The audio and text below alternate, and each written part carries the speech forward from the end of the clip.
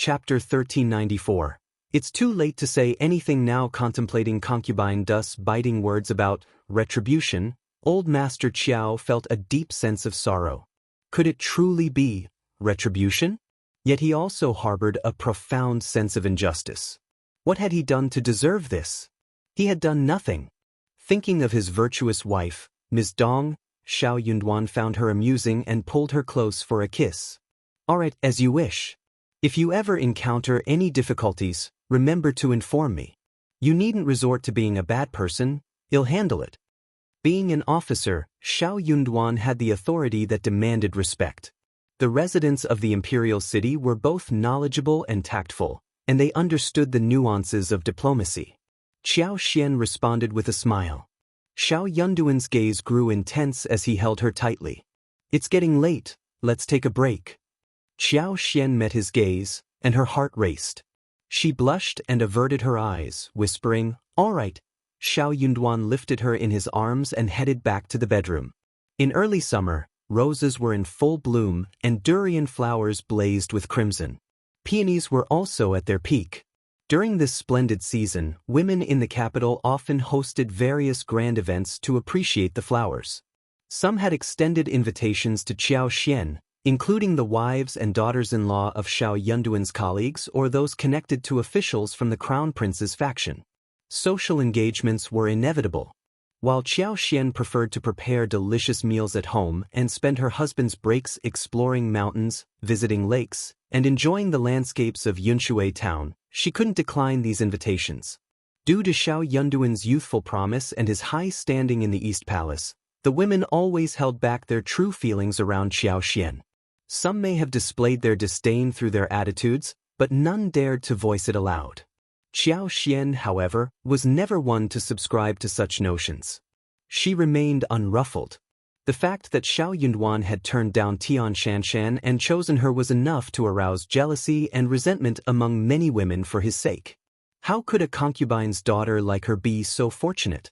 Some even envied the financial success Qiao Xian and Zhao Yunduan had achieved at such a young age since their arrival in the capital. They had purchased a house and over 1,000 mu of land. It was rumored that a small plate of strawberries at Jingquan restaurant cost nearly 1 tael of silver, and carrying more than 500 grams cost over 2 liang. Qiao Xian could supply more than 50 kilograms a day. How much could they potentially earn in a month? Some couldn't help but utter sour remarks in her presence, all of which Qiao Xian skillfully deflected with a smile. She preferred not to retaliate, as she didn't want to come across as confrontational. However, one day, someone visited the East Palace, and Princess Consort personally sent a message, informing her of their plan to visit the fourth prince's residence for a flower viewing event the next day. It was an invitation extended by the fourth princess consort. Qiao Xian couldn't decline Princess Consort's request, but inwardly, she felt a tinge of annoyance. What was the fourth princess consort's intent? If she genuinely wanted Qiao Xian as a guest, she could have simply sent an invitation. Yet, instead of mailing an invitation, she had Princess Consort deliver the message personally. While it was virtually certain, it wasn't appropriate to disclose it prematurely, lest they slip up. The two of them took the opportunity to give them lessons. If you find any errors, ads pop up, ads redirect, broken links, non-standard content, etc., please let us know reports so we can fix it as soon as possible. Chapter 1395. Calling her fat. After Zhao Yunduan and Qiao Xian departed, the household responsibilities fell upon those remaining. They had to tend to the fields, particularly the potato crops. Songshi, Li Xia, and the others approached their tasks with confidence and determination. With the arrival of the new year, the usual round of social engagements began. The princess consort of the East Palace extended an invitation to Qiao Xian for a banquet. These gatherings typically revolved around familial ties, one's maternal family, and the husband's official standing. Given Zhao Yunduan's established position in the capital and Qiao Xian's presence at the Crown Prince's banquet during the Spring Festival, there was usually little concern about encountering troublemakers. However, Qiao Xian was quite reluctant to attend the East Palace banquet. It wasn't a social circle she could naturally fit into with her current status. The attendees of the princess consort's banquet were the cream of the crop among the capital's nobility. Yet, owing to their substantial contributions to the crown prince, Xiao Yunduan and Qiao Xian found themselves on the guest list. The invitation from the East Palace couldn't be declined. Qiao Xian insisted on taking Li Xia along with her. As expected, the princess consort's guests comprised the prince's concubines, the consort of the prefecture lord, ladies from prominent noble families, and more. None of them were individuals Qiao Xian could afford to alienate. The fourth princess consort harbored a particularly unfavorable opinion of her. Upon seeing Qiao Xian, she immediately wore a disapproving expression and cast cold glances in her direction. Her distaste was unmistakable, much to the amusement of those less refined or those pretending not to notice. The fourth princess consort's evident dislike for Qiao Xian made her the subject of gossip and speculation. Aside from the princess consort's polite greeting, nobody paid her any mind. It was as though she were invisible and non-existent to the rest of the attendees. Nonetheless, she had openly insulted the fourth princess consort. While no one believed she held more status than the fourth princess consort, they didn't dare to provoke her. Qiao Xian breathed a sigh of relief. She paid no mind to their indifference. She had no interest in mingling with such individuals. It was far better to focus on her own affairs. After a tiresome half-day, the event finally came to an end. Farewells were exchanged with Princess Consort, and the guests began departing. As she was leaving, the fourth Princess Consort suddenly flashed a smile at Qiao Xian. "Lord Xiao, as the envoy who will be escorting the princess to her wedding, you'll be departing shortly, won't you?" Qiao Xian was taken aback but responded with a smile. "Yes, we're setting off on the 8th of March, 2 months from now." "Madame Xiao has quite a good memory." The fourth princess consort chuckled, raising her eyebrows, and added with a knowing smile, "Then you'll have plenty of free time, and you can visit my residence." Qiao Xian smiled and replied, "Fourth princess consort, if my schedule permits, I'll certainly accept." The fourth princess consort made a dismissive sound and departed. She had extended an invitation, but she had also included a conditional clause. Who did she think she was? How arrogant! Observing the discontent on her master's face, Yun Chao recognized that Madame Xiao had been slighted. She tried to offer some reassurance with a smile. "Princess consort, there's no need to stoop to the level of such a rude person. We belong to different social tiers, so naturally, our speech and behavior differ. I don't mean to be impudent, but our maids are more disciplined than her." The fourth princess consort laughed and cast a glance at Yun Chao. "You're absolutely correct. I misspoke." She paused briefly, then spoke with an elegant smile. "Nonetheless, I simply don't like her. What can I say? If you find any errors, ads pop up, ads redirect, broken links, non-standard content, etc., please let us know reports so we can fix it as soon as possible." Chapter 1396. Princess Shuangfu. Yun Chao smirked and responded, "You're absolutely right. Who is she, and what is her status? She should learn a lesson for her impudence. When Lord Xiao departs from the capital, we'll see who will support her." The fourth princess consort chuckled, feeling much more content. Indeed, when Xiao Yunduan left the capital, Ms. Qiao would have to face the consequences. It was quite exasperating. He Jiqing had proven herself to be rather inept. She had failed to make proper use of the Qiao family's readily available chess piece. If she stumbled once or twice, what purpose did she serve? It was no surprise that His Highness' dislike for her had grown steadily. The next moment, the 12 peak masters found that the space around them began to twist. Their own figures became smaller and smaller, almost turning into mesons. Above everyone's heads, a massive entity appeared. It was a starry sky wanderer Xuan, whose size was tens to hundreds of times that of a normal life planet. Under the condition that the 12 peak masters' figures were turned into mesons, the starry sky wanderer Xuan seemed even more like a splendid starry river, towering above and looking down at everyone. "We can't go on like this."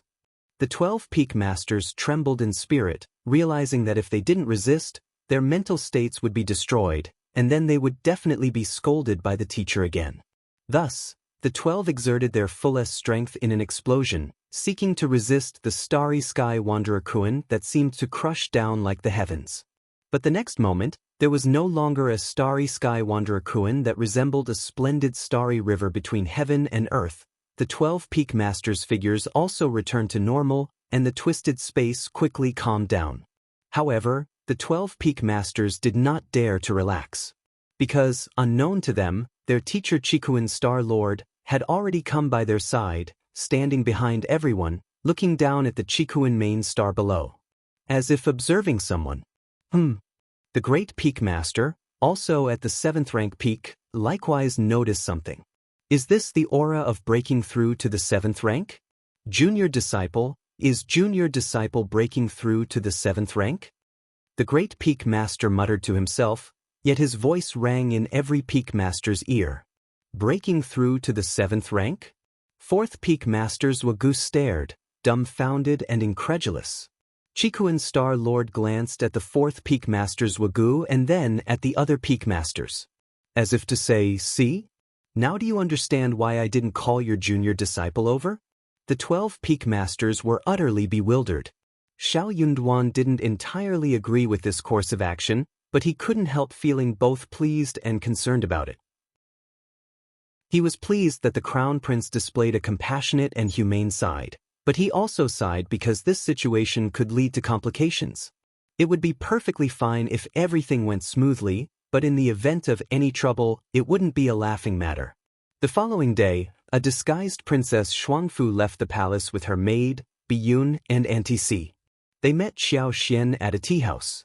Princess Shuangfu occupied a private room by the window and watched the lively street scenes outside with genuine interest, her eyes filled with wonder.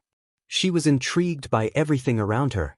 She would engage in light-hearted conversation with Biyun and Auntie C, inquiring about a variety of topics. Despite Auntie C being close to 40 years old, she had entered the palace at the tender age of 10. Over the years, she had left the palace only twice, and both instances had been strictly regulated, offering limited freedom. Many of Princess Shuangfu's questions stumped Auntie C. Nonetheless, the mistress and her servants engaged in animated conversations, sharing laughter and mirth. Princess Shuangfu unexpectedly felt that she wasn't as opposed to this marriage as before. After all, she had no family or relatives in the Great Qin Empire. Transitioning to Qingdi was a possibility. Rumor had it that Qingdi was devoid of the rigid rules and restrictions she encountered in the palace. She envisioned herself no longer confined to a gilded cage. Princess Shuangfu couldn't wait any longer. She decided to leave the palace early, and as soon as Qiao Xian received word of this, she hurried to meet her. I didn't expect Miss Fu to come so early. Please forgive me for not receiving you at the doorstep. If you find any errors, ads pop up, ads redirect, broken links, non-standard content, etc., please let us know reports so we can fix it as soon as possible. Chapter 1397. Temperous Qiao Xian closed the door. She offered an apologetic bow. She realized her own oversight. It was Princess Shuangfu's first time leaving the palace, and it was only natural that she was eager. This excitement had prompted her to arrive early. Princess Shuangfu instructed Biyun to help her with her outerwear and addressed Qiao Xian with a smile. Madam Xiao, there's no need to stand on ceremony. I may trouble you in the coming days. Please feel free to be yourself. Qiao Xian felt relieved and responded with a smile. Of course not, Miss Fu. If you have no objections, I won't hesitate to be less formal. Of course not. My brother mentioned that Madam Xiao is very easygoing, and it seems to be true. Madam Xiao, let's be at ease with each other. Princess Shuangfu remarked, smiling at Qiao Xian. Madam Xiao, no need for unnecessary politeness, just be yourself. You're absolutely right, Miss Fu. I'll gladly heed your advice. They shared a warm smile. Source, Novgo. Co-Princess Shuangfu mentioned, I didn't have breakfast this morning. Madam Xiao, do you have any suggestions for a meal? Qiao Xian suggested, Jinquan Pavilion has some delicious snacks. What flavor do you prefer, Miss Fu? Why don't we try them there? Princess Shuangfu displayed interest and replied, I'm not particular. "I'm open to anything, Madam Xiao, please decide. I'd like to try a little of everything." Qiao Xian nodded with a smile. Pea yellow, sweet osmanthus, almond cakes, rhubarb rolls, longjing green tea crisps, crab roe steamed buns, beef cereal, steamed dumplings with shredded chicken and winter bamboo shoots, fried radish cakes, and tofu pudding are all quite renowned. Shall we order a serving of each and 4 side dishes, as well as 4 appetizing sour and sweet preserves? Princess Shuangfu's interest grew, and she nodded with a smile. Certainly, that sounds delectable. Qiao Xian wore a warm smile as she inquired, "What type of tea do you prefer?" Princess Shuangfu responded with a smile, "Madam Xiao, I'm not particular. I'll gladly accept your suggestion." Qiao Xian contemplated for a moment and suggested, "How about a pot of jasmine tea?" "Sounds wonderful." Li Xia called the waiter over, and Qiao Xian proceeded to place the order for the tea and snacks. The waiter, attentive and cheerful, confirmed the order and assured them of a prompt delivery.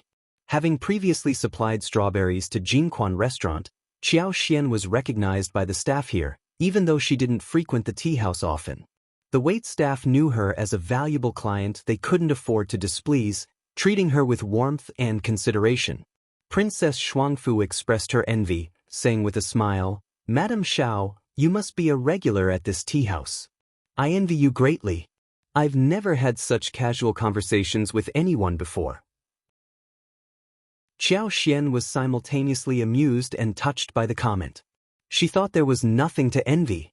However, Princess Shuangfu, despite being a princess, had lost her parents at a very young age and was not doted on. Though the crown prince treated her better than others, his attention was limited. After all, he was occupied with numerous responsibilities and matters. How could he remember to care for his half-sister? While Princess Shuangfu didn't have to worry about her basic needs, her days were monotonous and uneventful.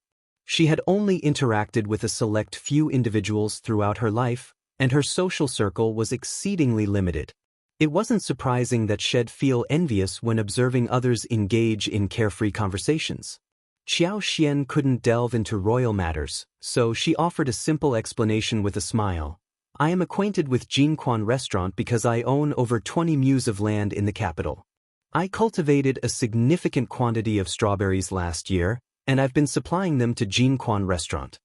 If you find any errors, ads pop up, ads redirect, broken links, non-standard content, etc., please let us know reports so we can fix it as soon as possible." Chapter 1398. Not going home, I obtained this delectable strawberry from a distant location, a unique and exquisite fruit that only I possess. It has an exceptionally limited supply, exclusively reserved for Jingquan Pavilion. Naturally, we have influential connections. It's a shame that the timing isn't quite right at the moment. Otherwise, you might find it equally delightful. Princess Shuangfu had never encountered strawberries before, and her curiosity was piqued. She smiled with regret and replied, "I understand. It's indeed unfortunate, but I suppose luck isn't on my side." Qiao Xian felt a jolt as she contemplated her impending marriage. Even though she wasn't the favored one, being a princess meant she would likely have a respectable union when the time came. As a princess, she could anticipate a relatively comfortable life at her husband's estate, unless she encountered extraordinary misfortune. Although Princess Shuangfu had accepted her fate, a part of her still yearned to remain in a familiar environment. This time, it seemed she might never return to the capital. Qiao Xian's heart skipped a beat, and she offered with a warm smile, "In my hometown, I have plenty of strawberry seedlings. They are incredibly low maintenance and grow rapidly. If you'd like, I can provide you with some seedlings to take with you." "Really?" Princess Shuangfu's eyes sparkled with surprise and delight. Source: Novgo. Seeing her reaction, Qiao Xian couldn't help but sympathize. She nodded enthusiastically, "Absolutely. That's wonderful, absolutely wonderful. Lady Xiao, thank you. I will arrange for someone to care for them." Her excitement was understandable. Nobody had ever bestowed such a gift upon her. Apart from her family's gifts, this was the first time someone had offered her a present. Qiao Xian, with a warm smile, reassured her, "No need to mention it, Miss Fu. I also have potatoes, which are quite a treat. Would you like some of those as well?" "Wonderful, wonderful. Thank you, Madame Xiao." Princess Shuangfu beamed with delight, her happiness evident. The refreshments arrived promptly, their presentation exquisite, with 4 small dishes on each plate. Despite the abundance of plates, it was just the right amount. With a warm smile, Qiao Xian gestured to Princess Shuangfu to begin with the chopsticks. "These are all freshly prepared, Miss Fu, please enjoy." "Madame Xiao, you should have a taste as well." Princess Shuangfu hadn't dined outside often, so while she never lacked for food and snacks in the palace, enjoying fresh food was a rare treat. Typically, the snacks from the imperial kitchen were no different from the previous days, and even in winter, the insulated food containers struggled to keep the food warm, necessitating reheating with a small stove before consumption. Today's meal was a welcome departure from the usual routine. Qiao Xian introduced the steamed crab roe dumplings, steamed buns, and shredded chicken with winter bamboo shoots to her. Princess Shuangfu's eyes sparkled, and she nodded with delight. "This is incredibly fresh and delicious. I never expected such culinary expertise at this tea house." Qiao Xian smiled. Jinquan Restaurant is a renowned establishment in the capital, with a nearly century-old legacy of excellence. "Miss Fu, don't miss out on the radish cake. It's equally delightful and best enjoyed while it's piping hot." Of course. Princess Shuangfu's appetite was fully awakened, and she savored each dish with genuine enthusiasm, offering praise for their flavors. As they shared their meal, their camaraderie grew stronger, and their conversation flowed more naturally. Qiao Xian felt relieved. Princess Shuangfu had a pleasant temperament. If you find any errors, ads pop up, ads redirect, broken links, non-standard content, etc., please let us know reports so we can fix it as soon as possible. Chapter 1399. Shopping with the princesses were known for their simplicity and lack of pretense. This made Qingdi's journey accompanying her to the wedding far from exhausting. Princess Shuangfu expressed great interest in the strawberries that Qiao Xian had mentioned. Never having seen a vegetable garden before, she expressed a desire to visit Qiao Xian's place for a closer look. Qiao Xian readily agreed to this straightforward request. Moreover, her yard was impeccably kept, offering a safe and appealing destination. The two of them exited the tea house and promptly hailed a carriage. Unfortunately, the weather remained cold. While the entire garden was orderly, it was currently devoid of life, with the strawberry plants still concealed beneath a thick layer of straw for the winter. They would have to wait at least until mid-February for the weather to warm up, at which point they could remove the straw coverings. In the garden at this moment, only a handful of sweet osmanthus trees were adorned with a hint of green, while the fruit trees at the garden's perimeter stood barren. Despite this, Princess Shuangfu, on her first visit to this kind of place, maintained a keen interest. Everything felt new to her, prompting her to incessantly inquire of Qiao Xian, "What's this? What's its purpose? Will this tree bear fruit? Is it tasty? This area is for growing potatoes. I wonder what potatoes look like," and the like. She even ventured into the garden. Were it not for Auntie C and Bai Yun's intervention to prevent her, she might have even attempted to handle the hoe and iron rake herself, concerned that she might inadvertently harm herself. Qiao Xian found her curiosity quite amusing. She thought to herself that Princess Shuangfu had a rather agreeable personality. With her unpretentious and easygoing nature, she was certain to lead a contented life in Qingdi. Many noble women had never experienced anything related to farming or agriculture within their pavilions. Nevertheless, very few treated Princess Shuangfu with disdain, condescension, or contempt. Most heiresses, even if they were not pampered or had experienced difficulties at home, couldn't help but feel a sense of superiority as long as they retained their noble status.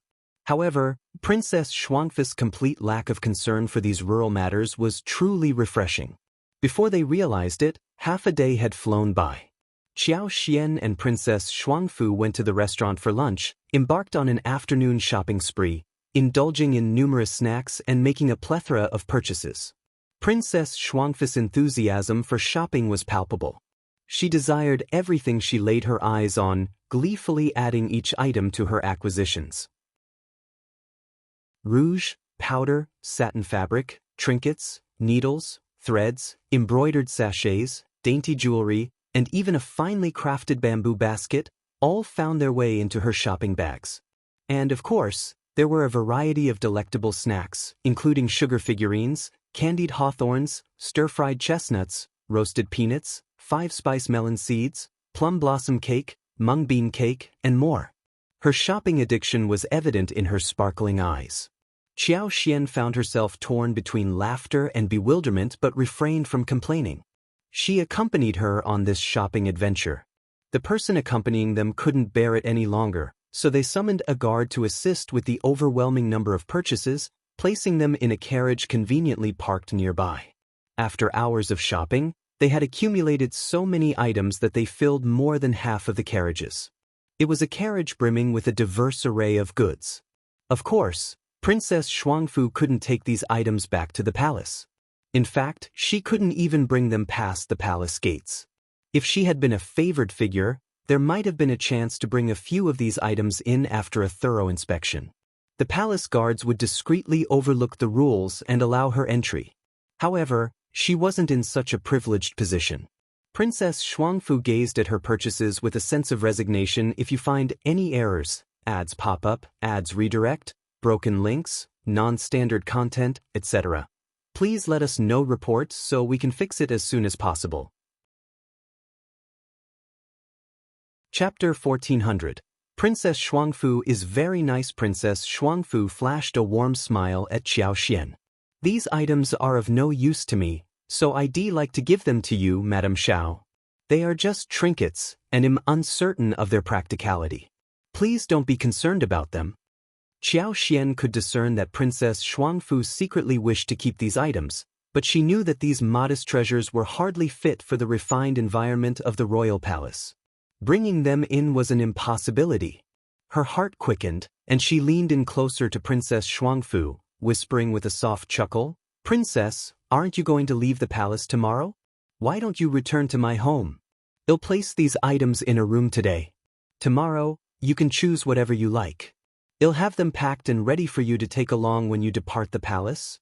Princess Shuangfu's eyes brightened with surprise and delight. Is that really possible? Qiao Xian couldn't make any guarantees but maintained a smile.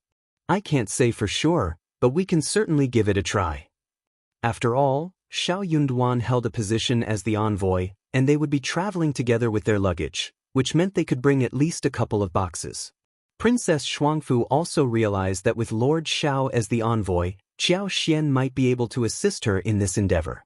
Overjoyed, she took Qiao Xian's hands and expressed her gratitude, saying, "All right, let's give it a shot, Madame Xiao." "Thank you. You're very gracious, Princess." Calm with her spirits lifted, Princess Shuangfu bid farewell to Qiao Xian with a smile, then returned to the palace under the watchful eye of the guards. Upon his return home, Xiao Yunduan inquired about the day's events. Seeing his wife's contented expression, Qiao Xian replied with a smile, "Princess Shuangfu is truly kind-hearted, approachable, and humble. It was quite enjoyable shopping with her."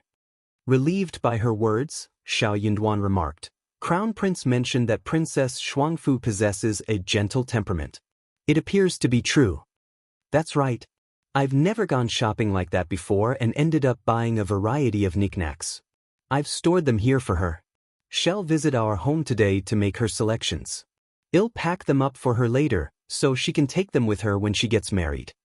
Xiao Yunduan stared at his wife, puzzled. "I'll never understand what you women are thinking."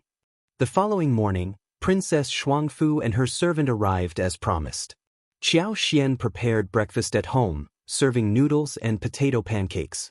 Princess Shuangfu observed her busy in the kitchen, deeply intrigued by the preparation of noodles and potato pancakes in this manner. They complimented Qiao Xian for her impressive culinary skills. Qiao Xian was left torn between laughter and bewilderment. After breakfast, they proceeded to sort through the items.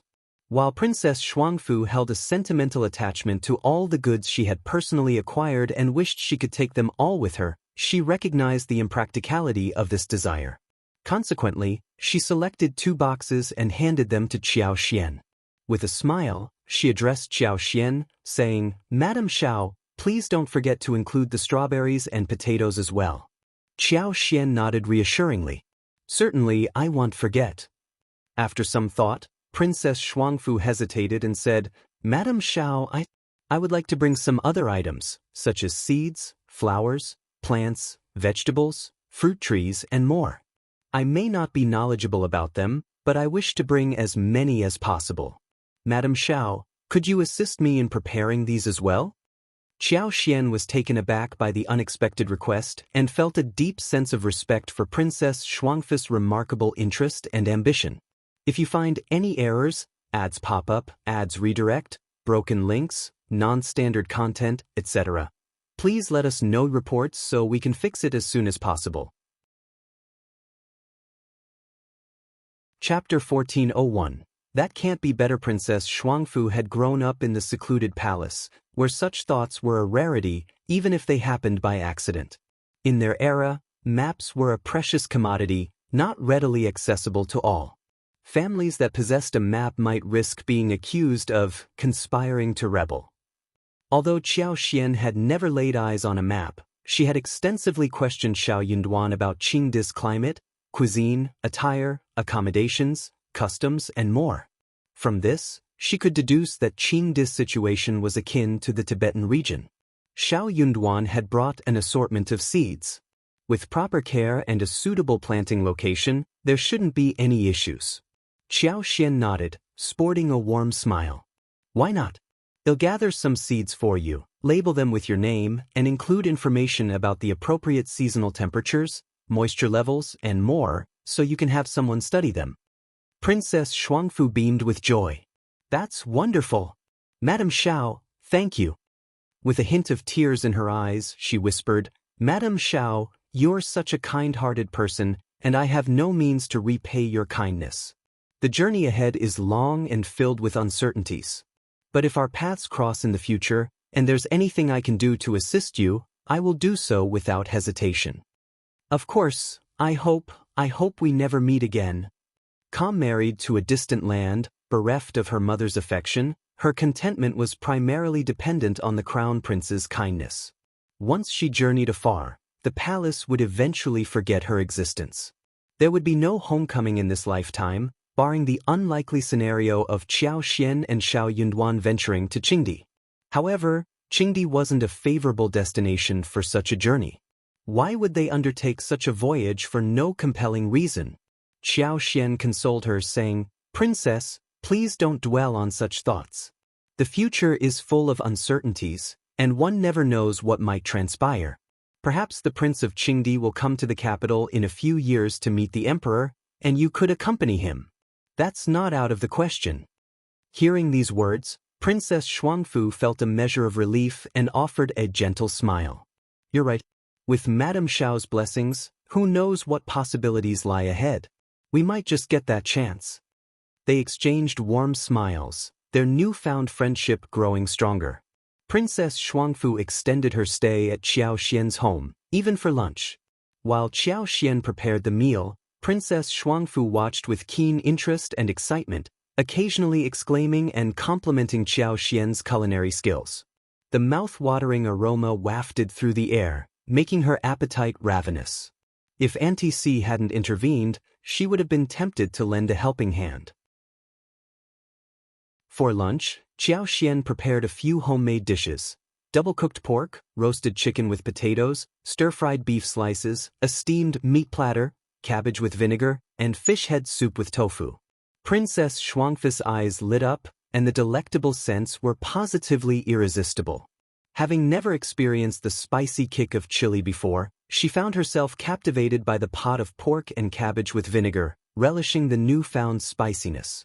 She inquired of Qiao Xian why she included chili in these 2 dishes, and then she expressed her delight, saying, "This chili is so wonderful, such a delightful surprise.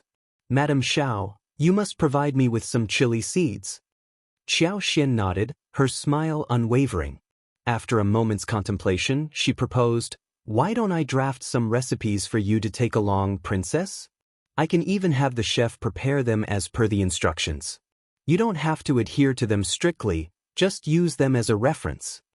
Princess Shuangfu was thrilled by the idea and showered Qiao Xian with gratitude. In the afternoon, they embarked on another shopping excursion. Yesterday, they had explored a vibrant marketplace replete with delectable treats and small items, where they had encountered bustling crowds. Today, Qiao Xian led Princess Shuangfu to an opulent shopping street. If you find any errors, ads pop up, ads redirect, broken links, non-standard content, etc., please let us know reports so we can fix it as soon as possible. Chapter 1402. Plan well. The bustling street was adorned with high-end silk shops, embroidery ateliers, cosmetics boutiques, calligraphy and painting galleries, as well as shops offering metal and stone toys and exquisite jewelry, among other treasures. Princess Shuangfu observed the vibrant scene with great interest. Yet, her shopping frenzy of the previous day had waned. Firstly, her initial enthusiasm had dwindled. Secondly, although the wares displayed in today's shops were undeniably captivating, she had been exposed to a wealth of opulent items in the palace, making these goods seem less enticing by comparison. Thirdly, she was aware that these items were substantially costlier than those she had encountered the day before.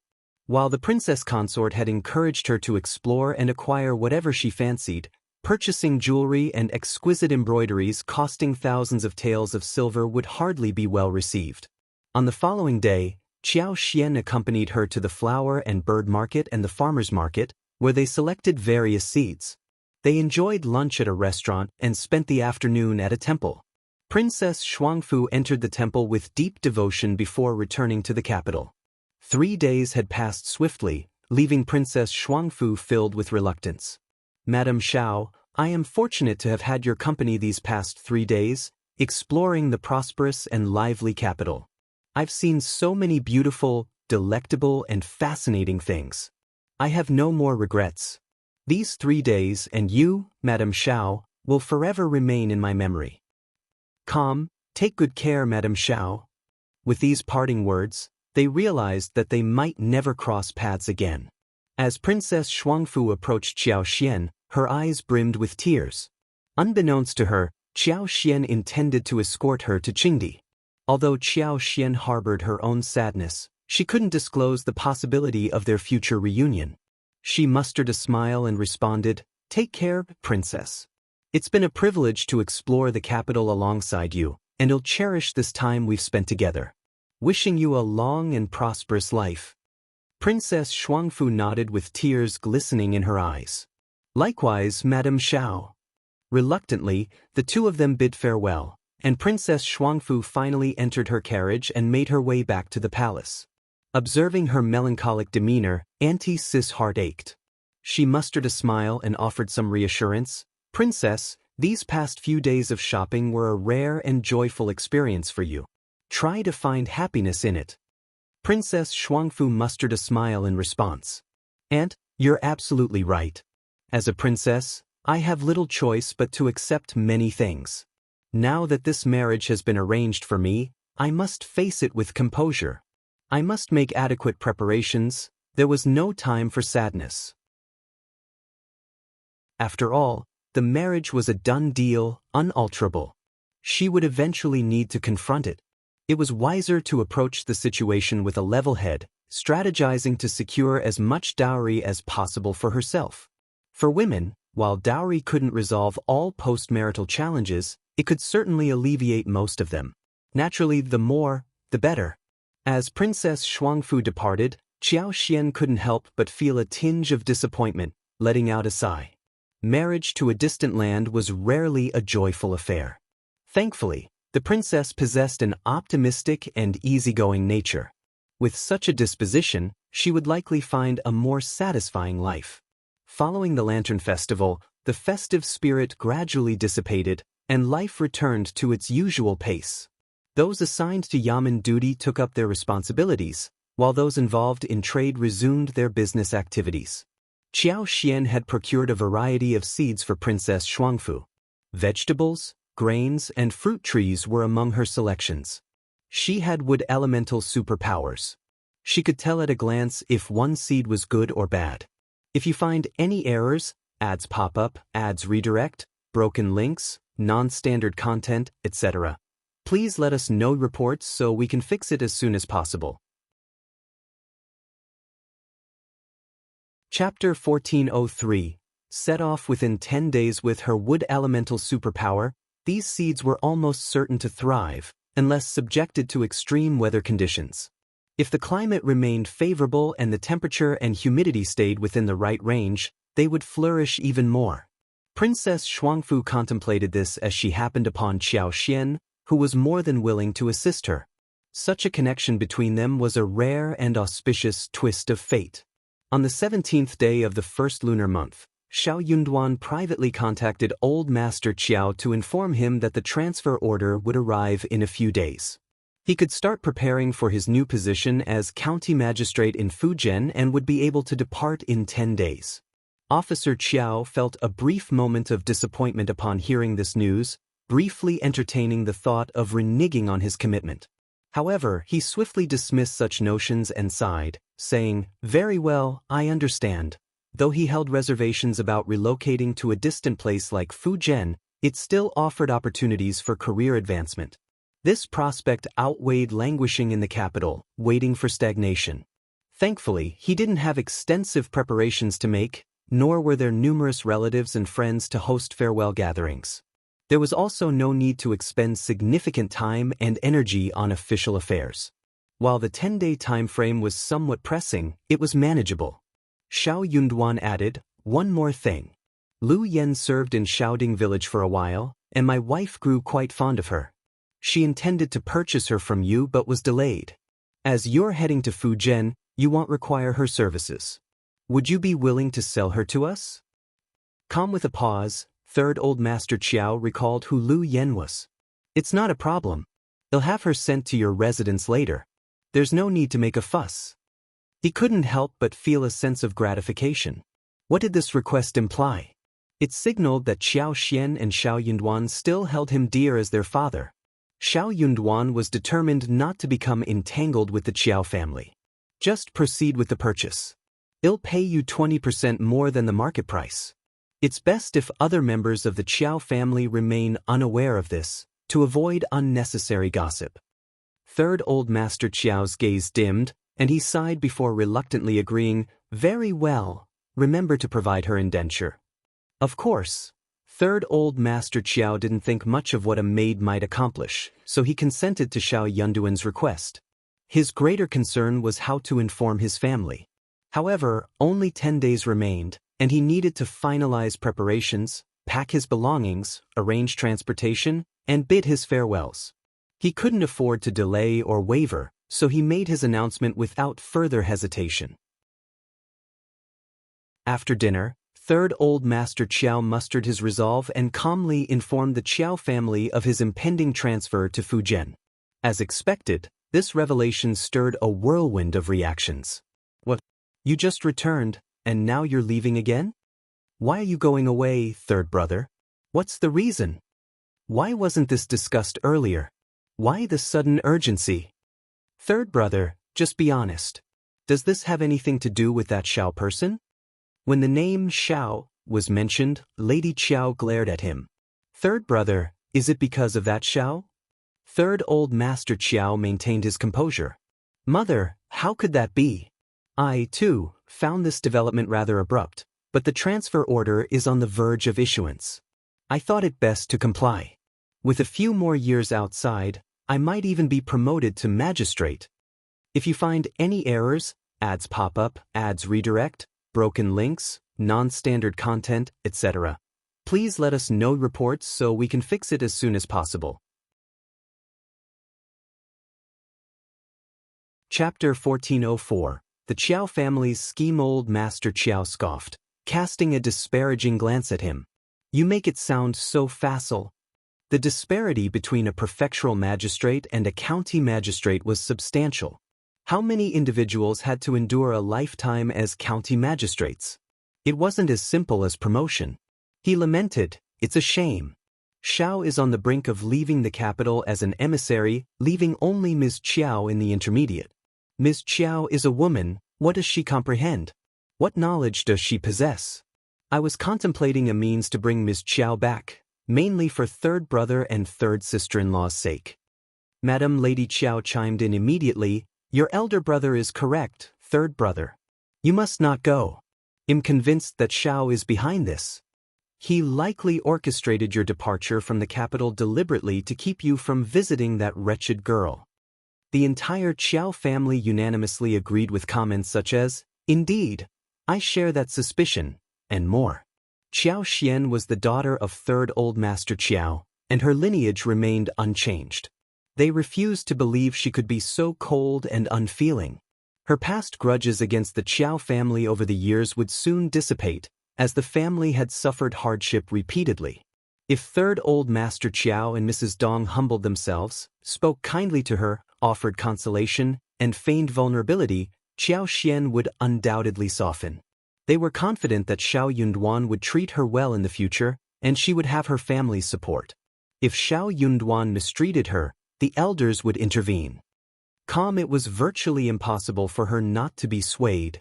Moreover, Xiao Yunduan was currently absent from the capital, leaving no one to stand in their way. They were almost certain of their success. The caveat was that third Old Master Qiao and Mrs. Dong needed to take action. No one else in the Qiao family could accomplish this. The sudden release of third Master Qiao led the Qiao family to suspect that Xiao Yunduan was the mastermind behind it. Given Xiao Yunduan's influence in the Crown Prince's circle, manipulating such matters would be relatively straightforward. Madam Lady Qiao grew increasingly incensed the more she pondered this. That Xiao fellow is so crafty and malicious. If not for him, we wouldn't be in this situation. That wretched girl might have already had a change of heart. The Qiao family shared her sentiment. Which woman would willingly sever ties with her own family? Who wouldn't yearn for the security of a family to rely on? Third Old Master Qiao felt worn out. He sighed and reasoned, "Mother, elder brother, second brother, sister-in-law, this is a decision made by the imperial court. There's no way to alter it." Madam Lady Qiao sneered. "Find a solution. What can you do?" "You could say that I'm unwell, and you need to stay and care for me," second Old Master Qiao proposed. "Alternatively, third brother, if you were to feign a severe injury and claim you're immobilized, who could compel you?" Agreed. Third Old Master Qiao's face turned pale with frustration. He retorted, "I want to go as well. There are opportunities to seize when I'm away. I refuse to remain a minor official. Furthermore, Qiao Xian isn't easily deceived. She shares no father-daughter bond with me, and certainly none with Mrs. Dong. Even if Xiao Yunduan departs the capital, that won't change anything. Forget about it." Second Old Master Qiao jeered, "That remains to be seen. What if she encounters a predicament and our family helps her resolve it? What if she faces a crisis and you sustain severe injuries while attempting to save her? How could she remain indifferent?" Third Old Master Qiao was rendered speechless. "If you find any errors, ads pop up, ads redirect, broken links, non-standard content, etc., please let us know reports so we can fix it as soon as possible." Chapter 1405. Stunned, what were his family's thoughts about him? Third Old Master Qiao, unable to contain his frustration any longer, uttered in a cold tone, "Back then, you made the decision to sever ties with her without even informing me. Now, you wish to acknowledge her once more. Is such a stroke of luck even possible in this world? Surely, you've crossed paths with her before. Do you genuinely believe she's easy to influence? Do you think she can be swayed so effortlessly? Furthermore, Xiao Yunduan's rise isn't solely attributed to his connection with Minister Old Yun. He is a formidable individual to reckon with. If he's the reason for my reassignment away from the capital, he must have anticipated how our family might respond to Qiao Xian after his departure. Even if I decide not to leave, can you assure me that he won't have alternative means to deal with us? Do you possess the certainty to manage the situation? This marked the first time that third Old Master Qiao had engaged in such an extensive conversation with his family, and his words left the entire Qiao family in a state of bewilderment. For a moment, they stood there, lost for words, grappling with an unexplained sense of shame and guilt. Calm, third brother.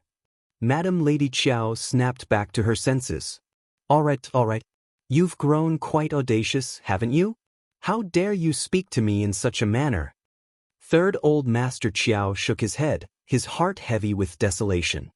He sighed and stated, "In any case, my decision is made. I've conveyed what I needed to. If you doubt me, there's little more I can do. You're on your own." With that, third Old Master Qiao turned and departed. Madam Lady Qiao was infuriated, slamming her hand on the table. "Ungrateful wretch. You think you can just leave like that? Dream on." An awkward silence enveloped everyone in the room. Third Old Master Qiao's words had truly struck a nerve. Second Mrs. Qiao softly murmured, "It's easy for third brother to speak that way. If you ask me, it's partly his fault. If he had written to us earlier about that Xiao girl, we wouldn't have severed ties so hastily. We share the blame for not communicating." "That's true." Others joined in with their thoughts before quietly retreating to ponder their own concerns. Third Madam Qiao had been preoccupied with her health issues and was absent when third Old Master Qiao returned. Upon his arrival, he instructed her to prepare for departure. All three branches would be leaving the capital with him. Xiao Yunduan hadn't requested him to go alone. He was resolute about ensuring the third branch members left the capital. There was no room for negotiation. Third Madam Qiao had long been dissatisfied with their current circumstances, and nothing seemed to be going their way.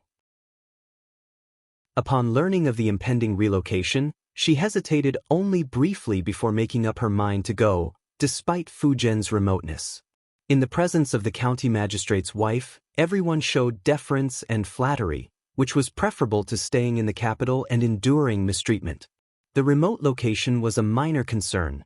None would dare to disregard the authority of the county magistrate's wife.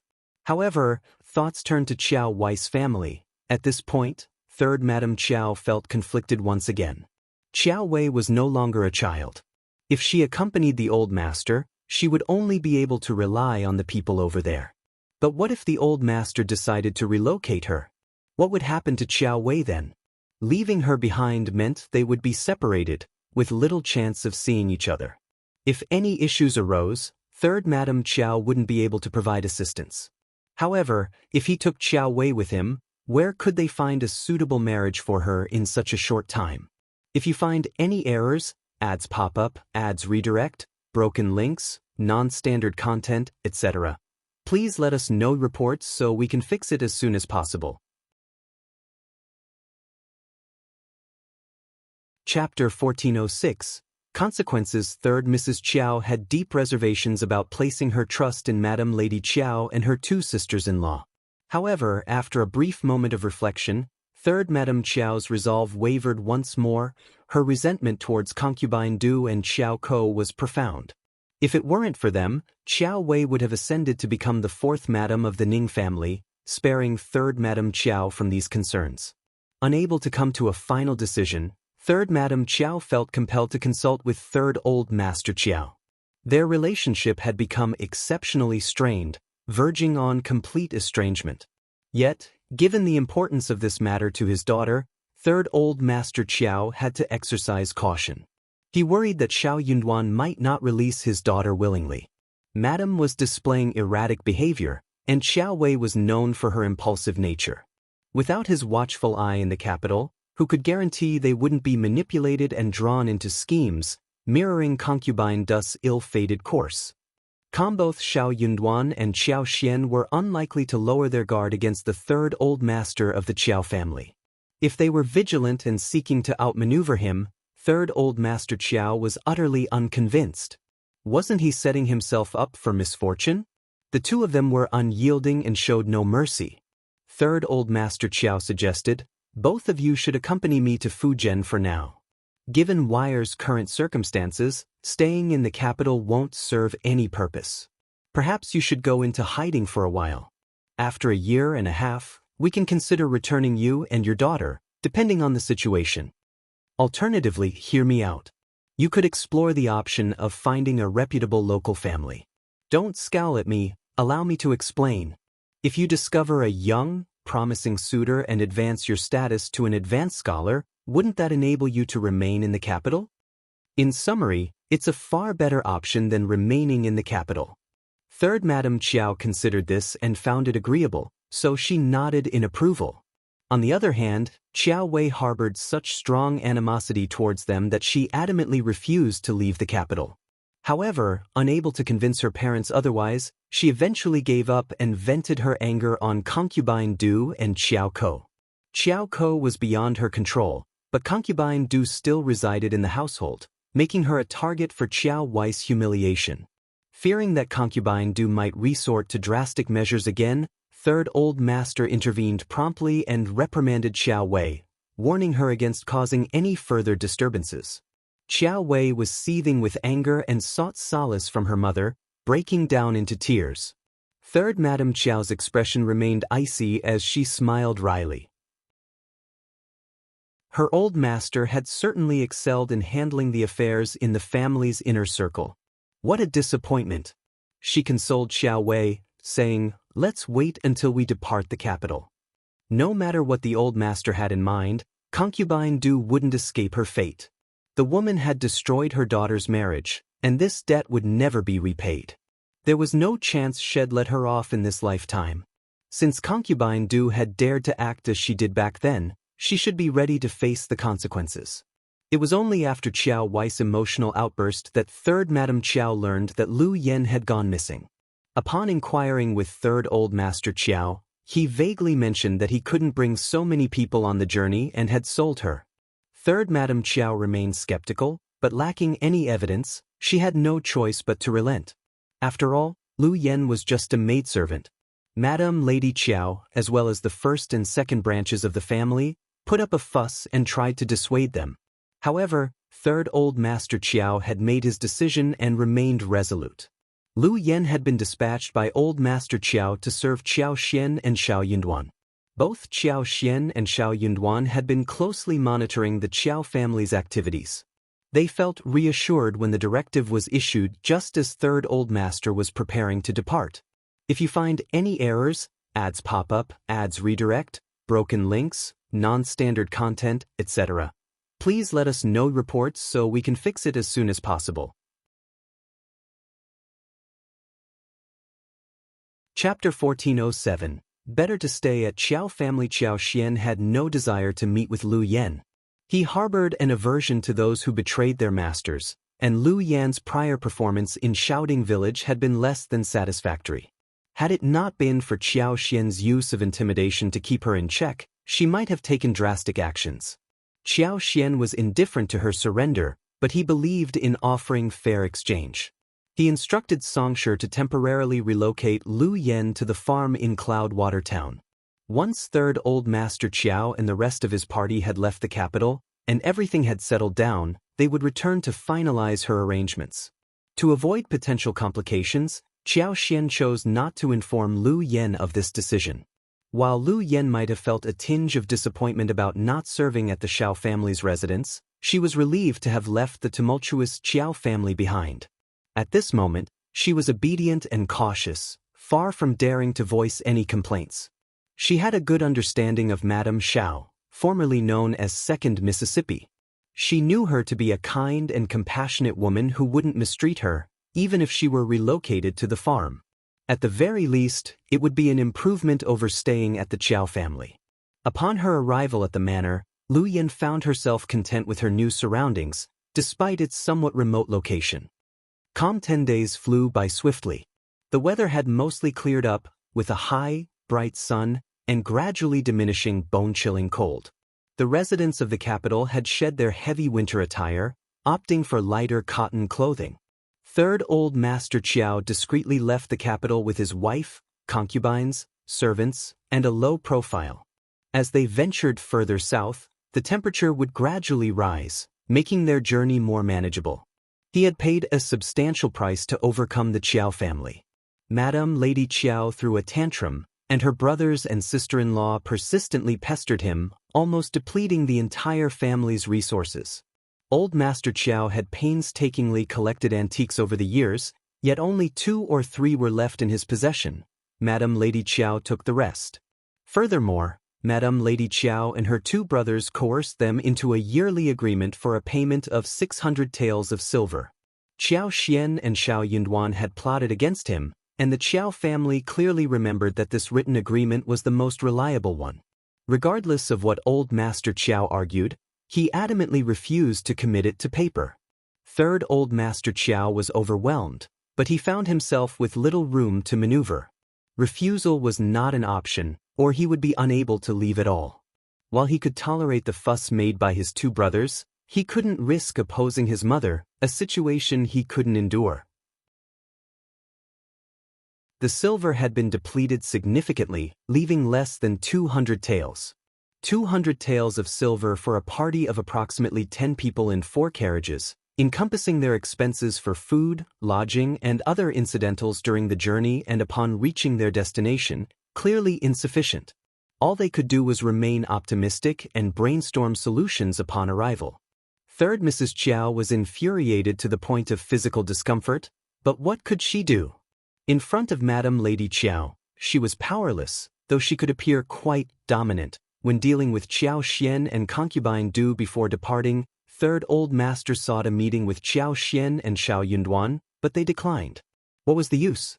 Xiao Yunduan and Qiao Xian were well aware of the situation but chose to observe from the sidelines, showing no sympathy for Third Master.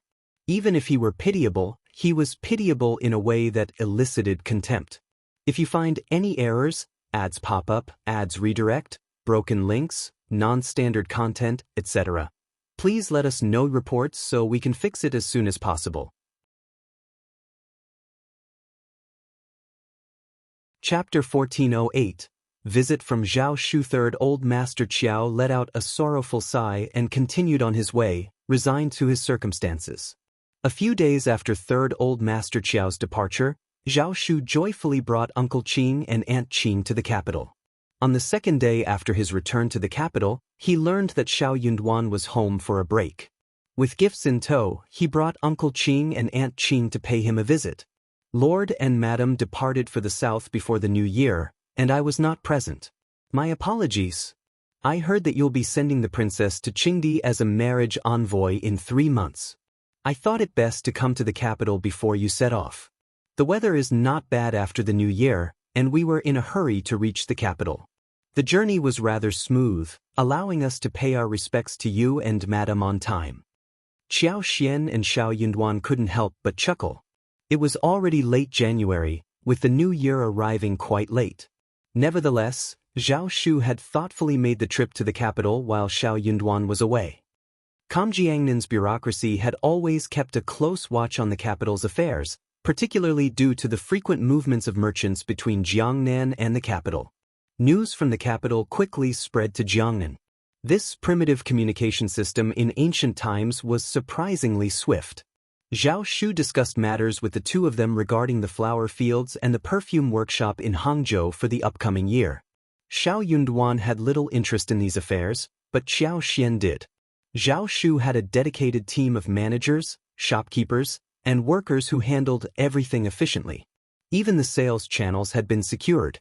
Qiao Xian had no objections to these arrangements. As long as he was aware, it was all fine. The only source of regret lay in the fact that she would be traveling with Xiao Yunduan and wouldn't have the opportunity to visit Jiangnan again. Nevertheless, she had been to Jiangnan the previous year and had invested considerably in Hanada, expecting it to thrive. Qiao Xian casually reminded Zhao Shu, "Young Master Zhao, the land you acquired is excellent, and the flower and wood seedlings are of high quality. Your subordinates will look after them. When spring arrives, those flowers and trees will grow lush. You better be prepared in case there's an abundance of flowers, and the workshop becomes quite busy. It would be a waste." Zhao Shu was delighted with Qiao Xian's praise and nodded. "If you hadn't brought it up, I wouldn't have thought of it. Madam Xiao, you're absolutely right. They'll make sure they keep an eye on things and get ready. I invested a significant sum in acquiring those flower seedlings. The field stewards mentioned that our flowers and trees are well suited for the winter. They have full buds and are sure to flourish in the warmer weather. We're bound to make a substantial profit this year. Perfume had only been introduced in the latter half of the previous year. Though the glass bottles were not cheap, a small bottle worth more than 100 taels of silver still generated substantial profit. Zhao Shu had overseen this endeavor entirely on his own, different from taking charge of the 100,000 mu of mulberry gardens.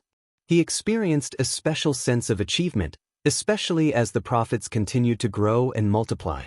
His motivation was at an all-time high. Qiao Xian smiled. If everything proceeds smoothly in the workshop, we'll make quite a profit. In any case, I must remind you, young Master Zhao. Zhao Shu responded with a smile. Rest assured, Madame Xiao, I won't forget about it. After a brief stay, Zhao Shu stood up to take his leave.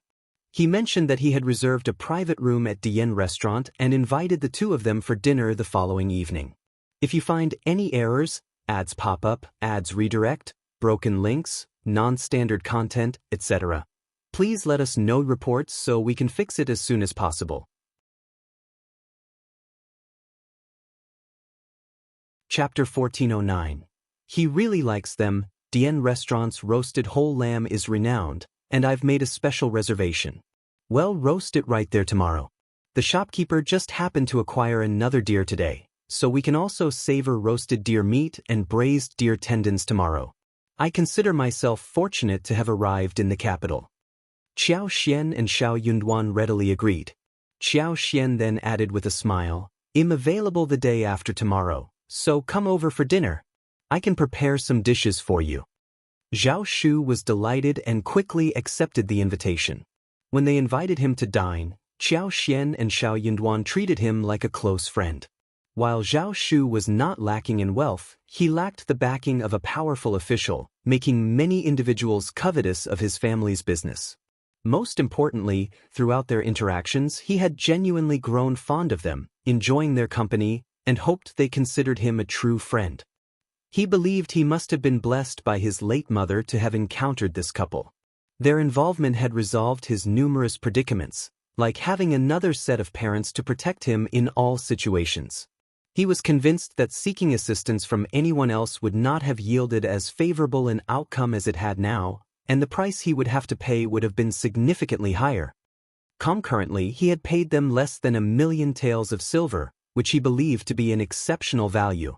After all, the 100,000 mu of mulberry gardens that Qiao Xian had reclaimed for him generated more than 700,000 taels of silver annually. Additionally, there were the promissory notes, totaling several million taels of silver. Furthermore, he had taken advantage of the situation to acquire nearly all of Zhao Mu's assets, which were invaluable. His mother had divorced him and left Zhao Mu, a decision immeasurable in terms of money. Only Qiao Xian and Xiao Yunduan would undertake such an action for him. No one else would have done so. However, despite all they had done for him, Qiao Xian and Xiao Yunduan showed no inclination to claim credit. They continued to wear warm smiles and treated him with grace. They had even provided him the opportunity to amass wealth, with the perfume business proving exceedingly profitable. This deeply touched him. As they departed from the Xiao family, Zhao Shu appeared as radiant as the sun, sporting an expansive smile that almost reached his ears. Unable to contain his excitement, he turned to Uncle Qing and Aunt Qing. Madame Xiao and Lord Xiao are inviting me to dinner, treating me as one of their own, aren't they? Uncle Qing and Aunt Qing also felt a great deal of joy. That's right, or else Madame Xiao wouldn't have offered to cook for us. I've heard that Madame Xiao is an excellent cook, and Li Xia and Li Qiao boast about it constantly. Madame Xiao and Lord Xiao treat you with sincerity, which puts our young master at ease. Indeed, I'm at ease, Zhao Shu exclaimed proudly, a touch of emotion in his voice. He quickly added, Uncle Qing, we can't arrive empty-handed. Think about what gifts would be suitable. They should be both valuable and appropriate. Oh, and there's more. Tomorrow, Aunt Qing, you can purchase some renowned desserts, preserves, delicacies, and the like and send them over. Uncle Qing and Aunt Qing consented. The elderly couple exchanged glances, their emotions a blend of amusement and fondness. They understood that their young master had mentioned this not just because he was visiting them the following day but for other, undisclosed reasons. Unable to contain her curiosity, Aunt Qing gently reminded him, "Young master, there are some matters that become more challenging to address the longer they are postponed. When do you plan to discuss that with them? If you find any errors, ads pop up, ads redirect, broken links, non-standard content, etc., please let us know reports so we can fix it as soon as possible." Chapter 14:10. "Am not prepared." Uncle Qing nodded in agreement. "That's exactly what I was going to suggest. It's better to address it sooner rather than later. Lord Xiao and Madame Xiao are reasonable individuals, and I doubt they will have any objections. Indeed, procrastination might make us appear insincere, and it could even irk Lord Xiao. He may appear gentle, but when angered, he can be quite formidable." "Absolutely." Zhao Shu responded with a nervous expression. A tingling sensation ran down Zhao Shu's spine, and he instinctively contemplated a hasty retreat. He meekly questioned, "Must we discuss it now? I'm not fully prepared yet. How about we wait until Lord Xiao returns from Qingdi?" "Who said it's not too late?" Aunt Qing remained resolute, offering a warm smile. "By then it will indeed be too late. Discussing such matters sooner rather than later demonstrates your sincerity. Young master, why don't you prepare for it tomorrow? We can converse in 2 days. Zhao Shu. Uncle Qing cleared his throat. "Young master, do keep in mind that two may keep counsel, putting one away. If Lord Xiao and Madame Xiao discover this through other channels, the consequences." Calm Zhao Shu shuddered and hastily replied, "Yes, yes. Count me in. I'll certainly discuss it when I visit the day after tomorrow." In such a scenario, there was no room for explanation, and Lord Xiao might react quite harshly. For some reason, this was his instinctual reaction. Observing his response, both Uncle Qing and Aunt Qing felt a mix of amusement and exasperation. They continued to offer him encouragement and support as they went on their way. Once they had departed, Xiao Yunduan's attention wandered for a moment before he turned to Qiao Xian. "Do you find Zhao Shu and his attendants a bit peculiar?" Qiao Xian was taken aback and responded with a smile. "No, why would you think that?" Xiao Yunduan chuckled. "Perhaps I'm overthinking it." He sensed that Zhao Shu avoided making eye contact with him, appearing as if he were burdened by a guilty conscience, attempting to win his favor. Qiao Xian unwrapped the gift and exclaimed, "This is far too extravagant. Young Master Zhao is wealthy, but he shouldn't be this extravagant." Zhao Shu had offered such a lavish gift as an apology for not returning to Hangzhou before the new year. Qiao Xian knew it would be costly, as someone as indolent as Zhao Shu wouldn't have presented such a gift otherwise. Nevertheless, he didn't anticipate it being this extravagant. The gift contained over a dozen pieces of pure gold jewelry adorned with gemstones. The pair of auspicious G gold hairpins featured 7 or 8 gemstones in varying sizes, with the 2 largest rubies being even larger than a thumb, pure red and flawlessly transparent without any impurities. A gem of this caliber was valued at a minimum of 20,000 taels of silver. These golden hairpins alone were estimated to be worth 70,000 to 80,000 silver coins. The entire set of jewelry was likely valued at around 200,000 taels of silver. The gift was truly exorbitant. Additionally, there was a simple and refined white porcelain flower tea set, worth at least 10,000 taels of silver. Xiao Yunduan was equally surprised. They exchanged glances. Could it be that young Master Zhao encountered some trouble? Or perhaps he believes we're overly petty and is upset about his inability to return to Hangzhou in time, so he's making amends? Xiao Yunduan furrowed his brows and shook his head with a smile. "I don't think so. He lacks understanding and I believe, so do Uncle Qing and Aunt Qing. Perhaps he is seeking our favor. If you find any errors, ads pop up, ads redirect, broken links, non-standard content, etc., please let us know reports so we can fix it as soon as possible."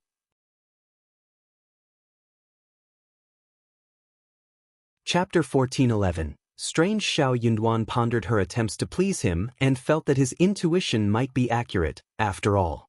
Upon hearing Xiao Yunduan's thoughts, Qiao Xian decided not to dwell on it. She responded with a smile, "No need to overthink it. Since he's here, let's welcome him warmly. We can reciprocate with a generous gift when he gets married." They had already accepted the gift, so it wouldn't be appropriate to return it. Qiao Xian and Xiao Yunduan were aware that a wealthy individual like Zhao Shu wouldn't be troubled by 200,000 silver taels. He wasn't hurt by this gift, otherwise, he wouldn't have accepted it. Surprisingly, it seemed that Zhao Shu was quite eager to give gifts. The next day and the day after, Aunt Qing visited with gifts, either as valuable as the previous ones or items purchased in the capital. On the first day, they brought exquisite treats from Jinxiang restaurant and top-grade swiftlet nests. The second day, they gifted 18 types of candied fruits and a box of sea cucumbers and abalones. Qiao Xian began to feel that their politeness was excessive, and she intended to decline the gifts. However, Aunt Qing, with a friendly smile, insisted that the gifts were of little value and it would be impolite not to accept them. Thus, Qiao Xian had no choice but to accept. Xiao Yunduan became increasingly convinced that Zhao Shu had a hidden agenda. He decided to wait and see what he had in store. Come on the day of Zhao Shu's visit, Qiao Xian prepared a lavish meal, including a seafood feast, chicken and turtle casserole, longan duck soup, steamed ham, winter bamboo shoots with buns, and stir-fried pea shoots. While it appeared to be a simple home-cooked meal, she had invested significant effort and used high-quality ingredients. Cooking a pot of premium soup alone required a multitude of delicacies. Each dish was carefully prepared, whetting the appetite. It was evident that they had gone to great lengths to make the meal special. Madame Xiao's culinary skills are truly exceptional. We're in for a treat today. Zhao Shu praised. Qiao Xian playfully responded, I haven't even tasted it yet, and young Master Zhao is already singing my praises. Don't be disappointed. Zhao Shu chuckled, No. It looks delicious, so it must be really delicious. Qiao Xian couldn't help but laugh. With no outsiders present and a limited number of people, there was no need for formalities. The three of them sat down at the table, and Xiao Yunduan, as the host, took the initiative to invite everyone to start the meal. Zhao Shu was courteous and appreciative, responding appropriately and savoring the meal. After the meal, they enjoyed tea and chatted in a warm room with a heated brick bed and a large fire basin. The cozy ambience dispelled the cold chill of early spring. Zhao Shu appeared distracted, as if he had something to say. Even Qiao Xian sensed that something was amiss. Xiao Yunduan found it amusing. What was going through this man's mind? Why was he struggling so much? If he continued to hesitate like this, he might never find the words to say. Regardless of the topic, Xiao Yunduan wanted to get to the bottom of it. After all, they were business partners, and he and his wife were soon departing for Qingdi. He needed Zhao Shu to oversee their affairs, so there shouldn't be any reservations. Although he had connections with the East Palace, Xiao Yunduan wasn't audacious enough to request the Crown Prince's involvement in their family business. Even if he were to seek assistance from the Crown Prince and it was granted, he would still delegate the management of the business to the palace stewards. If you find any errors, ads pop up, ads redirect, broken links, non-standard content, etc., please let us know reports so we can fix it as soon as possible.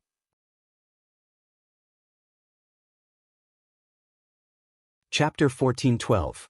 Reaction. Who among the stewards of the East Palace didn't hold themselves in high regard? During that time, expecting them to care for their affairs was wishful thinking. Avoiding causing trouble and making things difficult for them would be more realistic.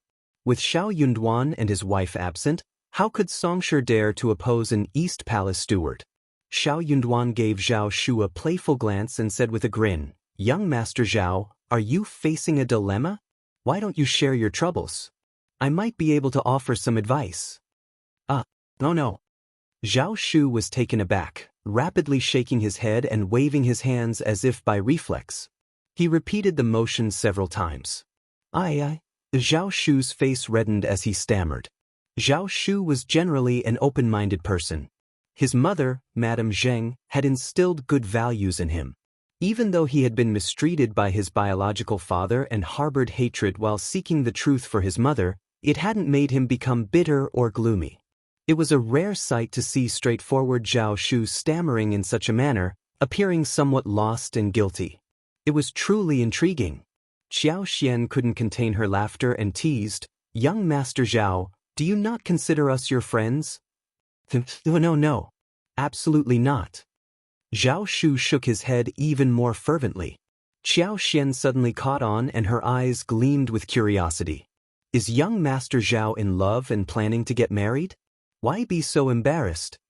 Zhao Shu covered his mouth, bent over, and began coughing uncontrollably, nearly choking on his own saliva. Cough. Qiao Xian was speechless. Wasn't the reaction a little too big? She couldn't help but laugh. Xiao Yunduan was equally baffled. Young Master Zhao, don't worry, not in a hurry? Zhao Shu was anxious. Even Uncle Qing and Aunt Qing were standing by, feeling anxious on his behalf. At this moment, Zhao Shu steeled himself, throwing caution to the wind. He stood up abruptly. Taking a deep breath, he advanced, lifted his robe, and knelt down in front of Xiao Yunduan and Qiao Xian. "Lord Xiao, Madame Xiao, I wish to marry Taotao. She said shall abide by your decision regarding her marriage. Please grant my request." The room fell into an eerie silence. Qiao Xian's mouth hung open, her eyes wide, as if in a trance. Xiao Yunduan remained expressionless. Zhao Shu's heart raced, his anxiety akin to the tension of a plucked zither string. He kept his head bowed, pleading earnestly, "Lord Xiao, Madame Xiao, please grant my wish." Seeing this, Uncle Qing and Aunt Qing weren't sure whether to laugh or cry.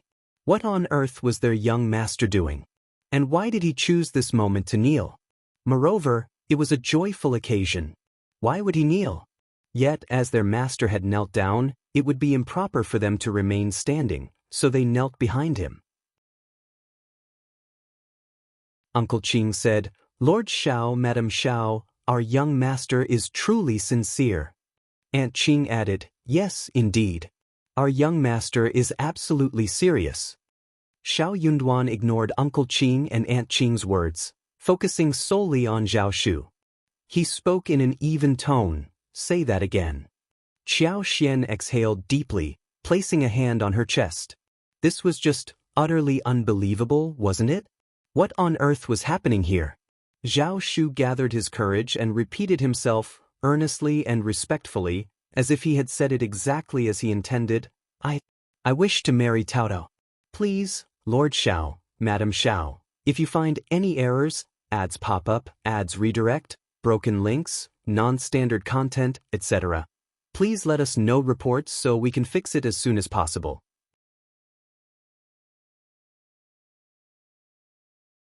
Chapter 1413. A Little Awkward Bang. Xiao Yunduan slammed her fist onto the coffee table beside her, her gaze icy as she locked eyes with Zhao Shu. "I thought that as partners, we should stick to the rules and refrain from interfering in each other's affairs. Do not investigate my family any further, or you'll leave me with no choice but to be impolite." Zhao Shu was left utterly bewildered. His mind went blank as he stood there, dazed. Quickly, Uncle Qing stepped in and clarified, "Lord Xiao, please don't misunderstand. Our young master is genuinely interested in marrying Miss Xiao. He's not seeking a mere marriage alliance." Zhao Shu snapped out of his stupor and anxiously exclaimed, Yes, Lord Xiao, I'm innocent. Please don't think that way. I genuinely want to marry Taotao." How could Lord Xiao possibly misconstrue his intentions? Zhao Shu was shocked and wrongly accused. Xiao Yunduan, however, remained skeptical of his words. "Is that so? Have you been to our village? What were you doing there?" The trio of master and servants found themselves at a loss.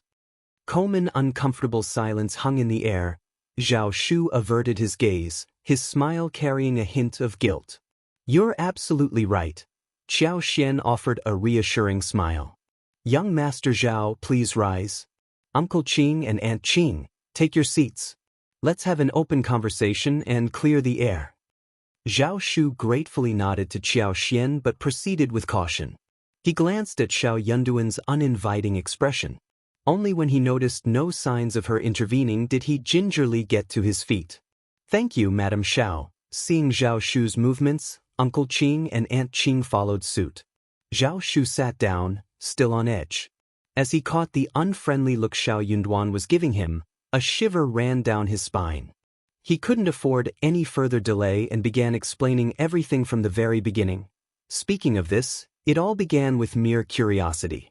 Zhao Shu was genuinely thrilled about Qiao Xian and Xiao Yunduan's victory over Zhao Mu and held them in high regard. Upon learning that they hailed from Yuzhong, he couldn't resist his inquisitiveness. Coincidentally, he found himself with plenty of leisure time. After all, his family had left behind a capable team of managers to handle their affairs. Delegation was the name of the game, and there were always competent individuals to carry out his instructions. With that in mind, he decided to explore Yuzhong and enjoy his time there. During his stay in Yuzhong, he serendipitously made the acquaintance of Yuezhing Xiao. It struck him that Madame Xiao, who had a remarkable aura about her, might be a well-known figure in Yuzhong as well. Lord Xiao, despite his humble origins, had never faced financial woes after settling in the capital. On the contrary, they were exceedingly generous with their wealth. It was clear that their prosperity couldn't have been amassed through farming alone. This piqued Zhao Shu's curiosity, and he couldn't help but pose the question to Yuezhing Xiao. After some inquiries, the pieces fell into place. What a coincidence! Qiao Xian and Xiao Yunduan had a close connection to one another. This revelation further deepened Zhao Shu's admiration for the pair. Thus, he decided to journey from the provincial city to Heshan County with the intention of visiting the Xiao family in Xiaoding village. After all, he was already in the vicinity. As business partners, and with Lord Xiao and Madame Xiao being occupied in the capital, he saw his visit as an opportunity to exchange news and share their experiences. It was a natural extension of their relationship. Ms. Fang and Tao Tao missed Xiao Yunduan and Qiao Xian deeply, but they understood that the distance and the demands of their capital life made frequent visits impractical, especially for Xiao Yunduan. If you find any errors, ads pop up, ads redirect, broken links, non-standard content, etc., please let us know reports so we can fix it as soon as possible.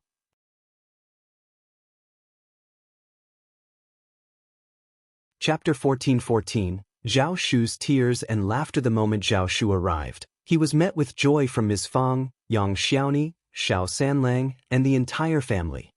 He was treated with the utmost respect, like an honored guest. However, Tao Tao remained skeptical amidst the celebrations.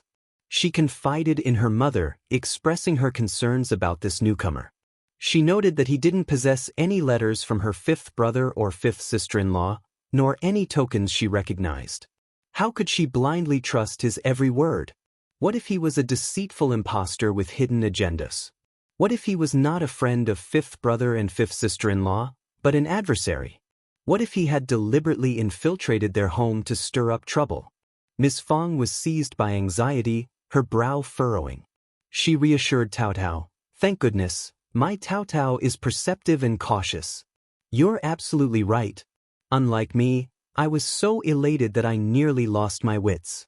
Oh dear, what if this jeopardizes your fifth brother and fifth sister-in-law? What am I to do?" Her tone hardened as she scolded, "Your brothers and sisters-in-law are all a bit thoughtless and didn't consider these possibilities. They're truly thoughtless.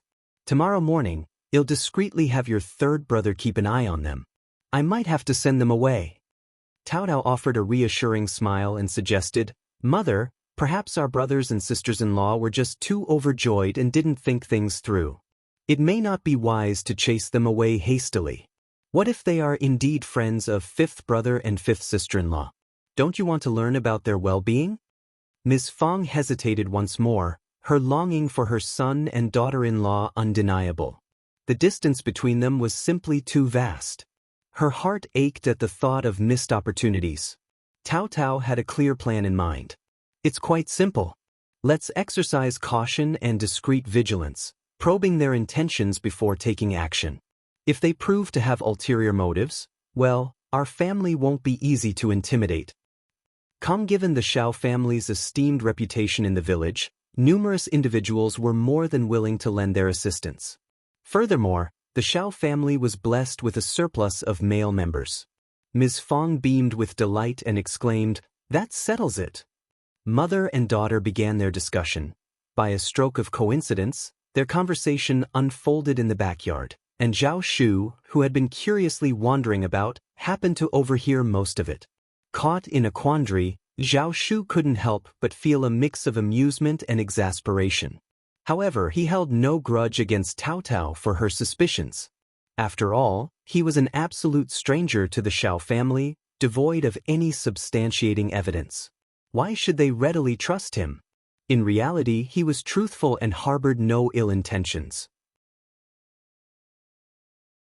He was more than willing to divulge any information and faced the Xiao family's scrutiny without trepidation. In fact, not only did Ms. Fong and the others put their faith in Zhao Shu, but he also seized the opportunity to foster a connection with Cao Cao. Xiao Yunduan couldn't help but cast an icy glare at Zhao Shu. Why had he failed to discern the peculiar rapport between them? It was blatantly apparent that this individual's tone bore an air of familiarity, as if he had encountered such situations before. The more Xiao Yunduan scrutinized this person, the more he found himself disliking him. This individual had employed flowery words and tactics to deceive Cao Cao. Having grown up in the opulent and picturesque environs of Jiangnan, he was well versed in all aspects of indulgence and revelry, boasting a rich repository of tricks. How unsuspecting was Cao Cao? She had never encountered such a scenario, making her susceptibility to deception entirely plausible. If you find any errors, ads pop up, ads redirect, broken links, non-standard content, etc., please let us know reports so we can fix it as soon as possible.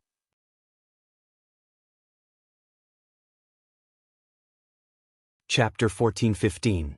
You're finally an understanding person. This behavior was truly reprehensible.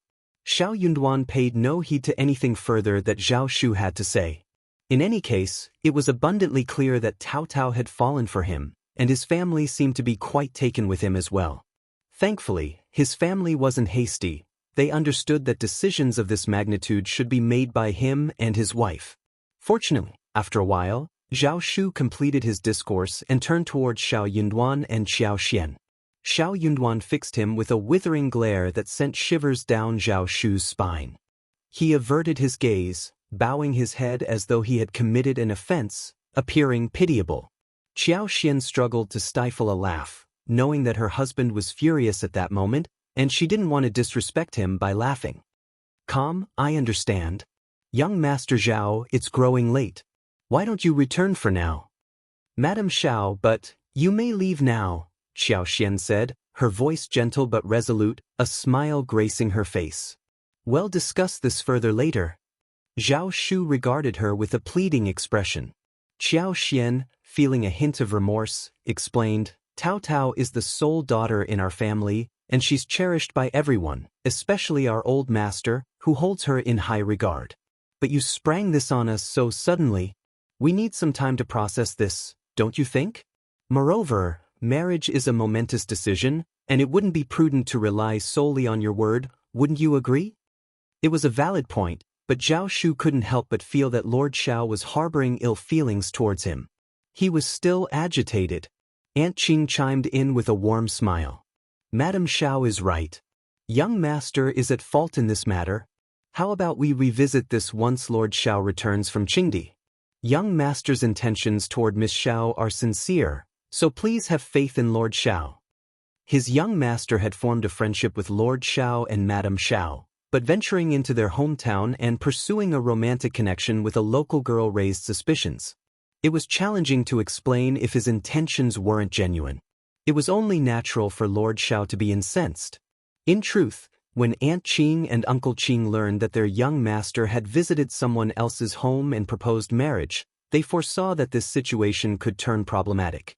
However, young master genuinely appeared to have feelings for Miss Xiao. Over the years, numerous women had persistently pursued young master, and many families had expressed their desire for a matrimonial alliance. Yet, young master had steadfastly declined these offers.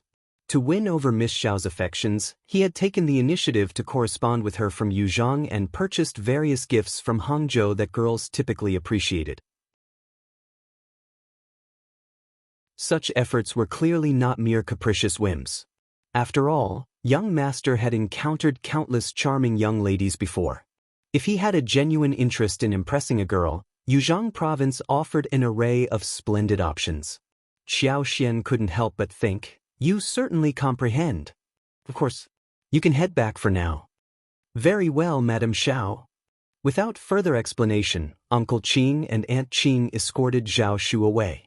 Turning around, Zhao Shu noticed that Xiao Yunduan hadn't even spared him a glance. Frustration welled up within him, understanding that it was improbable to secure a definitive response. He departed unhappily. As they settled into the carriage, Tao sighed and pondered, "Uncle Qing, Aunt Qing, do you reckon Madame Xiao might offer some clarity if I return tomorrow? Or perhaps after she gives birth?"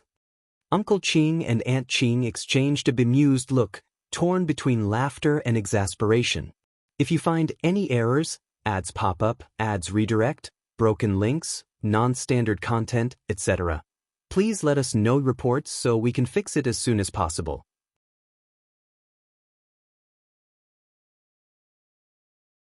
Chapter 14-16. Zhao Shu's thoughts. Aunt Qing found amusement in the situation. "Young master, why the rush? Didn't you mention that the Xiao family has taken a liking to you, and Miss Xiao seems interested? Lord Xiao is a gentleman. He doesn't require a formal marriage alliance for his sister. Naturally, he will approve of anyone his sister favors. Nevertheless, I must admit that our actions may have been somewhat thoughtless. It seems like we've inadvertently complicated matters for the girl in the Xiao family due to Lord Xiao. It's no wonder Lord Xiao might be a bit irritated. Thankfully, you're an upstanding young man, young master, or Lord Xiao might have been even less amicable." Zhao Shu rubbed his nose, feeling a touch of guilt.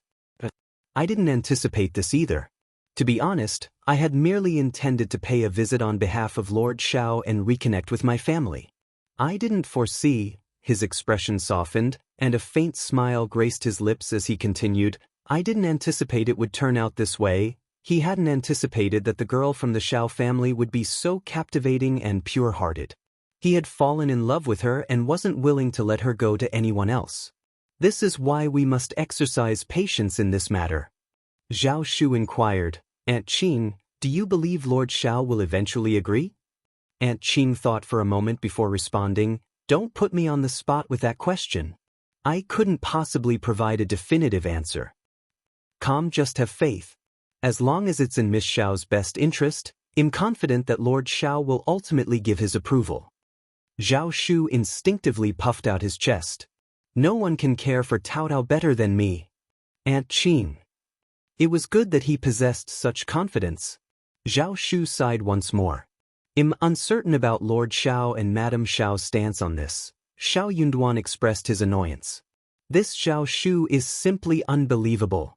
What does he intend to do at our residence?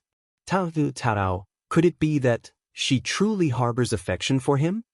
Xiao Yunduan was strongly opposed to it, harboring serious doubts about Zhao Shu's true intentions.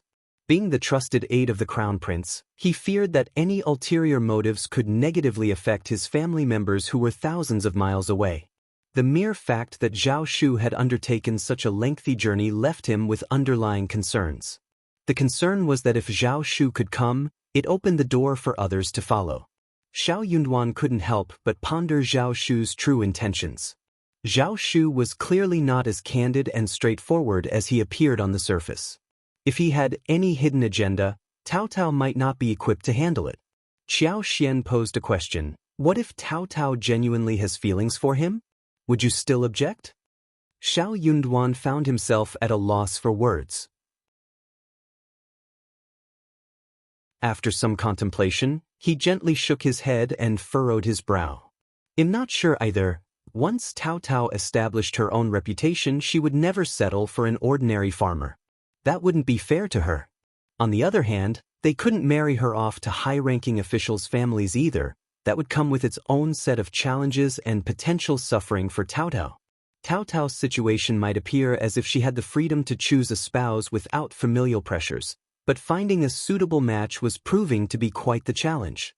Qiao Xian remarked, "We've had substantial interaction with young Master Zhao over a considerable period, and we've learned that he isn't a deceitful individual. With no elders or brothers, perhaps it would be wonderful if he could marry Tao Tao." Xiao Yunduan regarded Qiao Xian thoughtfully. Qiao Xian locked eyes with him. "Don't underestimate Tao Tao. She's in charge of crafting lipsticks in the flower fields, and when she's busy, she supervises a team of 30 people.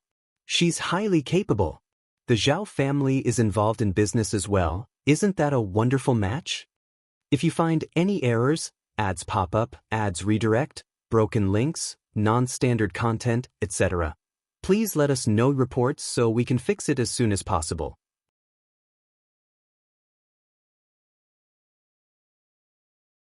Chapter 14:17. She didn't know if Zhao Shu could do it. If Tao Tao and young Master Zhao truly love each other, I believe it could be a good match. Furthermore, you hold an official position, and he's a common citizen. We still have a significant stake in the perfume workshop. If he were to ever disappoint Tao Tao, we wouldn't let him get away with it. If you're concerned about Tao Tao, there's only so much you can do. Tao Tao will eventually marry. Regardless of which family she marries into, there will always be worries. No family is without its complexities. Xiao Yunduan's countenance softened as he fell silent. Qiao Xian smiled and continued, "However, speaking of young Master Zhao, he does seem rather mysterious. Let's set this matter aside for now. When we return from Qingdi, he'll go back and inquire about what's happening." Xiao Yunduan agreed, saying, "I believe that's a prudent approach. We'll discuss it when we return. If Mom consents, well, it may not be out of the question." He couldn't help but feel a twinge of disappointment. Tao Tao had always been so compliant, and now she was on the verge of marriage. Qiao Xian burst into laughter. If young Master Zhao is sincere and Tao Tao is interested, it's a positive development. If you're already this apprehensive arranging your sister's marriage, you'll be even more anxious when it comes to marrying off our daughter in the future. Calm recognizing that her comment might have been inappropriate, she blushed involuntarily. Xiao Yunduan embraced her, smiling. "It won't be easy for just anyone to marry our daughter. After all, our daughter is the best daughter in the world." Qiao Xian's face grew even redder as she retorted, "Enough." Xiao Yunduan whispered in her ear, "If you don't want to discuss it, we won't. Our focus should be on our daughter." "You." Xiao Yunduan chuckled and carried her back to their room. Some matters could be set aside. The following day, Zhao Shu didn't dare to visit the restaurant, but Aunt Qing came to deliver more gifts. The roast suckling pig had been marinated, and the lamb had been expertly prepared and cleaned. She mentioned that she intended to provide additional food for Lord Xiao and Madame Xiao. To both families, this offering wasn't considered extravagant. Rather, it served as a token of their gratitude. Qiao Xian graciously accepted the gifts and reciprocated with 2 portions of venison that the Prince of Qingdi had sent her 2 days earlier. She addressed Aunt Qing with sincerity, "Aunt Qing, please refrain from sending more in the future. There's an abundance of provisions, and my husband and I won't be able to consume them all in a short period. You might not be familiar with my husband, but in my opinion, young Master Zhao should simply focus on what's necessary and set aside any additional concerns. We can discuss other matters once my husband returns from Qingdi." Aunt Qing agreed, "Very well, I shall follow your instructions. I won't come tomorrow. However, if you don't mind, Madame Xiao, may I ask something?" "Madame Xiao, it's crucial for our young master to be genuinely sincere about Miss Xiao. If he's fortunate enough to wed Miss Xiao, he must treat her with utmost care in the future." Qiao Xian turned to Aunt Qing and smiled. "Our family holds a deep affection for Tao Tao, and we desire nothing more than her happiness. While I recognize that young Master Zhao is a truly admirable person, it's essential that Tao Tao isn't subjected to any undue hardship. My husband has always aimed to find Tao Tao a man who wholeheartedly loves her and remains unwavering in his commitment, with no intentions of taking additional concubines." Aunt Qing pondered for a moment and respectfully nodded to Qiao Xian. Thank you, Madam Xiao. I'll convey this message to our young master. Qiao Xian acknowledged her response. Aunt Qing, however, was uncertain whether her young master would consent to such terms. Observing her reaction, Qiao Xian couldn't help but inwardly sigh. She was uncertain whether Zhao Shu could adhere to these conditions or not. If you find any errors, ads pop up, ads redirect, broken links, non-standard content, etc., please let us know reports so we can fix it as soon as possible.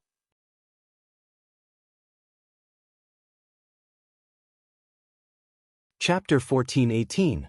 This Brainless. This was what genuinely troubled her husband.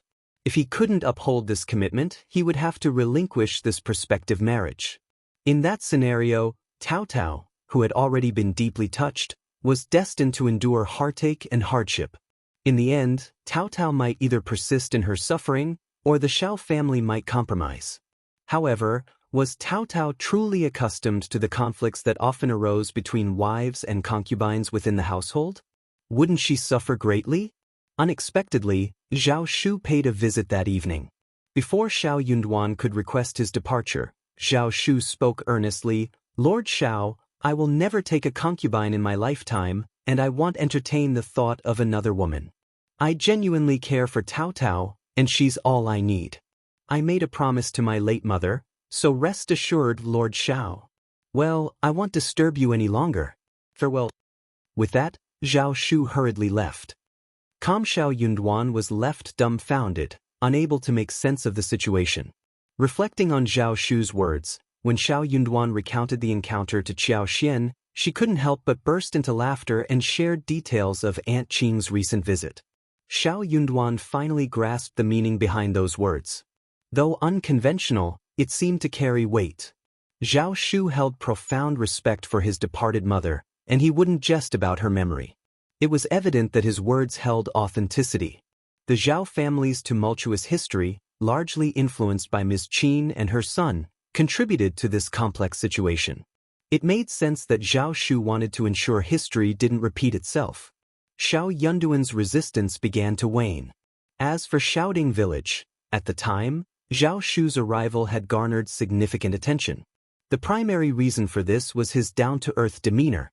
He was a young and handsome man with a warm and passionate personality. He enjoyed exploring every corner of the village, engaging in friendly conversations with the land officer and other locals. His generosity also won people over. Despite his short stay in the village, he quickly became a beloved figure. His friendly disposition and open-handedness endeared him to everyone. After a while, Zhao Shu developed feelings for Tao Tao and approached Ms. Fong and eldest uncle about it, but eldest uncle wasn't enthusiastic. Eldest uncle was well aware of their family's modest background and felt they weren't suited for such an affluent household. Ms. Fong, on the other hand, held a favorable opinion of Zhao Shu. She saw him as a genuinely kind-hearted person without any ulterior motives. He lacked the guidance of a doting father and had lost his mother, which made him quite endearing to her. However, she was concerned that she might not be thinking it through thoroughly, so she deferred to Xiao Yunduan and Qiao Xian to make the final decision. Thus, Zhao Shu remained in limbo. Tao Tao had developed a fondness for him as well. While her parents hadn't directly mentioned it to her, she was perceptive and sensed their inclination. Upon seeing Zhao Shu again, she couldn't help but feel a touch of shyness. Nevertheless, her life experiences had taught her to push through her shyness and do what was necessary. Even though she and Zhao Shu were often in each other's company, they maintained a silent understanding, communicating politely with occasional meaningful glances. Zhao Shu's considerate nature added a unique sweetness to their interactions.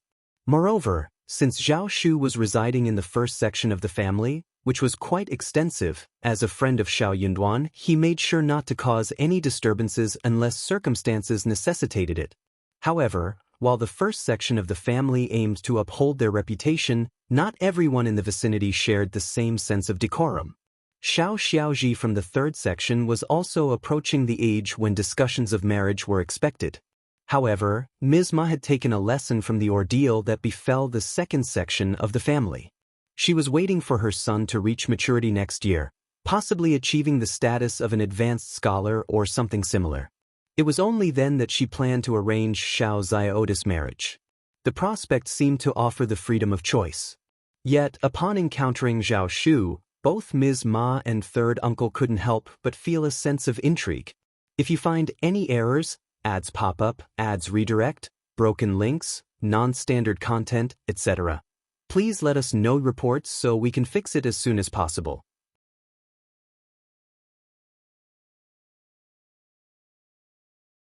Chapter 1419. A family's thoughts. His son was undeniably a good person, but the unspoken agreement between them left them hesitant to guarantee that their son would certainly pass the intermediate examinations next year.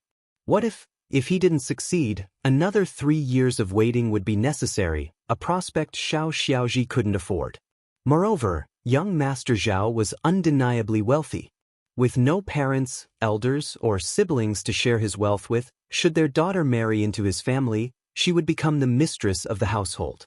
As the sole elders of young Master Zhao, they would enjoy considerable riches. The prospect was undeniably appealing. Ms. Ma even began to sympathize with Zhao Shu, saying, "Young Master Zhao excels in many areas, but he's overly generous and somewhat indolent.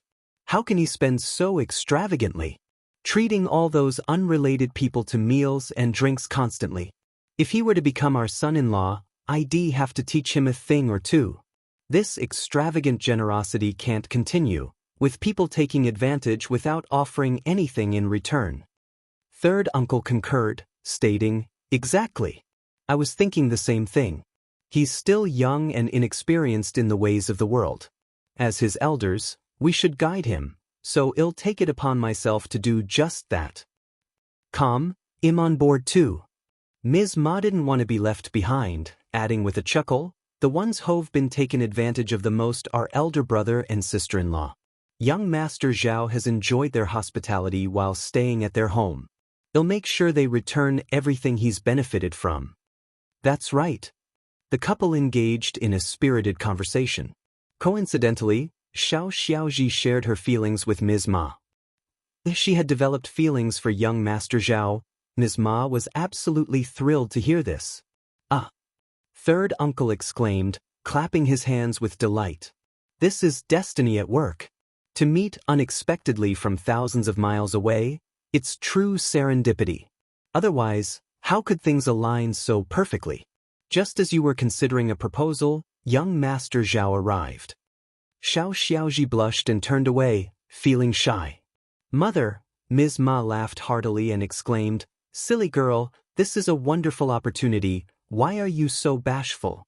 I'll speak with him tomorrow, no, today." Xiao Xiaoji grew even more embarrassed.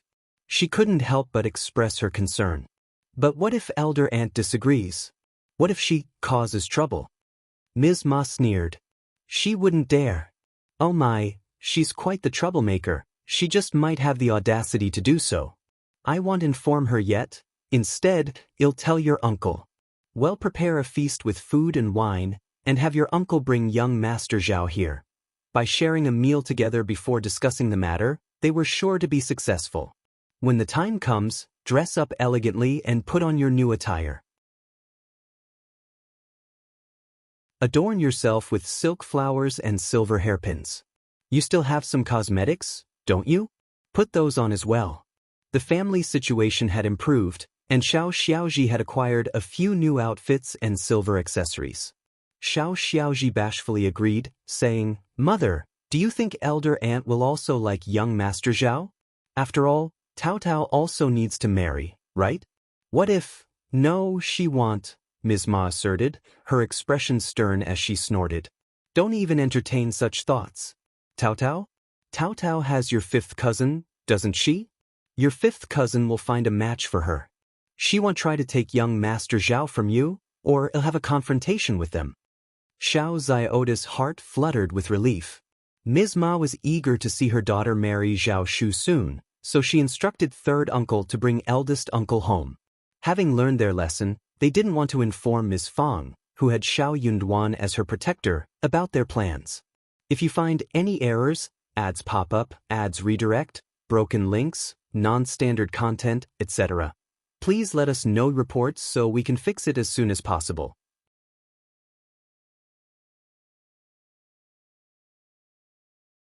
Chapter 1420.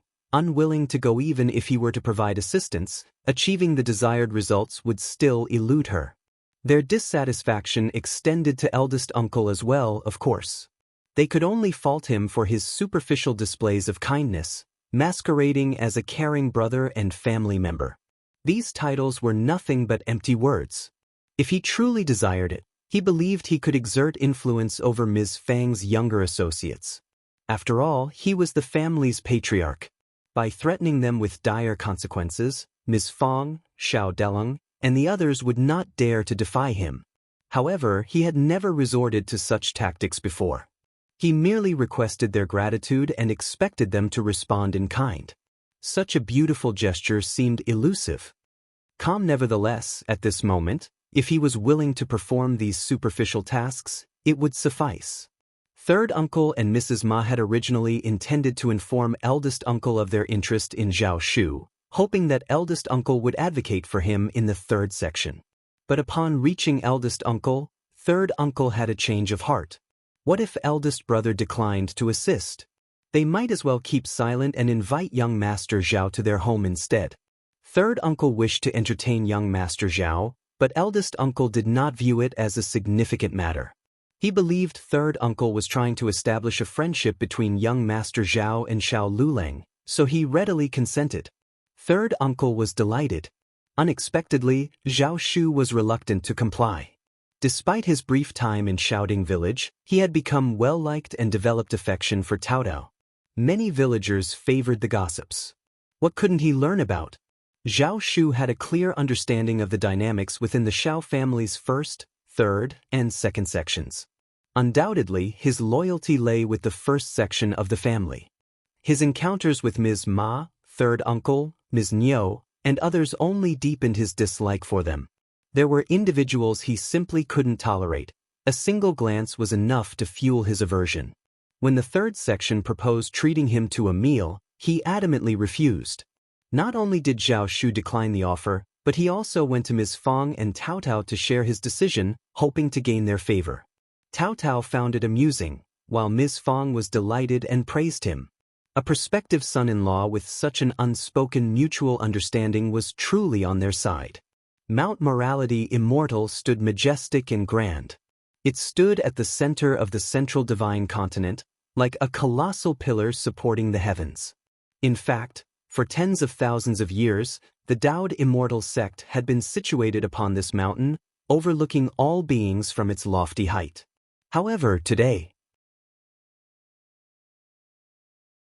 the pillar that countless cultivators of the central divine continent looked up to was now submerged in surging vital energy. The sound of rushing water echoed.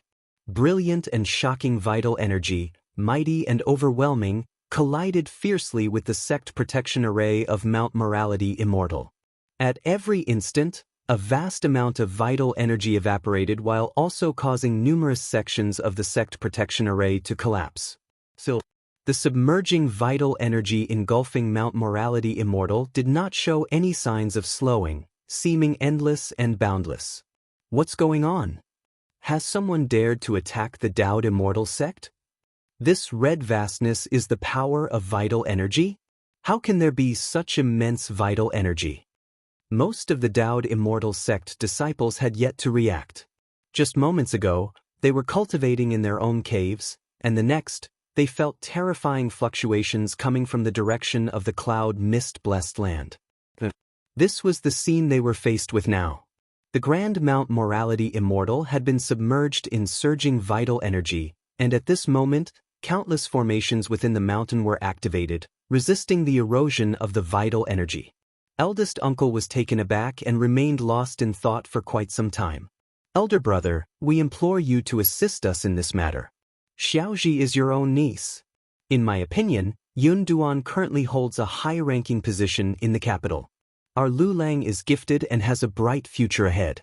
He's on track to be recommended for the Advanced Scholar examination next year, and if he succeeds in the mid-year assessment, he could secure an official position. Our family has undergone significant changes.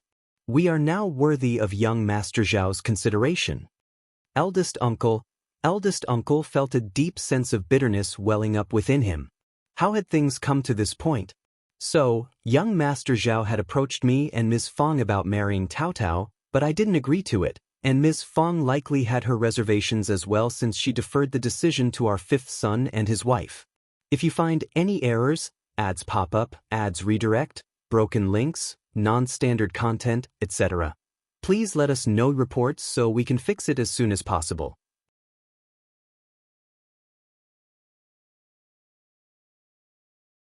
Chapter 1421. Dream On. He had initially contemplated finding a reason to send young Master Zhao away, but Ms. Fong interjected, explaining that he was a friend of their fifth son, and she had reservations about the marriage. Since there were no disputes or unpleasant incidents, he chose to let him stay. In any case, their fifth son was present, and he wouldn't risk anything that might harm his interests. After pondering it further, he concurred with the decision, opting not to insist on driving him away. However, he resolved to keep a vigilant eye on young Master Zhao, both in the open and behind the scenes, concerned that he might engage in something with Tao Tao. Unexpectedly, third brother and his wife actually took a liking to young Master Zhao as a potential son-in-law. What could he possibly say to this? Third uncle grew irritated with him. Elder brother, you're not going to help with such a minor matter? I'm not asking for much. I just want you to extend an invitation to him at my home. He'll handle the rest. Xiaoji is such a fine young lady and is destined to be the spouse of an official. She's already in that position. Besides, he comes from a prosperous family. Why would he dislike us? Third brother, eldest uncle sighed. The Zhao family is quite distant, and you're willing to go that far? Why hesitate? As long as there's money. No, as long as the individual is suitable, why not? Besides, we don't have much to do here.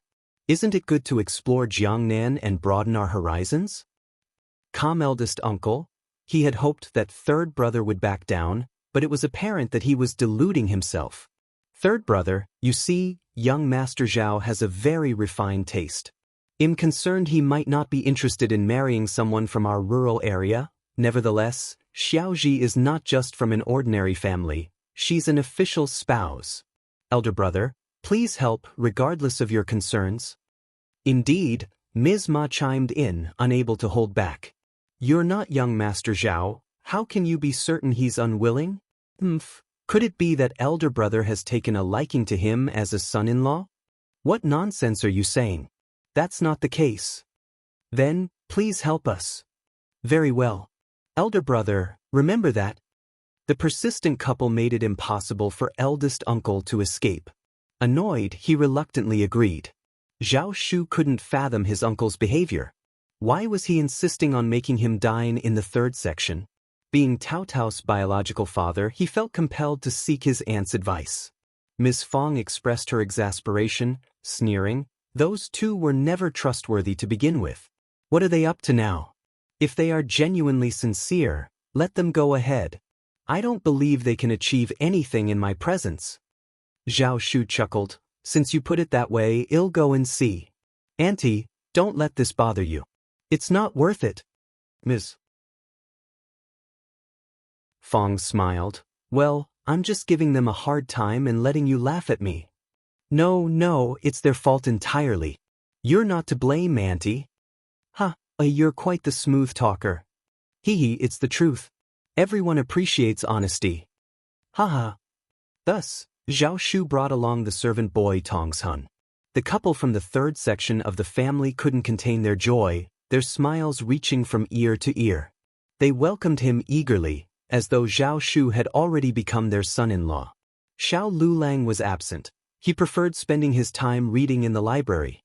Qiao Xian had created a modern-looking library, complete with bookshelves, tables, chairs, and all the necessary amenities.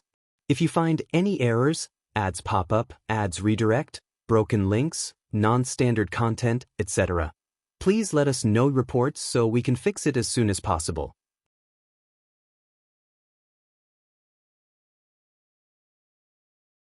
Chapter 1422. Instantly understanding Xiao Lulang had a strong affinity for that place. He had the entire spacious second floor to himself, which he always locked when leaving. If Xiao Yunduan and Qiao Xian were at home, they would not permit this behavior, but no one else dared to raise objections. Ms. Fong, in particular, didn't mind. The space was still roomy enough for her to use. Xiao Lulang was well aware of Zhao Shu and his parents' intentions. In the past, he would have eagerly involved himself, but not anymore. Furthermore, he had reservations about the likelihood of their plan succeeding. However, he refrained from interfering, just in case. What if it actually worked? If it did, it could prove advantageous to him. After all, Zhao Shu exuded an air of sophistication, with his elegant yet understated attire, the fan in his hand, the jade pendant hanging from his waist, and the hairpin, all remarkable items. Moreover, Zhao Shu's nonchalant and natural attitude towards wealth hinted at a wealthier family background than Xiao Lulang had initially thought. Calm if this endeavor failed, it was fine too. Hence, he pretended to be oblivious to the situation, spending most of his days in the academy's intermediate library. On a particular day, Ms. Ma and third uncle extended an invitation to Zhao Shu for dinner, but he chose not to return home. Zhao Shu had grown weary of the couple's overbearing and sycophantic hospitality. If it weren't for his uncle, he would have departed long ago. However, the couple remained oblivious and unfazed by his perfunctory attitude. They continued to chatter and laugh, lavishing him with exaggerated praise, repeating the same few words ad nauseum. Ms. Ma then went to prepare the meal and asked Xiao Xiaoji to assist. Upon seeing Xiao Xiaoda's attire, Zhao Shu struggled to contain his laughter. He quickly covered his mouth and coughed to suppress his amusement. The clothing was fashioned from high-quality hang silk, most likely procured from the first section of the family. It bore a regal purple hue and was intricately embroidered with delicate orchids, exuding an aura of elegance and beauty. However, the tailoring left much to be desired, resulting in the clothes appearing rather unattractive. Moreover, the wearer, a village girl with the demeanor of a country girl, lacked any semblance of grace, talent, or refinement. Donning such attire only accentuated her awkwardness and peculiarity. To compound matters, her unevenly applied makeup, the disparity between her facial and neck skin tones, her pair of rough, weathered hands, a timid countenance, and the flamboyant silk and silver hairpin adorning her head all combined to create a comical spectacle, no matter how you looked at it. Regrettably, she seemed blissfully oblivious to it all.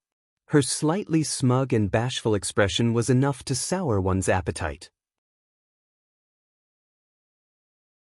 Upon laying eyes on Zhao Shu, third uncle and Mrs. Ma struggled to contain their laughter. Their amusement was uncontrollable. They exchanged glances, both overjoyed.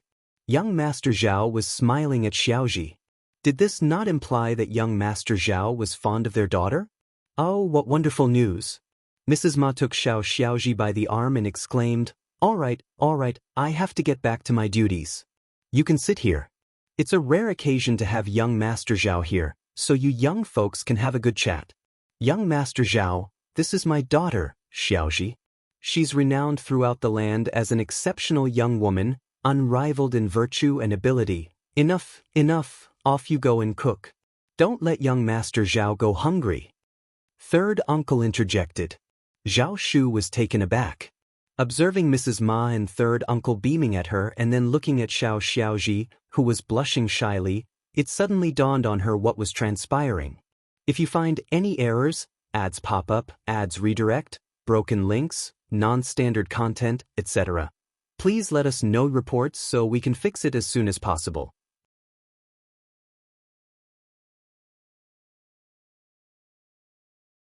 Chapter 1423. Slipped away. Zhao Shu seethed with anger.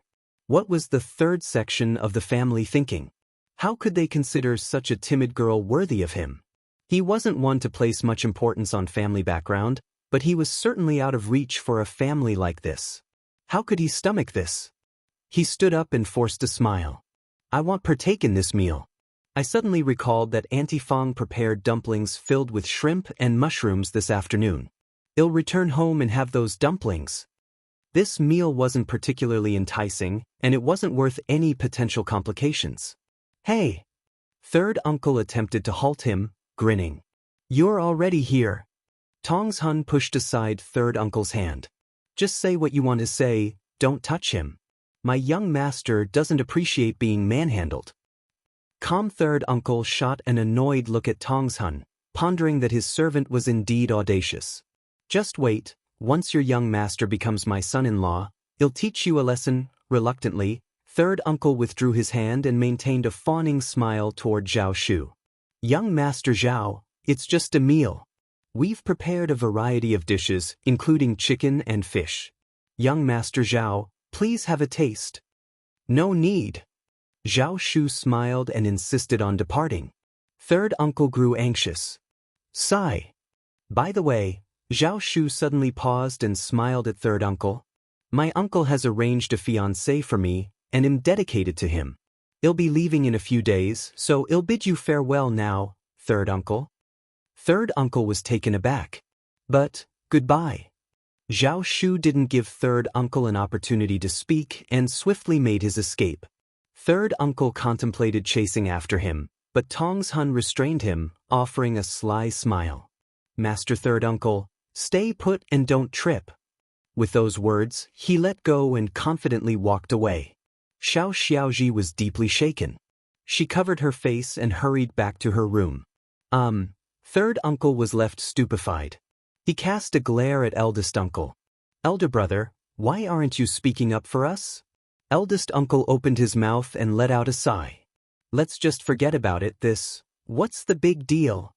She already has a fiancé. Even he was irritated. Zhao already had a fiancé, yet he had told third uncle and Ms. Fang that he wanted to marry Tao Tao, and he was asking for their permission. Third uncle grew frustrated and impatiently pushed eldest uncle out the door. Just go. Sigh. Eldest uncle sighed as he stood in front of the closed doors. He then rushed home in anger. He intended to settle the score with that wretched Zhao Shu. To his astonishment, upon entering the courtyard, he found Zhao Shu and Ms. Fang seated under the large sweet osmanthus tree, engrossed in conversation that had Ms. Fang bursting into laughter. Eldest uncle grew even more incensed. Young Master Zhao. You, uncle. Oh, you've returned. Ms. Fang sneered as she stood up and fixed him with an icy glare. Is the meal from the third branch to your liking? How could you stomach it? Eldest uncle was so infuriated that he pointed at Zhao Shu. What about him? Ms. Fang retorted sharply. You have a poor memory, haven't you already been deceived by the third branch? Do you just believe everything they tell you? Young Master Zhao nearly got into serious trouble because of your actions. Thankfully, he was clever enough to make his escape. Zhao Shu offered a modest smile and respectfully clasped his hands before Ms. Fang. I'm truly grateful, Aunt. Ms. Fang waved her hand dismissively. No. You're an astute young man. If you find any errors, ads pop up, ads redirect, broken links, non-standard content, etc., please let us know reports so we can fix it as soon as possible.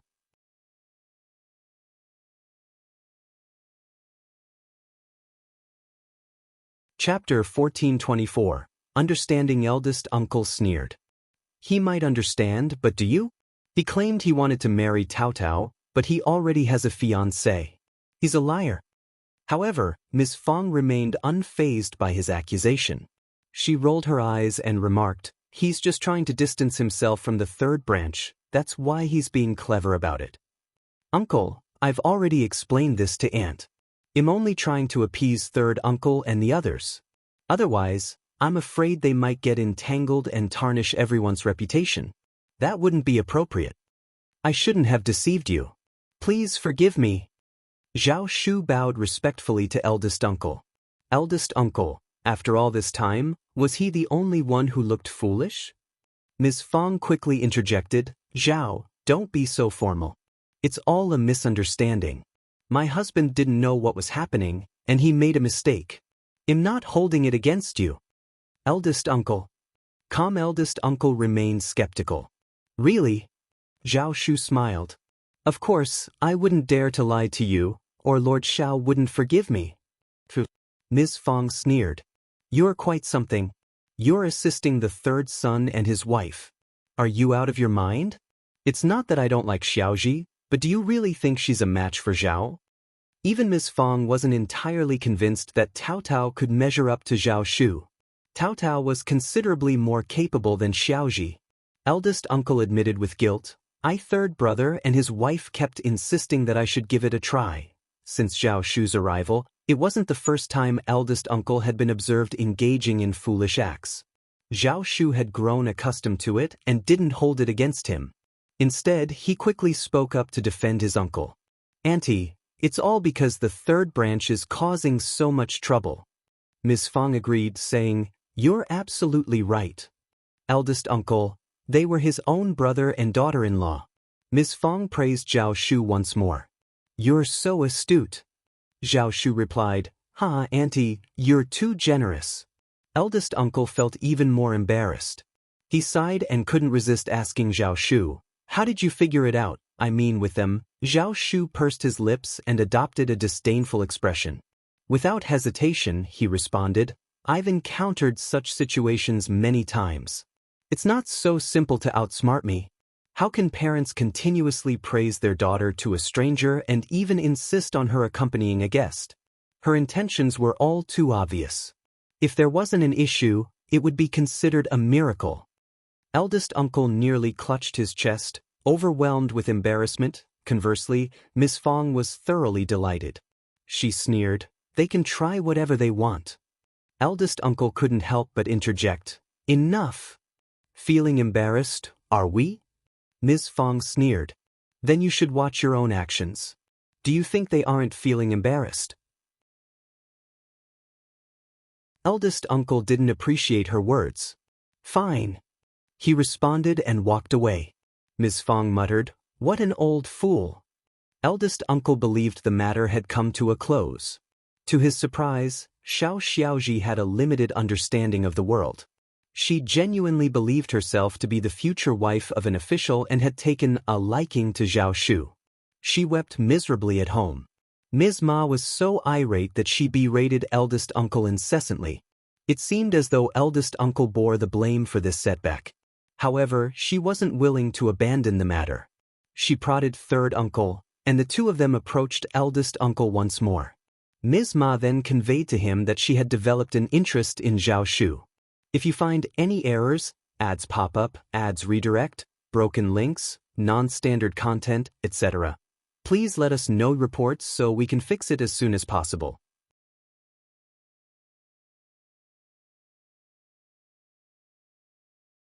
Chapter 1425.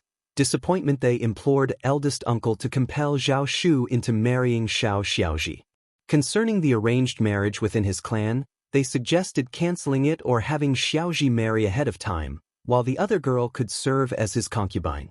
The gatekeeper's words that were meant to pick on her were all swallowed back.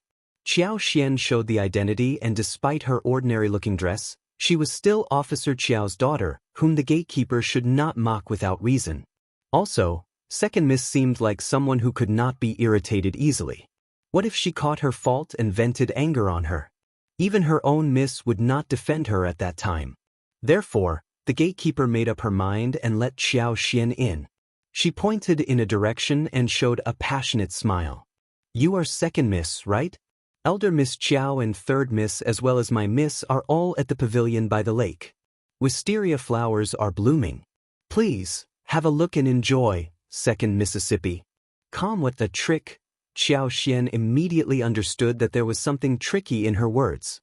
She would not go there now that she had realized that something was wrong. Only stupid people would follow the direction. Qiao Xian said to the gatekeeper, I don't know the road, can you please take me there? But, second miss, Qiao Xian showed a strange smile. No? I am the guest here.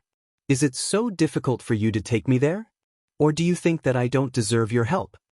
Of course not.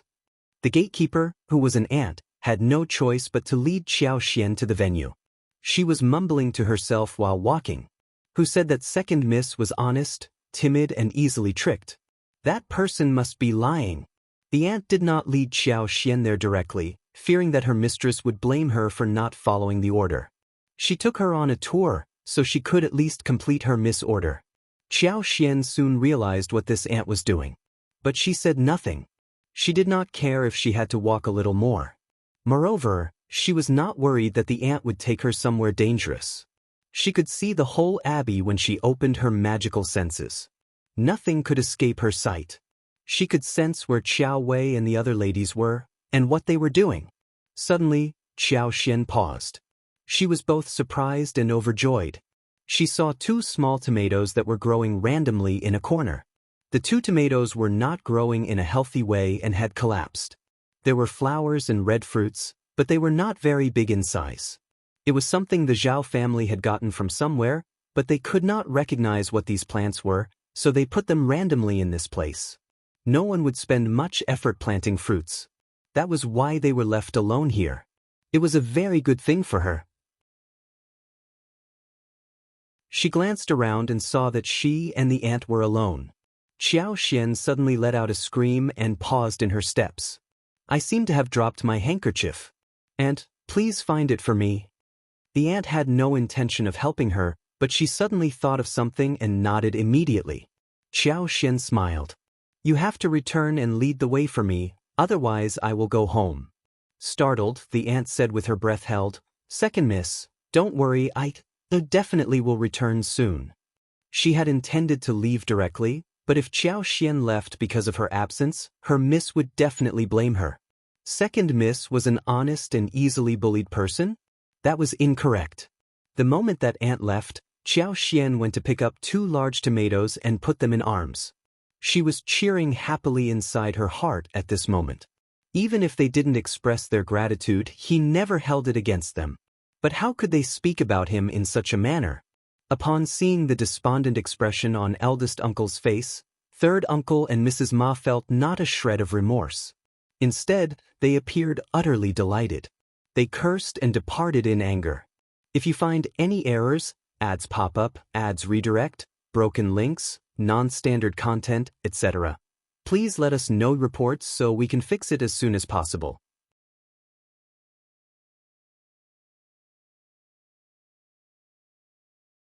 Chapter 1426. Parental family eldest uncle remained stunned for a while before he heaved a sigh and slowly made his way back home.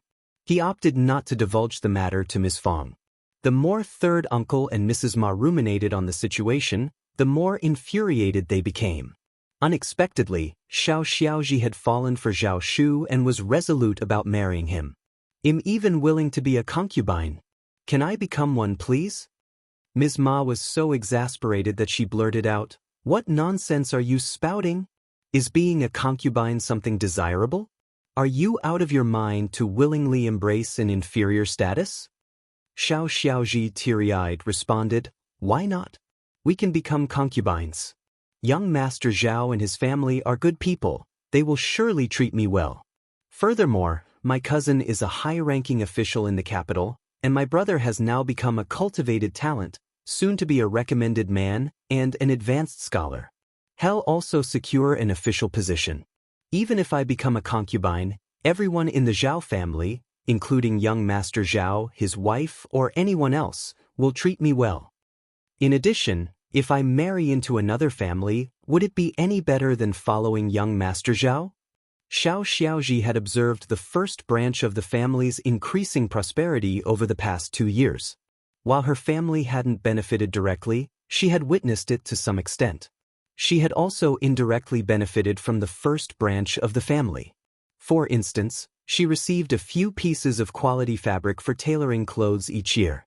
She received a few pieces of silver jewelry, silk flowers, threads, needles, as well as delectable pastries, preserves, and various foods. While it wasn't a lot, she had tasted and seen them. Moreover, she watched Tao Tao grow more capable as time went on. Her eyes appeared to shine, and she exuded a newfound confidence. This transformation was beyond what a village girl could achieve, leaving Xiao Xiaoji feeling envious and resentful. She believed that Tao Tao's shift in demeanor wasn't due to her responsibilities but stemmed from Xiao Yunduan's rise to an official position, which made Tao Tao more arrogant. After making these comparisons and witnessing the numerous good things Tao Tao experienced, Xiao Xiaozhi was unwilling to marry a rustic and lead a life like this for the rest of her days. Fifth cousin and fifth cousin-in-law had mentioned their intent to find a suitable marriage for Taotao. Xiao Xiaozhi also aspired to secure a promising marriage, similar to Taotao's. She wished for her brother to swiftly advance to the position of an intermediate recommended man or advanced scholar, so she could elevate her social status. Alternatively, Taotao could expedite her own marriage. Once Taotao wed, Xiao Xiaozhi would be the sole unmarried girl in the Xiao family.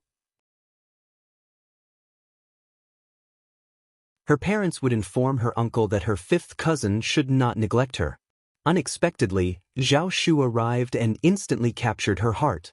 Furthermore, as young Master Zhao was a friend of fifth cousin and a businessman, what was the harm in marrying him? With her family's support, she had no reason to fear. Xiao Xiaozhi, teary-eyed, expressed her feelings with conviction. Ms. Ma ceased speaking and turned to third uncle for his opinion, asking, "What do you think?" The two of them exchanged glances, and third uncle found himself swayed by Xiao Xiaoda's words. The couple's hearts raced with excitement once again. Hence, third uncle and Mrs. Ma resolved not to seek eldest uncle's assistance. They reached a mutual agreement and proceeded directly to Zhao Shu. Zhao Shu was taken aback when he noticed Ms. Ma's beaming countenance. His instincts warned him that something was amiss. He contemplated evading them, but Shouting Village was relatively small, and he couldn't simply vanish into thin air. Ms. Ma and third uncle intercepted him. If you find any errors, ads pop up, ads redirect, broken links, non-standard content, etc., please let us know reports so we can fix it as soon as possible.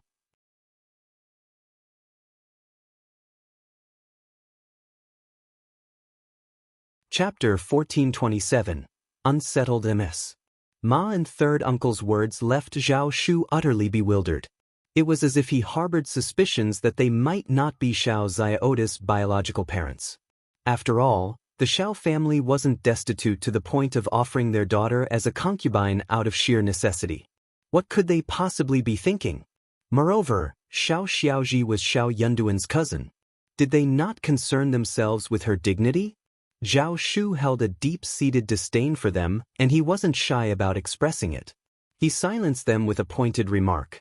Your son is pursuing the recommended man examination, the advanced scholar examination, and a path to becoming an official, correct? If he achieves that status and has a sister who is wed to a merchant's family as a concubine, aren't you worried about the potential harm to his reputation? Even I, despite my own shortcomings, wouldn't dare to take an advanced scholar's sister as a concubine for my household. Don't bring this up again. Ms. Ma and third uncle were taken aback. They were irked by Zhao Shu's final statement, yet they also swelled with pride for their son, as if he were already a high-ranking official. However, the couple dispelled such thoughts. Ms. Ma attempted to persuade Xiao Xiaozhi, once your brother attains the status of an advanced scholar and becomes an official, you can marry anyone you desire. Why must you wed young Master Zhao? In due time, you could even become the wife of an official. I don't think young Master Zhao is anything special. He's a mere businessman, looking down on others. Xiao Xiaozhi had shed tears for quite some time, and even though her love for Zhao Shu remained, she couldn't ignore Ms. Ma's words. She started thinking about Tao. He would undoubtedly wed an official's daughter in the future, right? It made sense for her to seek an official as well. Perhaps her husband might even surpass Taotao's husband in capability. In the end, Taotao would have to show her respect. With this in mind, Xiao Xiaozhi began to feel slightly comforted. Yet, she struggled to regain her composure. At times, when she caught sight of Zhao Shu, she regarded him with a distant, sorrowful, and restrained gaze, causing a shiver to run down his spine from a distance. He'd quickly find a way to escape her presence. Was she completely unhinged? It was truly perplexing. He had even managed to lead Taotao into a misunderstanding, causing her to treat him coldly for 2 whole days before he finally explained himself and showered her with affection. Following his departure from Shouting Village, Xiao Xiaozhi felt adrift. The thought that she might never see him again in the future left her truly despondent for a couple of days. Tao, too, was beset with worry. She missed him dearly, but she grappled with the uncertainty of what fifth brother and fifth sister-in-law would think. She sensed a strong affinity for young Master Zhao, yet she had to heed her elder siblings. After all, she was rather inexperienced and fully trusted that fifth brother and fifth sister-in-law had made the best decision for her. Oh, how wonderful it would be to have the best of both worlds. In the blink of an eye, half a month had slipped away in the capital. With the sun's warmth, the weather had already turned quite pleasant. The distant fields were starting to show signs of spring, with grass shoots poking through, casting gentle, shadowy figures. Many trees and flowers were brimming with buds, waiting to burst into bloom with the arrival of the spring rain. Though the chill of winter still lingered in the air, the farmers were already hard at work. The wheat, which had lain dormant through the winter, now stood tall and lush, a verdant sea of green. The vegetable gardens had also begun to be tilled, readying the soil for the planting of a variety of crops. Qiao Xian and Xiao Yunduan made their way to the farm, instructing Songshu to organize the agricultural tasks. It wasn't time to plant potatoes just yet. Despite Qiao Xian's ability to expedite the process with her wood-based abilities, the imperial plantation had a full schedule this year, so they would have to wait their turn. Once the imperial plantation was set, they would begin planting anew. This way, their activities would draw less attention. If you find any errors, ads pop up, ads redirect, broken links, non-standard content, etc., please let us know reports so we can fix it as soon as possible.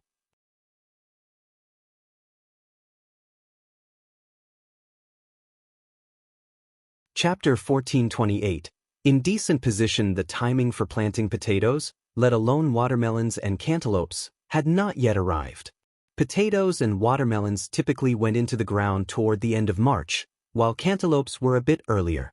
Combining them within the same planting period was also an option. The present time was ideal for thorough land excavation and deep plowing. When the watermelons and cantaloupes ripened, Songshu would take charge of selling them. If circumstances turned challenging, he could always turn to Zhao Shu for assistance.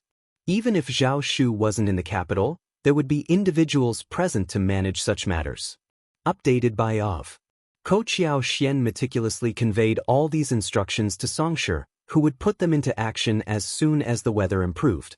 Of all the crops, potatoes held a special importance, and Qiao Xian had emphasized this. Simultaneously, she prepared a batch of potatoes to be given as seeds, along with other varieties, for Princess Shuangfu. As Qiao Xian and Xiao Yunduan returned to the farm, Lu Yan, who had been mingling with the villagers nearby, hurried back and greeted them with a smile. By that time, the two had already inspected the farm and were in the middle of a discussion with Songshu.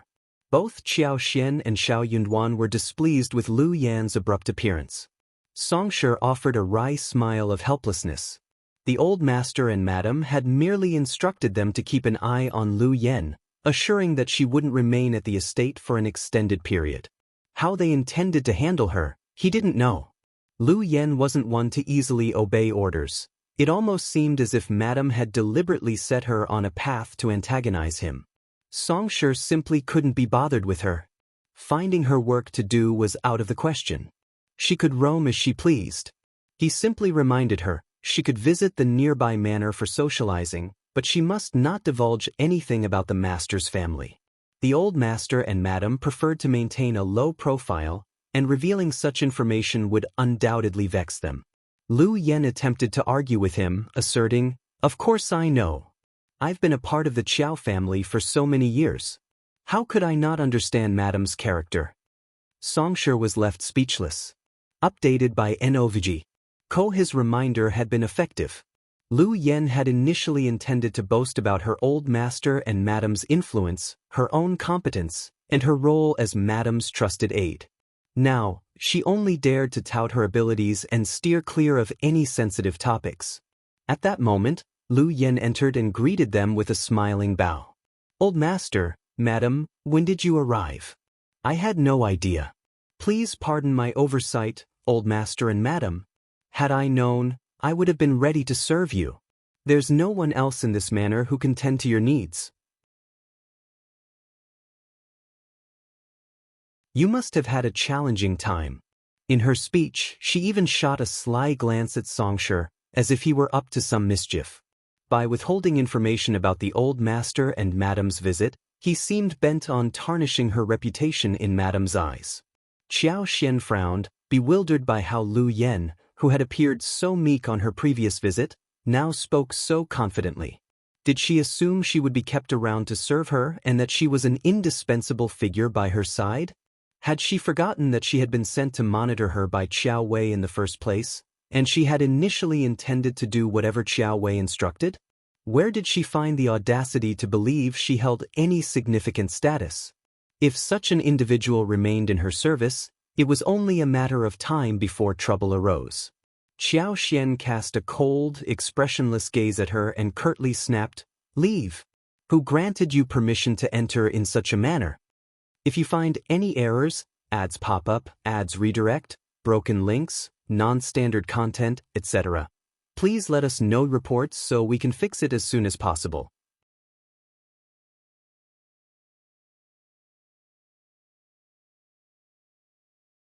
Chapter 1429. Ignore Lu Yan's smile froze. "Madam, get out. Did you not hear Madame's instructions?" Xiao Yunduan's aversion to this woman exceeded even that of Qiao Xian. He held a disdain for everything related to the Qiao family. Lu Yan trembled when she encountered Xiao Yunduan's icy gaze, and she dared not utter another word. With a hasty acknowledgement, she hastily departed. As she walked away, she shot a withering glare at Zhao Shu, keeping it out of Qiao Xian and Xiao Yunduan's sight. Updated by Of. Zhao Shu, did she believe he had disparaged her in front of the old master and madam? Qiao Xian and Xiao Yunduan rose to leave, preparing to return to the city. Zhao Shu respectfully saw them off. Surprisingly, as they were about to board the carriage, Lu Yan mustered her courage and bowed. "Madam, when will I accompany you back? I promise to serve you dutifully." Her demeanor now exhibited far more respect than before. Qiao Xian cast a glance at her and replied calmly, "Just wait." Lu Yan felt disheartened. She opened her mouth, but the words eluded her. All she could manage was a nod and a smile. "Yes, I will heed your instructions. I can't stand idleness. I think of you every day." Qiao Xian contemplated teasing her, thinking, if you're too free, you could lend a hand in the fields. But she decided against it. She didn't regard Lu Yan as a servant. Their relationship was purely transactional. There was no need to say more. Updated by NOVG. Koshi paid no further attention to Lu Yan and departed with Xiao Yunduan in the carriage. Lu Yan gazed wistfully at the receding carriage. Only after it had completely vanished from view did she turn around, crestfallen. She had initially intended to interrogate Zhao Shu about what he might have disclosed to the old master and madam. However, when she turned around, Zhao Shu had already disappeared. Zhao Shu was highly driven. Upon receiving Qiao Xian and Xiao Yunduan's instructions, he had a multitude of tasks to attend to and no time to deal with Lu Yan. Lu Yan stamped her feet in frustration and silently vowed, "Just wait and see." If she were to become Madame's maidservant, her first challenge would be dealing with the haughty Zhao Shu. Ever since she had arrived at the manor, Zhao Shu had shown no sign of valuing her. He hadn't arranged anyone to attend to her needs, and she had even been responsible for her own washing and grooming. This had left her simmering with discontent. In the carriage, Qiao Xian nestled in Xiao Yunduan's embrace. "Oh, I nearly forgot about Lu Yan." Xiao Yunduan held her close and chuckled. "She's a negligible figure, so it's understandable to forget her." Qiao Xian laughed. "I had initially intended to entrust her to young Master Zhao. He has a capable team of subordinates, and dealing with such a matter would be a breeze." However, the timing isn't ideal. Of course, if she asked Zhao Shu for assistance now, he'd gladly oblige. Even if the task were arduous, he'd tackle it with enthusiasm. However, Qiao Xian was aware of Zhao Shu's romantic interest in her sister-in-law, and she didn't want to complicate matters or owe him a favor. Xiao Yunduan shared the same sentiment. After some contemplation, Xiao Yunduan suggested, "We should employ a trustworthy intermediary and send her far away. We might need to offer a substantial sum, but I believe the intermediary would readily find a suitable family for her. I've never held a favorable opinion of Lu Yen. We should dispatch her from the capital before we depart." Qiao Xian nodded and smiled. "That's a good plan. If you find any errors, ads pop up, ads redirect, broken links, non-standard content, etc., please let us know reports so we can fix it as soon as possible."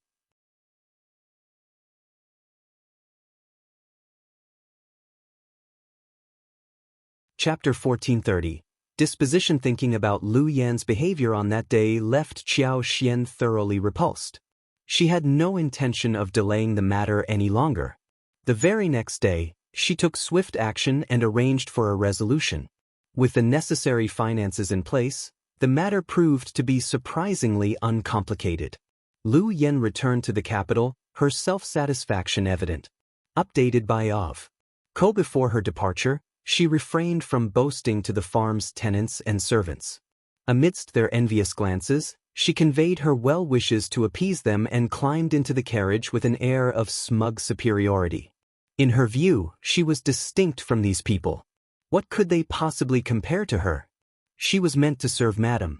As the old master's official status ascended, Madame's prestige would naturally grow, and she, in turn, would rise. She couldn't help but wonder why Madame hadn't taken her away the day before. Why had she arranged for someone to collect her today?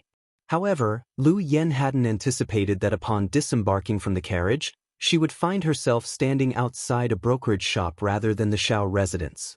She recognized the location all too well, and her expression promptly shifted. Spotting Qiao Xian, she threw herself to the ground and burst into tears before Qiao Xian could utter a word. Qiao Xian was taken aback, unsure why the situation had escalated to this extent. Understanding that individuals like her required an assertive approach, she addressed Lu Yan with a stern expression. "I have no intention of retaining any connection with the Qiao family. I never intended to keep you here. I have no use for a deputy miss who flaunts her status to outsiders." Lu Yan was momentarily stunned, feeling an overwhelming sense of guilt and refraining from further protest. Updated by Novg. Ko. If you continue to stay with the Qiao family, your prospects may not be promising. I can offer you one piece of information in exchange for a lifetime of security through marriage. You won't come out at a loss.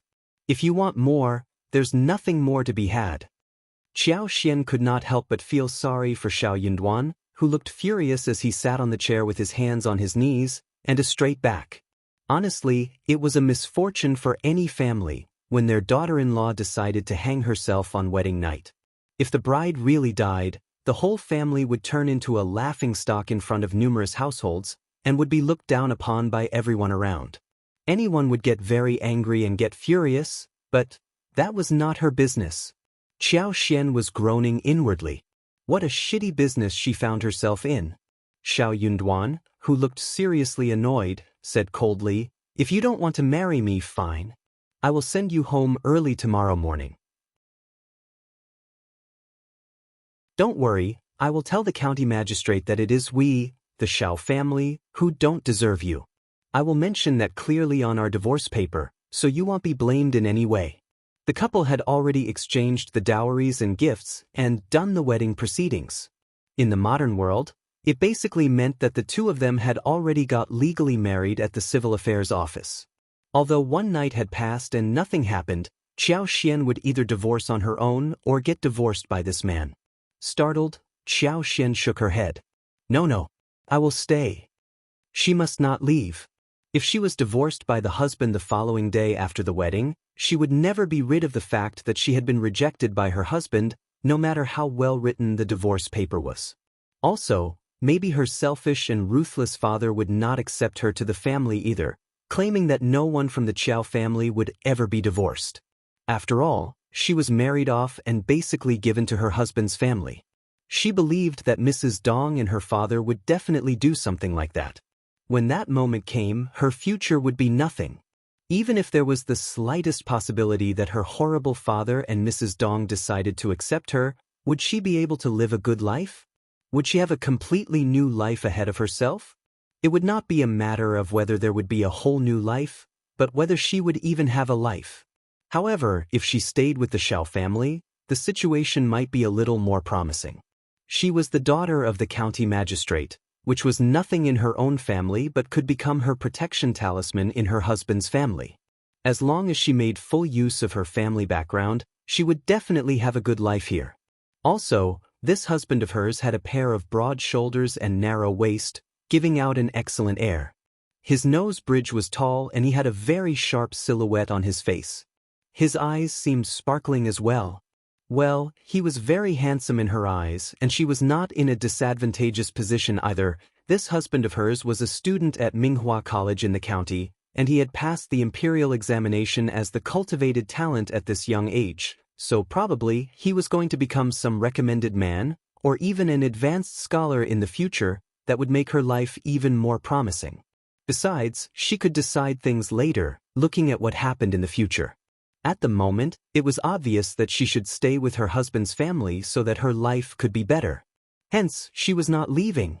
When the decision was made, Qiao Xian struck her own thigh and squeezed out some tears from her eyes, remembering that she had time-traveled to such a terrible situation. Tearfully, she looked at Xiao Yunduan and sobbed. It was my mistake a moment ago to have done such a stupid thing. Now I have realized what is more important for me, so don't worry, I will never do that again. Hee hee. Xiao Yunduan sneered as if the ice in his eyes had been scattered. You are the miss of a noble family, but we are just a poor family in the countryside. I should not deserve you, so I won't blame you for making that mistake. If you don't like this arrangement, you truly don't have to bear it. I will tell Officer Qiao that it was all my fault, and in a couple of years, when you move away with Officer Qiao when he gets transferred to somewhere else, no one will know about our wedding. By that time, you can find your own Mr. Right. That sounds perfect, doesn't it, second miss? Xiao Yunduan had not been very happy about this marital arrangement either, but what else could he possibly do about it all this while? He jumped into the water to save someone when he saw it happen in front of his eyes. He had not expected the consequences of it at the time. Moreover, he had thought that he could tolerate this second miss of the Qiao family by treating her well. But he had not expected that she would rather kill herself on their wedding day, just because she disliked his family. That irritated Xiao Yunduan completely. Although they had signed a contract before the new year, it was broad and non-binding. Furthermore, Xiao Yunduan held favor with the crown prince, making Jingquan Restaurant hesitant to push the matter too forcefully. If you find any errors, ads pop up, ads redirect, broken links, non-standard content, etc., please let us know reports so we can fix it as soon as possible.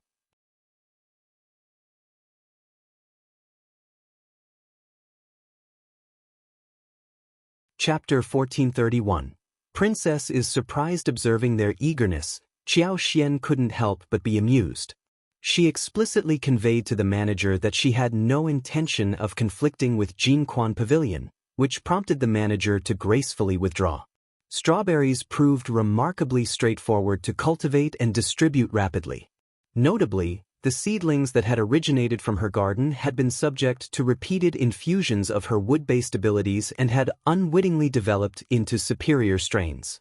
One key characteristic was their ability to endure winter outdoors even in a location like the capital, provided proper care was taken. Last year, she had sold numerous seedlings from her garden. Furthermore, individuals from the palace and the Ministry of Revenue had later arrived to dig up potatoes, taking some away amidst the commotion. While strawberries remained somewhat rare at present, they were no longer as scarce as before. Updated by Ov. As the number of offshoots multiplied, their prevalence would only increase. The seedlings she had sold might have been surreptitiously propagated by servants, gardeners, and others who later gave or sold them to others. There was no doubt they had already proliferated far and wide. Within 2 years, strawberries would become a common sight in the capital. This year, there were potential buyers for seedlings from her estate. Qiao Xian had informed Songshe that should such offers materialize, they should sell at a fair price.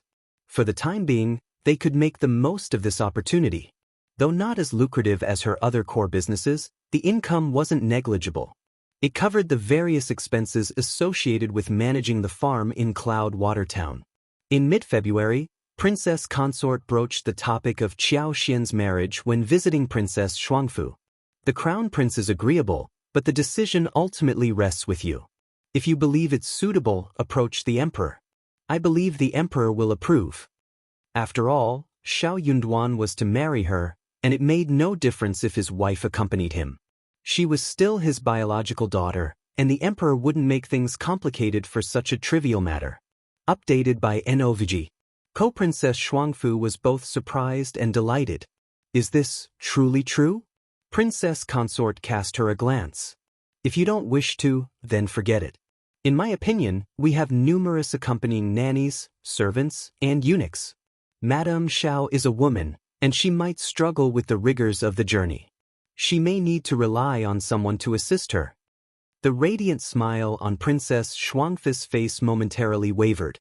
She hesitated and asked, "Sister-in-law, is Madame Xiao willing to go?" Princess Consort sneered. Lord Xiao has said she is willing, or else the Crown Prince wouldn't have suggested it.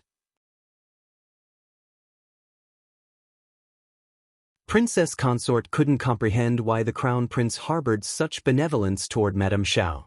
Why would he consent to such a proposition? Was she entitled to meddle in a princess wedding? She was unsure how to maintain the decorum befitting a woman. A woman who married into another family should dutifully manage her husband's inner residence and be a good wife. How could she behave in such a manner? She had kept a close watch on Lord Xiao, and now she even desired to accompany him as he saw off the princess. What a preposterous notion! When the Crown Prince tasked her with discussing the matter with Princess Shuangfu, she had expressed her dissent, but the Crown Prince remained resolute, a fact that deeply irked her. Were it not for the need to preserve her dignified image before others, she might have spoken critically in Princess Shuangfu's presence. If you find any errors, ads pop up, ads redirect, broken links, non-standard content, etc., please let us know reports so we can fix it as soon as possible.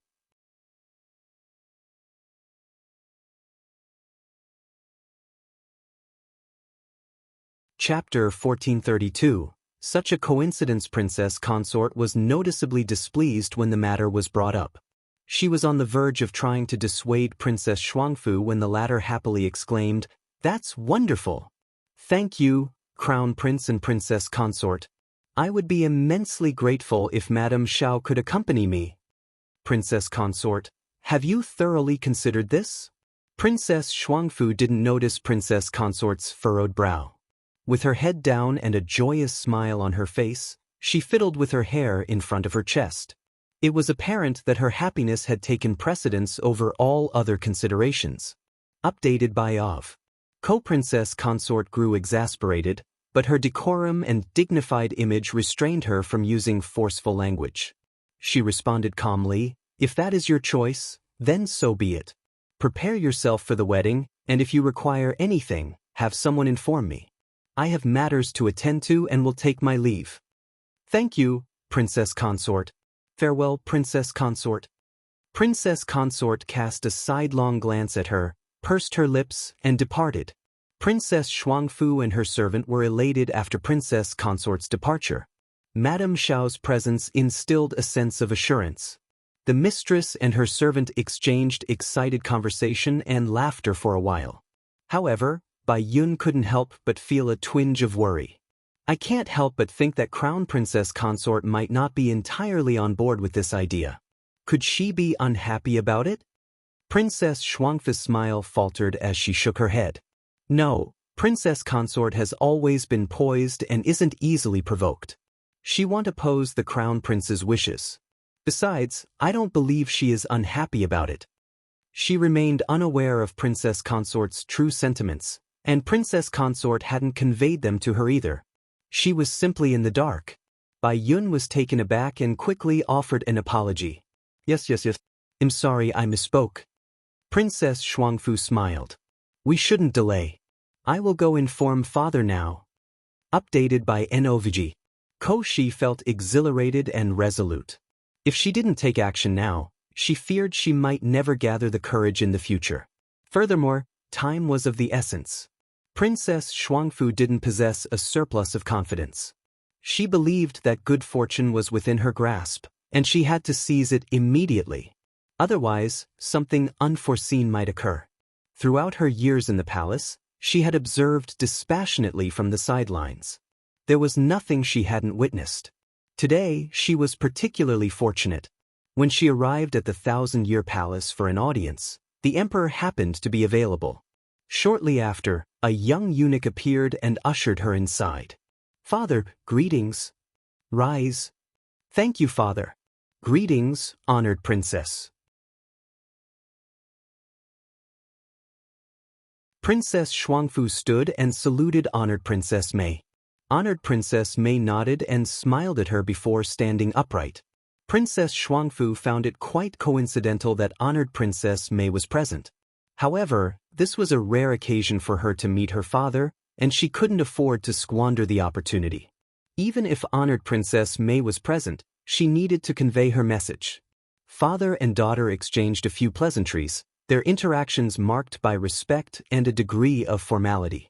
The emperor, in high spirits after honored Princess Mei's visit, maintained a smile and asked, "It's quite a coincidence that you're here today. What's on your mind?" Princess Shuangfu had been awaiting these words. She promptly knelt once more. "I do indeed have a request, father." Evidently, the emperor was in a good mood following honored Princess Mei's appeal. He continued to smile and said, "Speak, it's rare for you to come to me. I won't refuse." "Thank you, father." Princess Shuangfu was elated and prostrated herself. Then she cautiously presented her request. To her surprise, her father remained silent for an extended period. Honored Princess Mei's expression changed as well. Princess Shuangfu was a little uneasy and forced a smile. "Father, this. If you find any errors, ads pop up, ads redirect, broken links, non-standard content, etc., please let us know reports so we can fix it as soon as possible."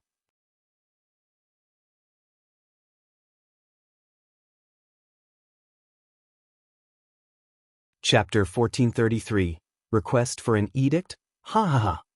The emperor burst into laughter and remarked, "What a twist! Do you know what the noble consort is imploring me for today? She stated that Miss Tian is willing to accompany you to Qingdi." Princess Shuangfu was taken aback and felt utterly helpless. Father, Miss Tian? The niece favored by honored Princess Mei? Despite living in seclusion, palace gossip spread rapidly. She had heard of the rumors concerning Miss Tian and Lord Xiao.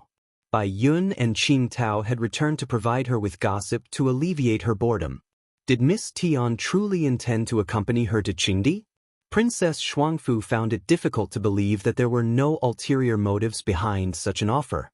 The emperor seemed to find the situation amusing as he said with a smile, "Very well, Yuzhen, the choice is yours. Would you like Miss Tian to accompany you, or Madame Xiao?" Honored Princess Mei responded with a snort and a playful chuckle. "Emperor, you have quite the sense of humor." She giggled and emphasized humor coquettishly, all while casting a sidelong glance at Princess Shuangfu. Even though Princess Shuangfu had lowered her head, she could still feel the piercing gaze, causing her slender frame to tremble ever so slightly. She made an effort to convince herself that she hadn't seen the noble consort's meaningful look. "Father, as the envoy, it's more appropriate for Madame Xiao to accompany you. The emperor is inquiring about your preference." "Princess, simply state your choice. You needn't concern yourself with other matters." Honored Princess Mei interjected with a smile before Princess Shuangfu could finish her sentence. Her intent was crystal clear. Princess Shuangfu's heart raced, yet she spoke softly. "Father, thanks to your kindness, I spent 3 days away from the court during the spring festival. Madame Xiao was with me the entire time. I feel that I have become quite acquainted with Madame Xiao, and I would like to ask her to accompany me, if that pleases you." Honored Princess Mei's once beaming countenance stiffened as she unconsciously balled her fists. This ungrateful child. The emperor paid her no mind and simply chuckled while nodding. "You're right, that settles it then. Madame Xiao is the more suitable choice." "Yes, thank you, father." "Very well." Princess Shuangfu didn't dare to linger any further. Most importantly, honored Princess Mei's glare was as sharp as a knife. She couldn't withstand it. As they exited the thousand-year palace, Princess Shuangfu held Anti's hand, and her legs felt wobbly, almost causing her to stumble. She heaved a long sigh of relief and took some time to regain her composure. Auntie offered a forced smile and whispered, "Princess, there's no need to worry. You're the most fitting candidate for the marriage. No one will dare to challenge you at this juncture." Princess Shuangfu nodded. "You're right. Indeed, at most, honored Princess May might harbor resentment toward her. In any case, she had no intention of remaining in the palace any longer. If she bore any grudges, she wouldn't let it concern her." Unbeknownst to her, as soon as she departed, the emperor turned to honored Princess May and declared, "Shanshan isn't young anymore. I will find her a suitable family." With a sigh, honored Princess May responded with a half-truth and half-fake smile, "This is the will of fate. No one can compare to the emperor's first choice." The emperor smiled helplessly. "That girl is far too stubborn. You should persuade her. Her recent remarks were absurd. She's still a young girl, and even though she will be accompanying the princess, Minister Qiao is the envoy. It's not appropriate for her to act in this manner." "Why must you meddle with her?" Honored Princess May was taken aback. She recognized that the emperor's words reflected his disapproval. Swiftly she responded, "Yes, I have indeed spoiled her too much. Reflecting on it, it's my fault. I will make sure to persuade her. If you find any errors, ads pop up, ads redirect, broken links, non-standard content, etc., please let us know reports so we can fix it as soon as possible."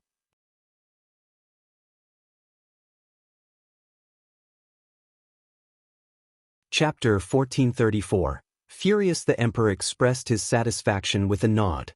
"Choose a suitable family for her, and I'll provide a marriage and dowry." Honored Princess May couldn't contain her joy and giggled. "I'll remember your words, Emperor. On behalf of Shanshan, I express my gratitude to you." The emperor laughed heartily. "I hold a special place in my heart for that girl too." Honored Princess May continued to shower the emperor with flattering words, making him laugh even more. He was in high spirits. This was precisely why the emperor favored honored Princess May the most. Even if she occasionally acted unreasonably or was rude to the queen, he turned a blind eye to it. Honored Princess May had a unique talent for tactfulness. Being with her was always comfortable and carefree. As long as he was in good spirits, he cared little about the suffering of others. That evening, honored Princess May sent a message to Princess Shuangfu, requesting her not to disclose Tian Shanshan's plan to accompany her to the wedding to anyone. Princess Shuangfu readily agreed, as she hadn't intended to reveal it in the first place. Upon receiving the confirmation, Qiao Xian finally felt at ease.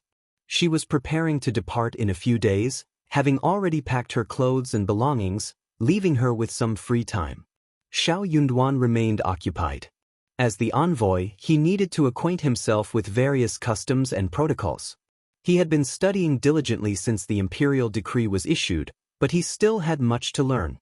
Occasionally, Prince of Qingdi sought his advice on Great Qin's culture and invited him on outings.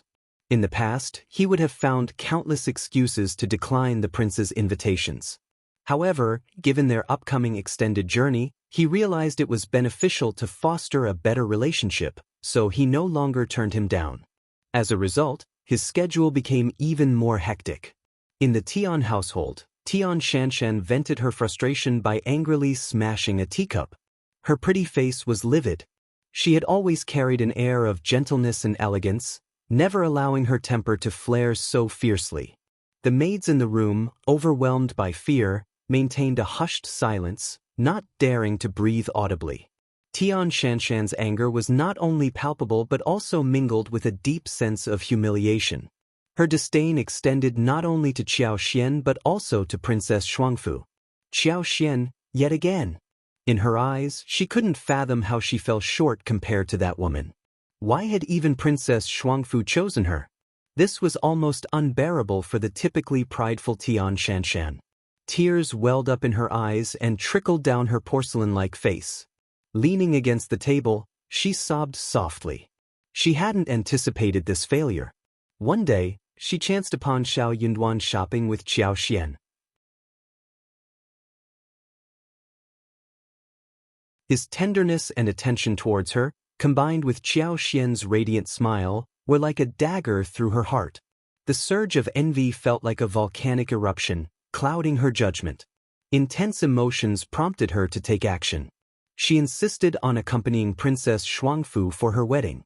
She refused to believe she couldn't win back the man she could never forget, piece by piece. How could she accept losing to the daughter of a concubine who had lost her mother at a young age and lacked proper upbringing? But what cruel twist of fate! Qiao Xian seemed to effortlessly attain everything she desired. Was that woman born solely to thwart her and bring her ill luck? Tian Shanshan seethed with anger. In a matter of 2 days, she visited the palace to confront honored Princess Mei. She barged into Princess Shuangfu's bedroom, taunting her and even pushing her deliberately, leaving a scrape on Princess Shuangfu's palm. If you find any errors, ads pop up, ads redirect, broken links, non-standard content, etc., please let us know reports so we can fix it as soon as possible.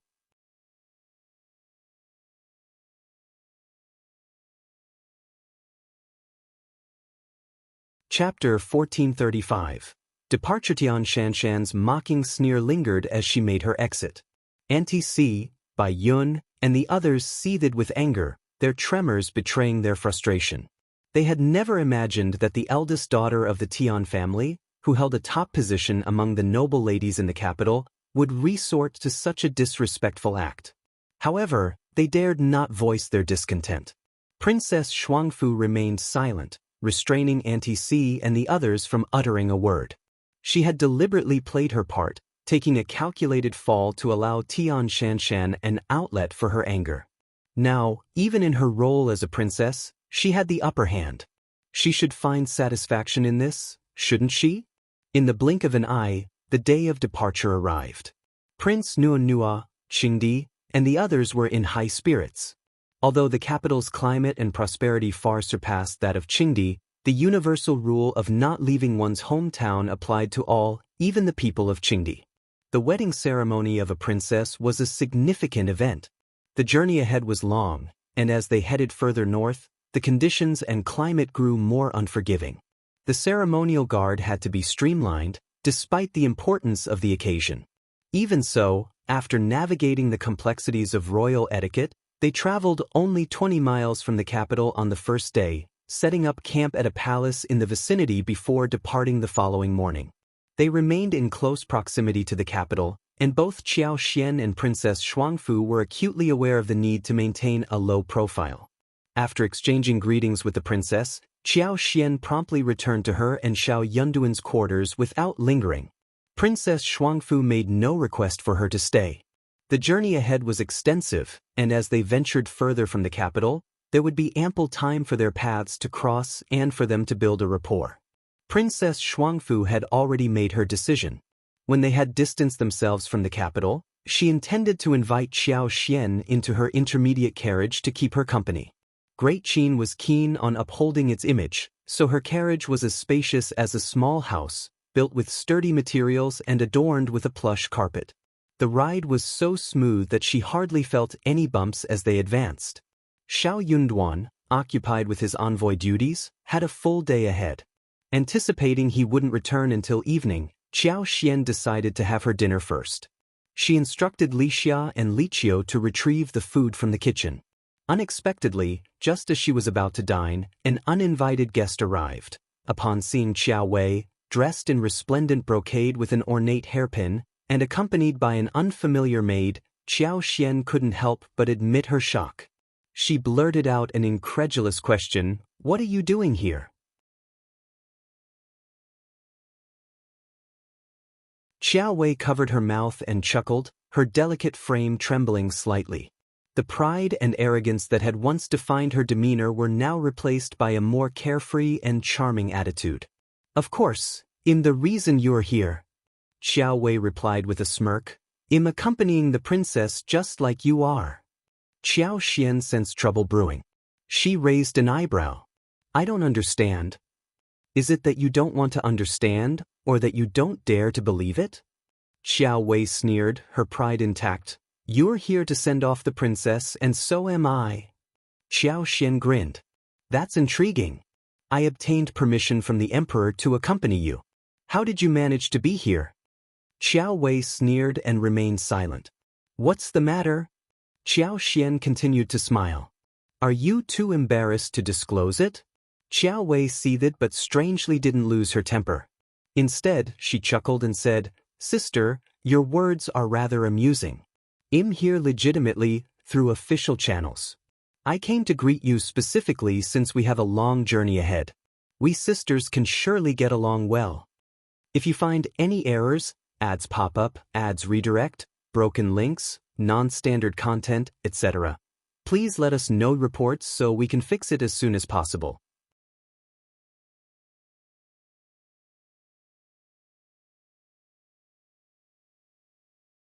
Chapter 1436. Qiao Wei's change. It was my fault in the past. We grew up in the same courtyard, and I never took the time to know you. Finally, I have the chance to spend time with you, my sister. I'm determined to foster a good relationship with you and make up for what I missed in the past.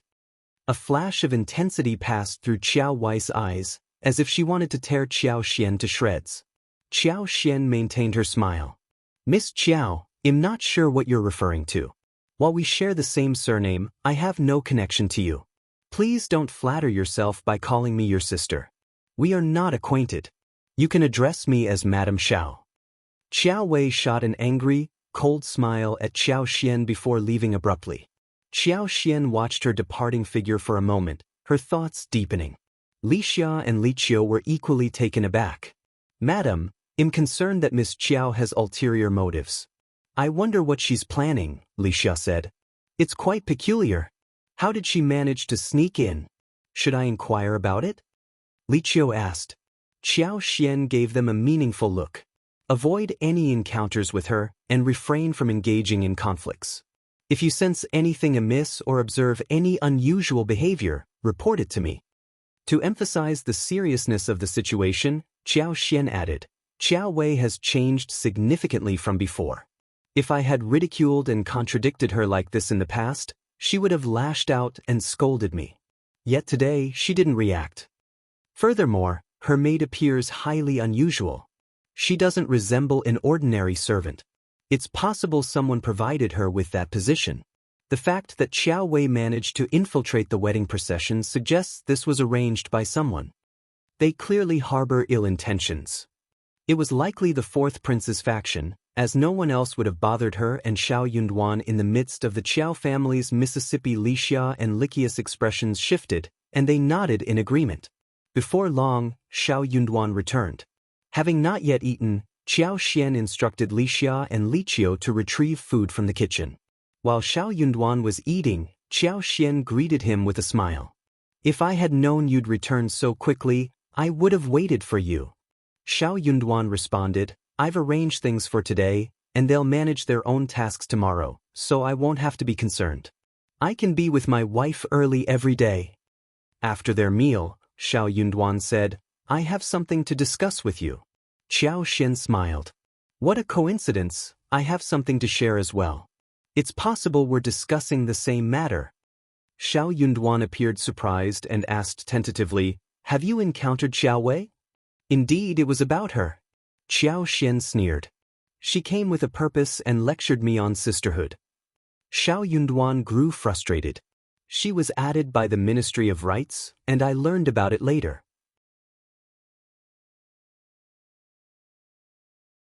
I don't believe the Ministry of Rights would go out of their way to annoy us. It's likely the fourth prince and the Tian family behind this. Wifey, you must have thought the same, right? Qiao Xian nodded. Qiao Wei has changed significantly.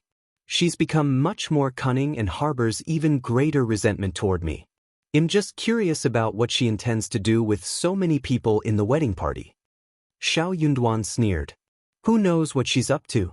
Perhaps, even if she doesn't take any action, she can still disgust us. Qiao Xian pursed her lips. She has an exaggerated sense of self-importance. If you find any errors, ads pop up, ads redirect, broken links, non-standard content, etc., please Please let us know reports so we can fix it as soon as possible.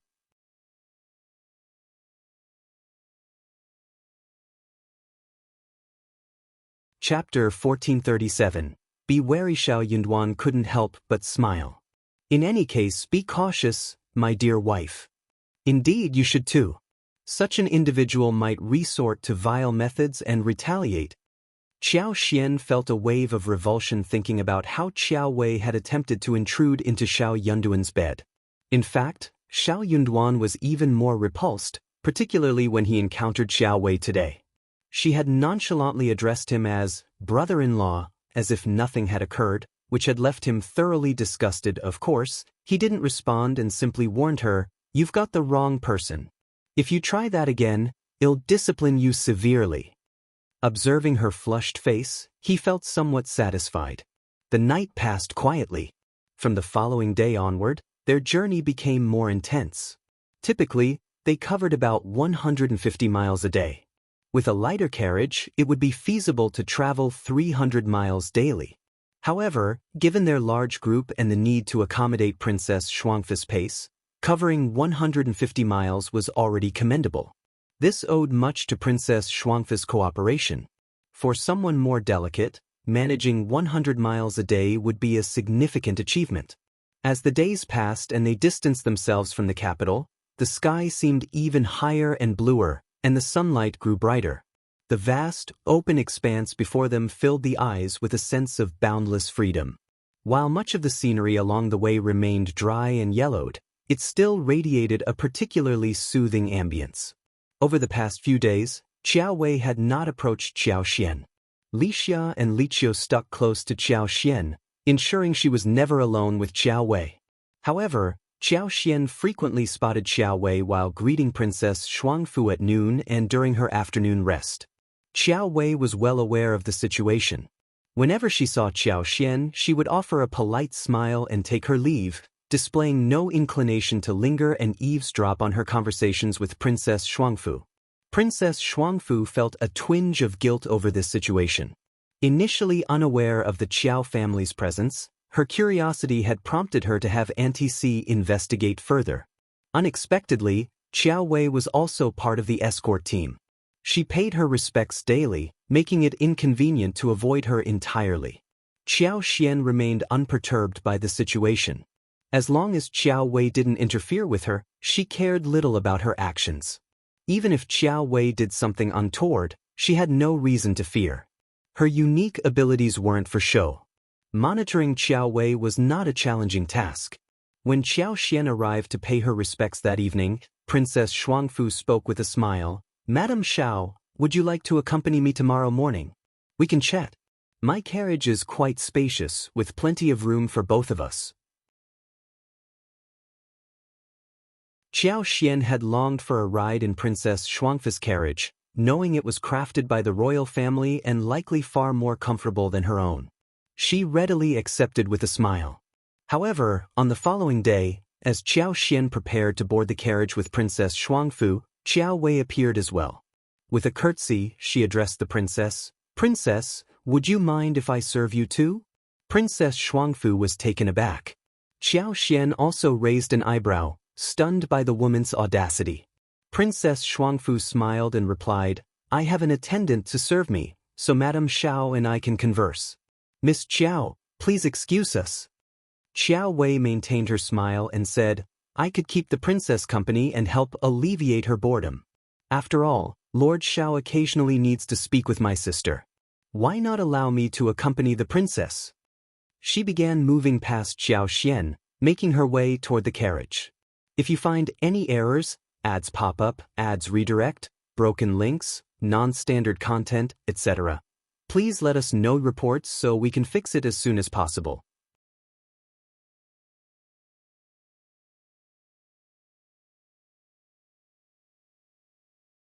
Chapter 1438.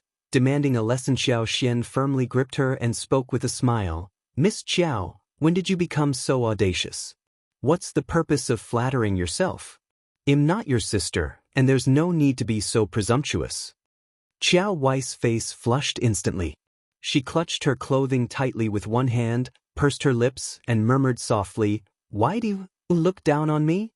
I know the Qiao family has disappointed you, and am aware you hold me in low regard. I'm not on your level. However, we've been traveling together for some time, and we've spent a lot of time together. Can't we get along? Furthermore, I didn't say anything disrespectful. I'm slightly older than you. I don't understand why I can't call you sister." "No." Xiao Xian responded firmly, her tone cold. "It's not appropriate. Aren't you aware of the long-standing feud between our families? Are you clueless? Even if you were aware, you shouldn't utter such presumptuous words." Qiao Wei's voice trailed off. "Moreover," Xiao Xian continued, "you're just the daughter of a county magistrate. When did you become the princess? Did the princess personally invite you to ride in her carriage? How dare you make such decisions on your own?" Qiao Wei's face paled, her eyes welling up with tears, which lent her a pitiful appearance. I just wanted to keep the princess company and alleviate my boredom." "That's your concern, but it has nothing to do with the princess. If the princess didn't say anything, you shouldn't presume to act or make decisions." Qiao Wei dropped to her knees before Xiao Xian, burying her face in her hands as tears flowed. "Madam Xiao, I'm sorry. Please forgive me, Madam Xiao." Their discussion had already attracted a fair amount of attention, and when Qiao Wei suddenly knelt, wept, and pleaded for forgiveness, countless onlookers turned their gaze toward them. Some acted swiftly, glancing toward Xiao Yunduan. Everyone recognized Madame Xiao. Xiao Xian's eyes grew frigid. A troublemaker was indeed a troublemaker. Wasn't she asking for trouble? Deliberately creating a scene in front of so many people to bolster her own reputation and assert her dominance? Why was she acting so high-handed? She leaned on her husband, Xiao Yunduan, who was the crown prince's confidant and the princess envoy. Although this tactic was conventional, it proved effective. After all, why was the White Lotus character so enduring and influential? Fortunately, she had established a degree of friendship with Princess Shuangfu, and the princess recognized her character, which rendered Qiao Wei's attempts fruitless. The remaining half of the credit went to the others. Xiao Xian was on the verge of making a statement when Princess Shuangfu intervened. "Madam Xiao, accompany me." Princess Shuangfu signaled to Auntie C. Once both women were inside the carriage, Auntie C scolded Qiao Wei sternly.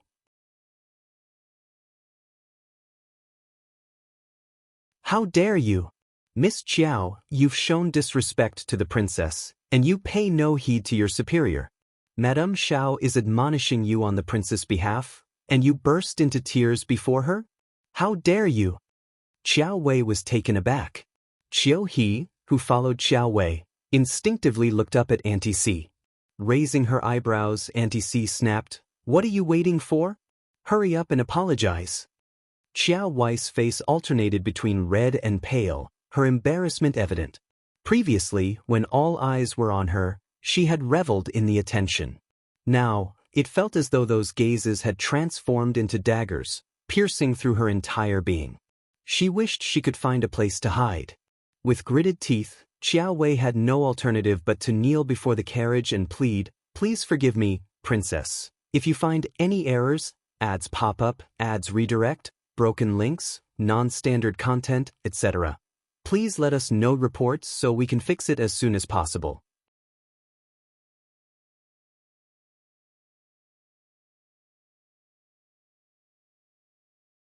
Chapter 1439. Extremely embarrassed, Auntie C let out an audible snort and declared loudly, "If it weren't for the fact that we're about to embark, we wouldn't have let you off so easily. Return to your carriage and kneel for 4 hours before rising." "Yes. And if you dare to pull a stunt like this again, it won't end as leniently." "Understood." Qiao Wei cast her eyes downward and departed, her demeanor reflecting her contrition. In the midst of the departing crowd, it seemed as if he could hear the whispers and mocking of the onlookers, intensifying his deep resentment toward Xiao Xian. Their departure was delayed for some time, with Xiao Yunduan and Prince of Qingdi approaching to inquire about the commotion. Auntie C provided a courteous but casual explanation. After all, this wasn't a situation to be celebrated. It wouldn't reflect well on Prince Nuo, Princess Shuangfu's betrothed, to hear about it. In a certain sense, this could be considered a family scandal. However, Xiao Yunduan grasped the situation and exchanged a meaningful glance with Auntie C. Upon learning that the issue was not significant, Prince Nuon nodded and instructed them to proceed.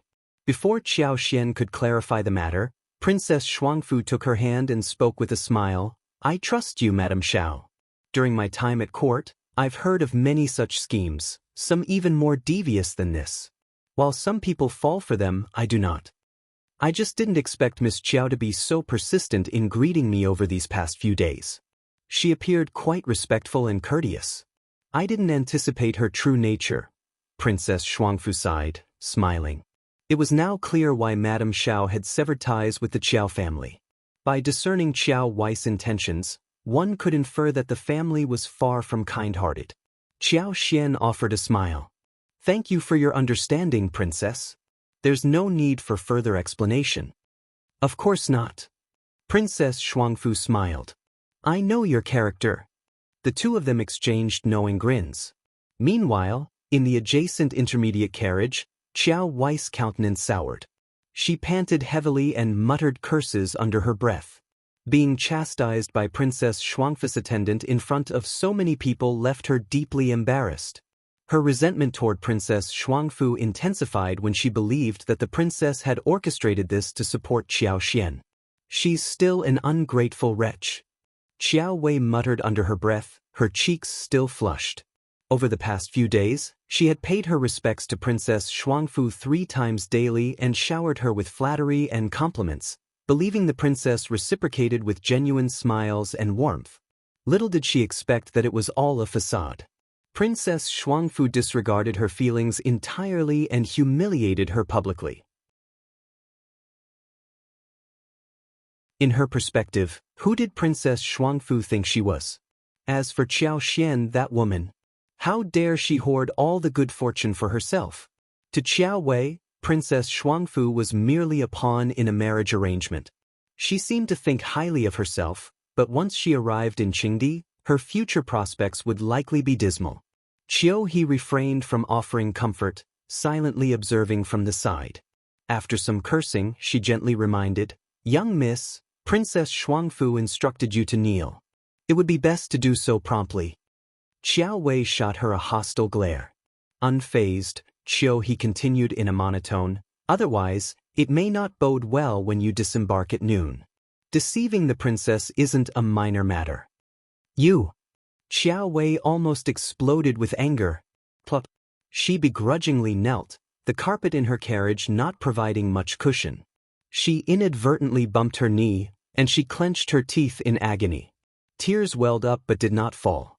If you find any errors, ads pop up, ads redirect, broken links, non-standard content, etc., please let us know reports so we can fix it as soon as possible.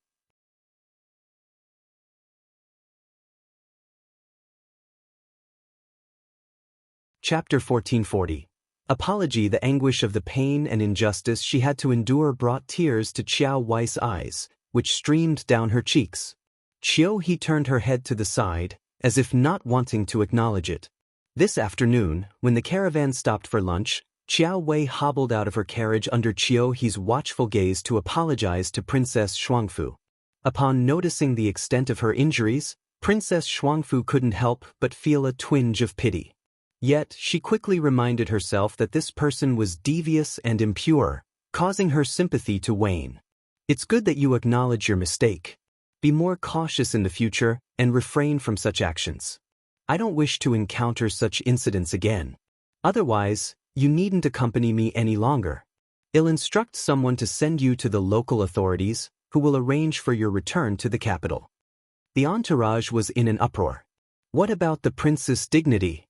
More profoundly, what about the dignity of the great Qin Empire? Did they not regard customs and decorum with importance? The great Qin Empire was, after all, a land of tradition. What would the people of Qingdi think of them and their princess? Qiao Wei's countenance shifted drastically, beads of sweat forming on her forehead. She had initially seen this as an opportunity to outmaneuver Qiao Xian and her husband, intending to stage the entire act deliberately. However, she hadn't foreseen that her actions would lead to embarrassment for the princess. While conflicts and rivalries were natural within the honor guard, it was a private matter and shouldn't be aired publicly. Bringing such matters to light would be a source of ridicule for the people of Qingdi. Qiao cold stare had good reason. The princess was evidently infuriated. This made Xiao Wei feel somewhat relieved.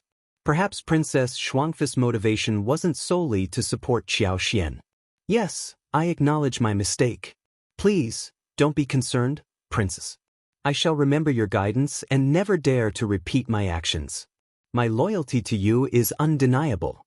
Thank you for your forgiveness. Xiao Wei obediently kowtowed and rose to her feet.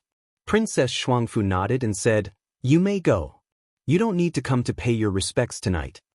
Xiao Wei replied, "Yes," and walked away, relieved that she wasn't being sent away. As she left the area, she spotted Qiao Xian, Li Xia, and Li Qiao approaching. Xiao Wei couldn't hide her changing expression and shot a fierce glare at Qiao Xian before quickening her pace. "Miss Qiao." Qiao Xian blocked her path, refusing to let her escape. "Why didn't Miss Qiao greet me when you saw me? Considering how long the journey is and how frequently we cross paths, it's impolite not to treat me like an acquaintance, don't you think?" Qiao Wei's fury reached its peak, her vision darkened, and her blood boiled. She bit her lip but said nothing.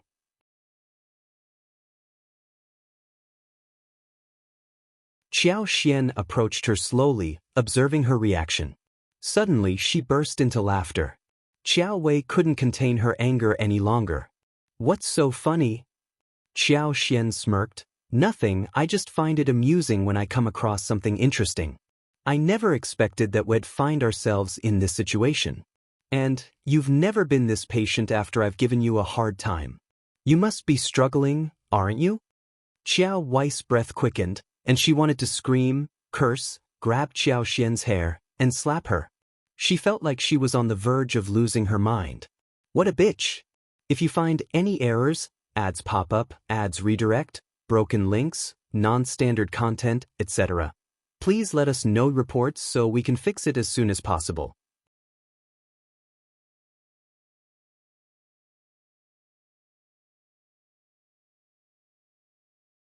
Chapter 1441.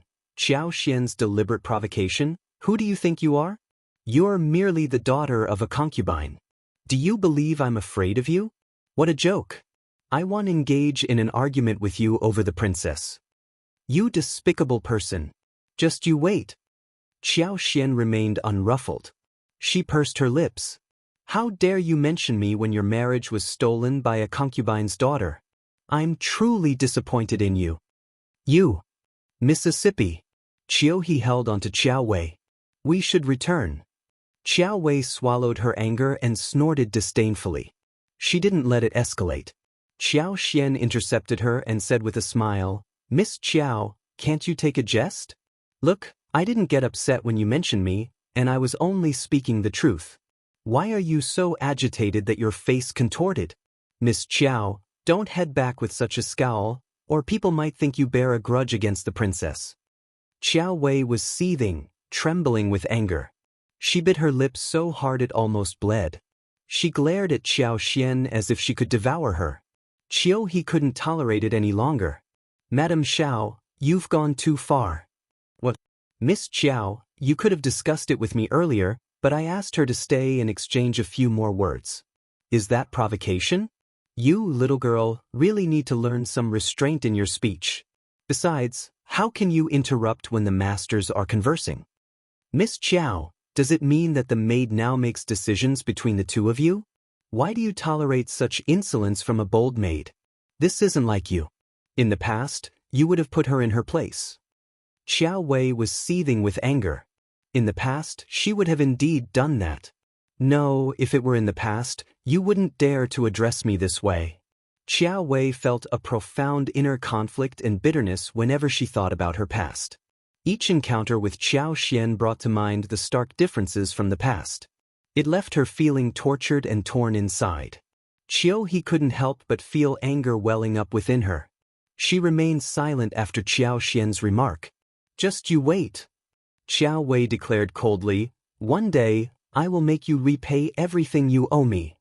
Miss Qiao, you're absolutely right. Qiao Xian smiled. What do I owe you? On the contrary, I haven't settled the old score with you yet. Qiao Wei's heart skipped a beat, and her expression subtly changed. She was acutely aware of her past actions towards Qiao Xian. If Qiao Xian decided to confront her about it, leaning in close to her ear, Qiao Xian whispered in a low voice, "Let me offer you some advice. I don't care what you're planning, but it's in your best interest to stop it now and save yourself. Otherwise, don't blame me for getting tough." Qiao Wei sneered, pushed her away, and stormed off angrily. This time, Qiao Xian didn't try to stop her. It appeared that Qiao Wei was indeed hatching a plan. Li Xia couldn't help but suggest, "Madam, why don't we find a way for the old master to send both of them away? Wouldn't that save us a lot of trouble?" Qiao Xian shook her head and chuckled. "It's not that simple. Even the emissary doesn't have the authority to send her away. Moreover, since we're thorns in each other's sides, we're bound to clash sooner or later. If they were to confront each other in the capital, the other side would hold the upper hand. However, beyond the capital, the situation was uncertain. Her strength was not to be underestimated. Qiao Wei had endured humiliation followed by provocation. For several days, she was so drained that she couldn't eat. If she weren't afraid of being expelled from the group, she might have fallen ill by now. With her last ounce of strength, she managed to persevere. This illustrated the immense power of hatred. If you find any errors, ads pop up, ads redirect, broken links, non-standard content, etc., please let us know reports so we can fix it as soon as possible.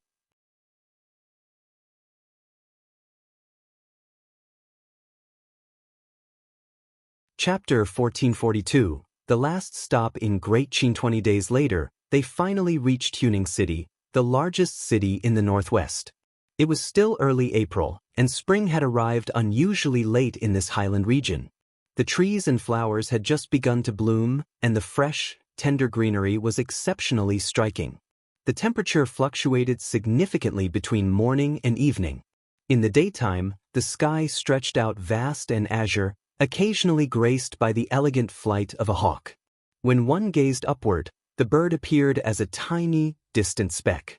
Huning City boasted a substantial station, where welcoming personnel awaited their arrival to make arrangements. As Qiao Xian and her entourage approached, local officials emerged from the city to extend their greetings and escort them to the station. After Qiao Xian acknowledged the officials' greetings, she proceeded to her lodgings.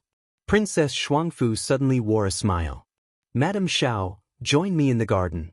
The rest of you, please don't follow." "Yes, Princess." Auntie C and the others bowed and withdrew. The courtyard within the courier station occupied a significant expanse, but the scenery was unremarkable during this time of the year. It was impractical to cultivate delicate flowers here, given the harsh conditions, and there was a lack of time, energy, and resources to tend to it. Hence, most of the plants in this garden were hardy and adapted to withstand cold and drought. At present, fresh shoots were sprouting, and new leaves were unfurling, providing a somewhat pleasant sight, albeit a bit monotonous. Princess Shuangfu took slow, measured steps with her head lowered, and Qiao Xian followed in her wake. No words were exchanged between them.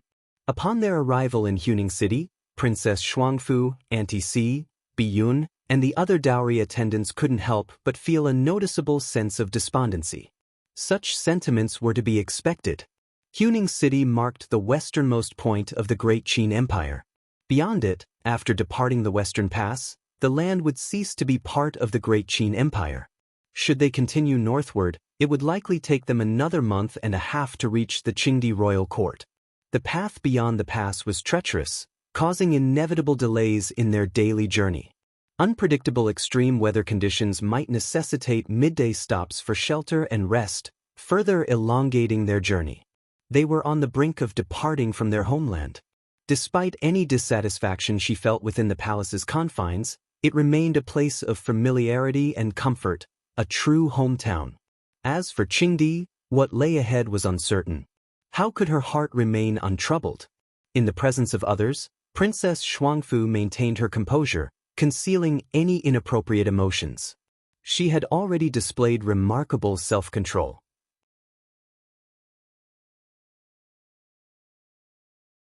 Princess Shuangfu paused and fixed her gaze on the young, tender leaves before her, lost in contemplation. The trees at the northwest border differed from those in the capital.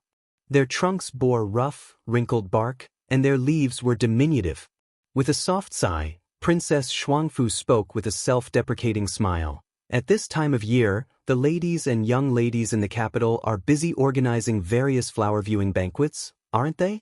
I recall that honored Princess May in the palace hosts a splendid peony flower banquet each year, and it's a source of pride for all the capital's ladies and young ladies to attend. I suspect this year's peony flower banquet will be a beauty competition. Qiao Xian smiled. At this time of year? Peonies haven't bloomed yet, have they? Even in the capital, it's still quite chilly during the season. Princess Shuangfu chuckled. I forgot how knowledgeable you are about flowers and trees. But, Madame Xiao, you might not be aware that although the peonies haven't bloomed yet, the palace's gardeners are already preparing the peonies for honored Princess May. After all, how could honored Princess May outshine the rest without an early start? If you find any errors, ads pop up, ads redirect, broken links, non-standard content, etc., please let us know reports so we can fix it as soon as possible.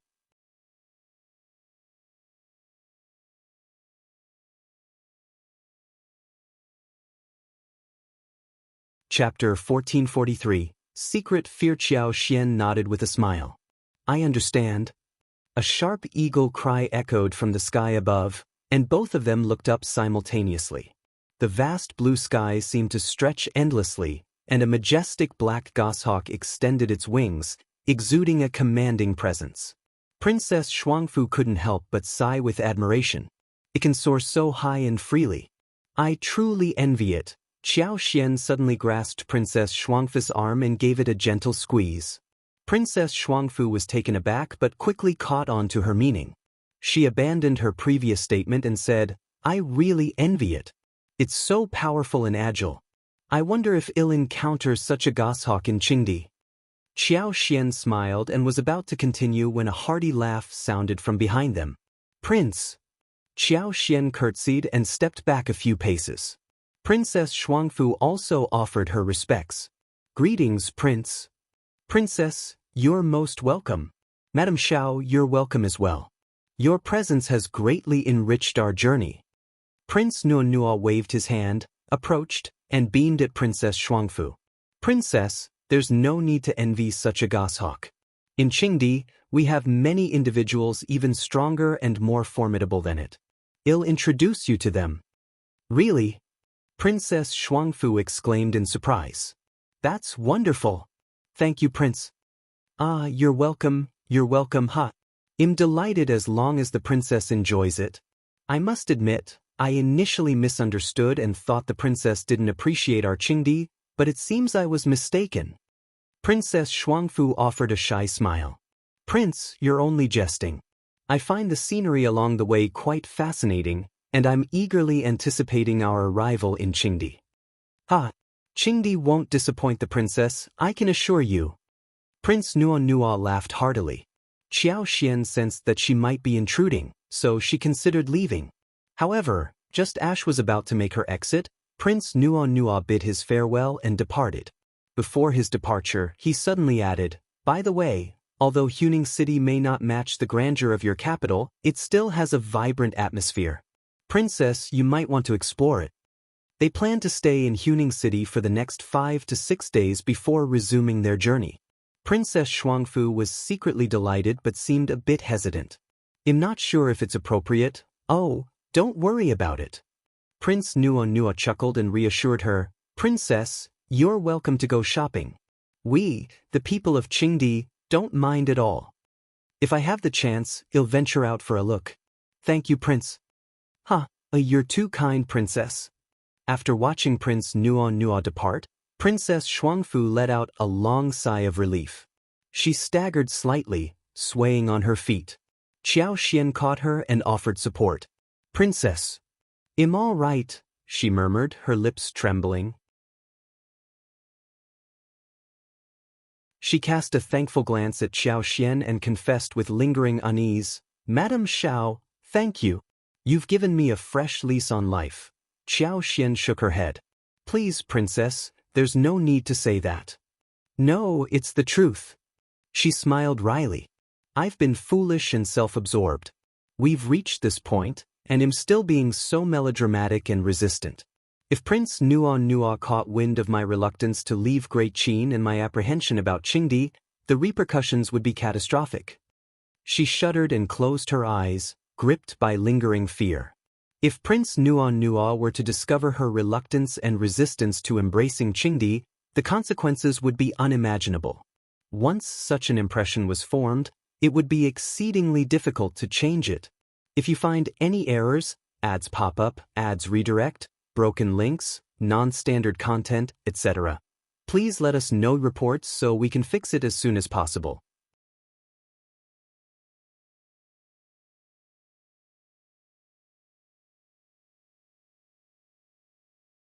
Chapter 1444. Long blessings. Upon seeing her pale countenance, Qiao Xian became deeply concerned.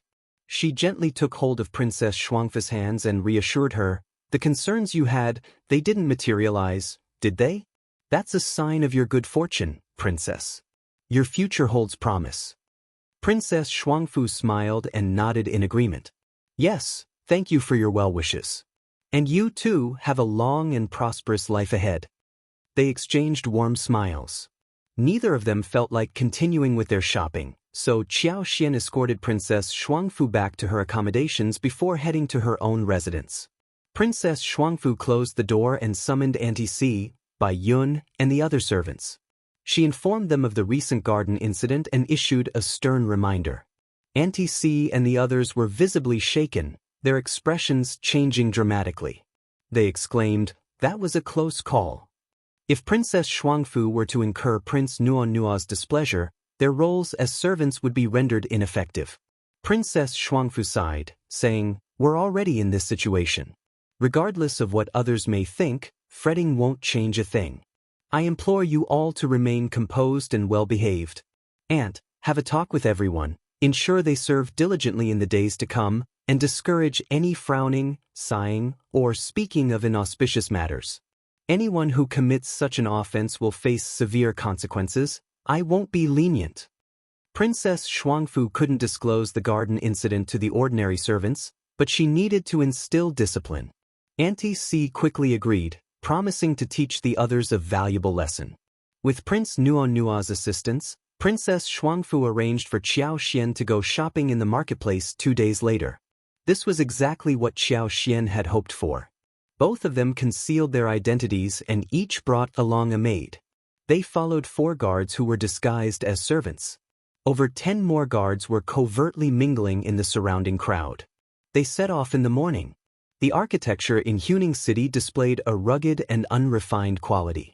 While ornate carvings were scarce, the structures exuded grandeur. Some shops were operated by foreign merchants and carried an air of faux exoticism. The city's residents were accustomed to this ambience, but for Qiao Xian and Princess Shuangfu, it was a delightful novelty. Princess Shuangfu, in particular, had never encountered such an atmosphere before. Her eyes sparkled with fascination. The entire day was filled with admiration and shopping. Princess Shuangfu and Qiao Xian couldn't resist making several purchases themselves. They planned to leave the items at the relay station and collect them on their way back. Princess Shuangfu wanted to express her gratitude and insisted on paying for Qiao Xian. With her newfound affluence, she had no reservations about it. Qiao Xian, understanding her intentions, accepted the gesture with a gracious smile. However, this meant they had to be more discerning when shopping, favoring affordable yet exquisite items over expensive ones. They could always shop again on their return journey and select some finer items then. It was rumored that the city offered a wide selection of gems and jade at reasonable prices. With a bit of luck, they might discover exceptional finds. The 2 of them spent the entire day happily wandering around, even dining at a local restaurant before returning to the courier station in the evening. Given the rules in the Great Qin Empire, and even if Qingdi had fewer restrictions, Princess Shuangfu, as a princess involved in a marriage alliance, lacked the freedom to wander freely outside. Her day out was indeed a rare occurrence. If you find any errors, ads pop up, ads redirect, broken links, non-standard content, etc., please let us know reports so we can fix it as soon as possible.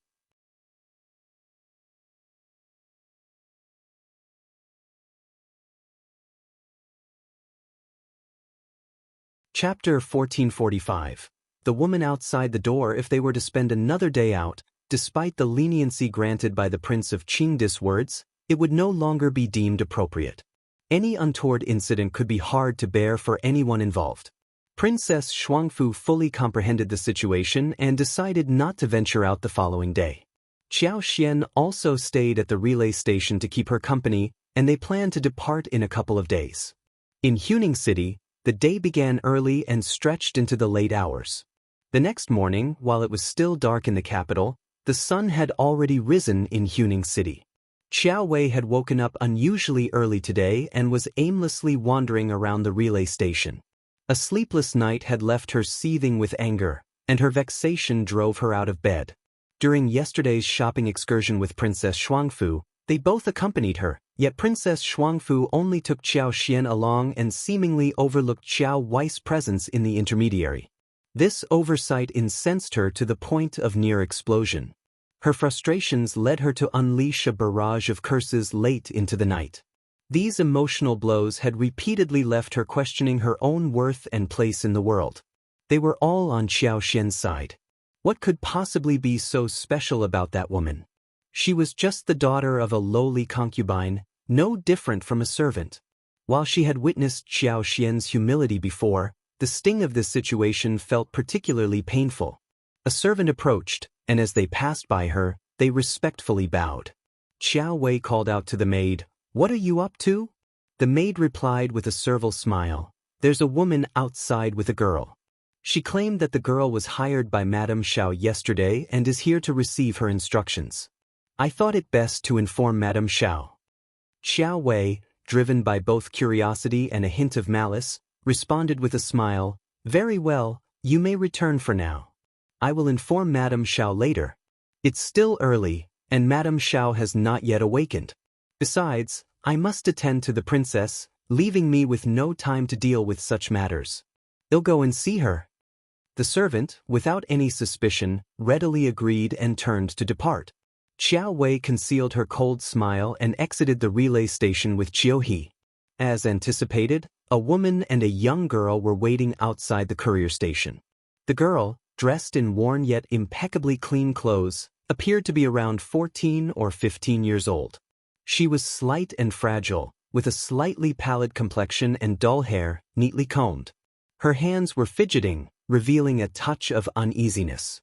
The woman, in her 30s, possessed a round face, fair skin, and a plump figure. She wore maroon attire and had silver hairpins adorning her bun. Energetic and periodically peering inside, she displayed a look of delight upon spotting Qiao Wei, unaware of her identity. After a moment of hesitation, she approached, bowed, and offered a cheerful greeting, "Miss, Madame Xiao, are you here?" Qiao Wei sneered, wearing an air of self-importance. "Madame Xiao is currently occupied, so you may inform me of your purpose?" The woman responded with an obsequious smile. "Certainly. In that case, please take Mian Mian with you. Madame Xiao mentioned yesterday that having this girl employed to serve her is a stroke of good fortune." Having spoken, she gently urged the young girl forward. "If you find any errors, ads pop up, ads redirect, broken links, non-standard content, etc., please let us know reports so we can fix it as soon as possible."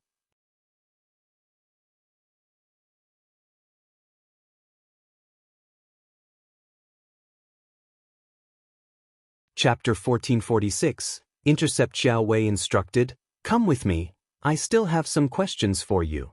The woman and Mian Mian obediently followed her into a small parlor. Xiao Wei took a seat at the head of the room, while the woman and Mian Mian stood in front of her. As it turned out, when Qiao Xian and Princess Shuangfu were shopping at a foreign vendor's stall, they encountered a language barrier. While most shop owners in Huning City could exchange a few words, exceptions existed. Mian Mian, who happened to be selling food and carrying a large basket, had stepped in with a smile to assist. Mian Mian was a well-mannered and clever young girl who had been in the business for a long time, and she was adept at communicating. Both Qiao Xian and Princess Shuangfu had taken a liking to her. Originally, they had merely intended to support Mian Mian's business. Upon noticing her handling the massive basket, they purchased more than half of its contents, presenting her with 5 taels of silver without her noticing. Mian Mian was also a grateful individual and recognized that no one in her line of work could speak foreign languages. She proposed the idea of accompanying them around and assisting with translation. After all, she had managed to sell many items that day, which would suffice to report to her aunt. This arrangement suited Qiao Xian and Princess Shuangfu perfectly. Mian Mian had spent many years in this street market and was intimately acquainted with it. Her presence significantly simplified their shopping experience. Mian Mian possessed proficiency in various foreign languages and could facilitate smooth communication. Moreover, she excelled in haggling, consistently securing substantial price reductions, much to the amusement of Princess Shuangfu. A thought occurred to Qiao Xian: even if she were to visit Qingdi, she wouldn't understand their language. While Qingdi would arrange for a translator proficient in the Qin language, they were not aligned on the same side. Consequently, he offered her a half-hearted smile and suggested, "Since we are heading to Qingdi, why don't you join us? I'll employ you for a few months. How does that sound? In terms of compensation, it will certainly surpass your current earnings. I'll provide you with 100 taels per month. Does that suit you?" Mian Mian readily agreed, displaying her happiness. Fearful that Qiao Xian might retract her offer, Qiao Xian urged Mian Mian to wait for her while they dined at the restaurant. Qiao Xian hurried home to confer with her aunt. Mian Mian had already lost her parents and had been residing with her uncle and aunt for several years, making her life far from comfortable. She was more than willing to leave, even if only for a few months. Mian Mian's aunt, Mrs. Mao, promptly consented upon hearing the promised monthly compensation of 100 taels.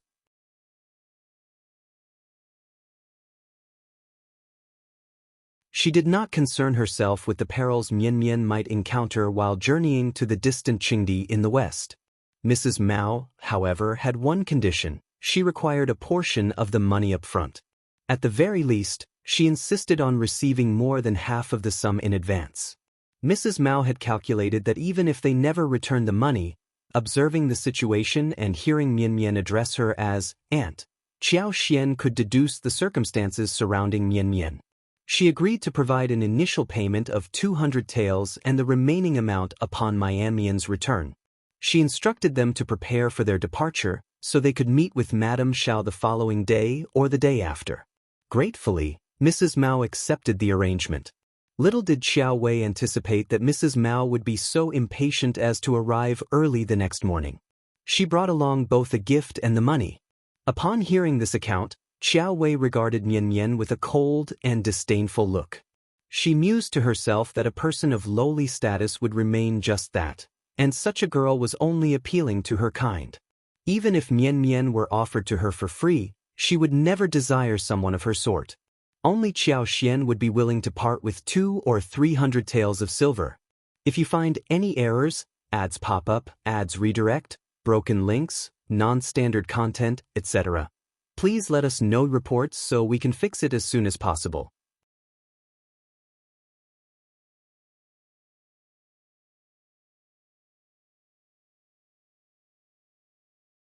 Chapter 1447.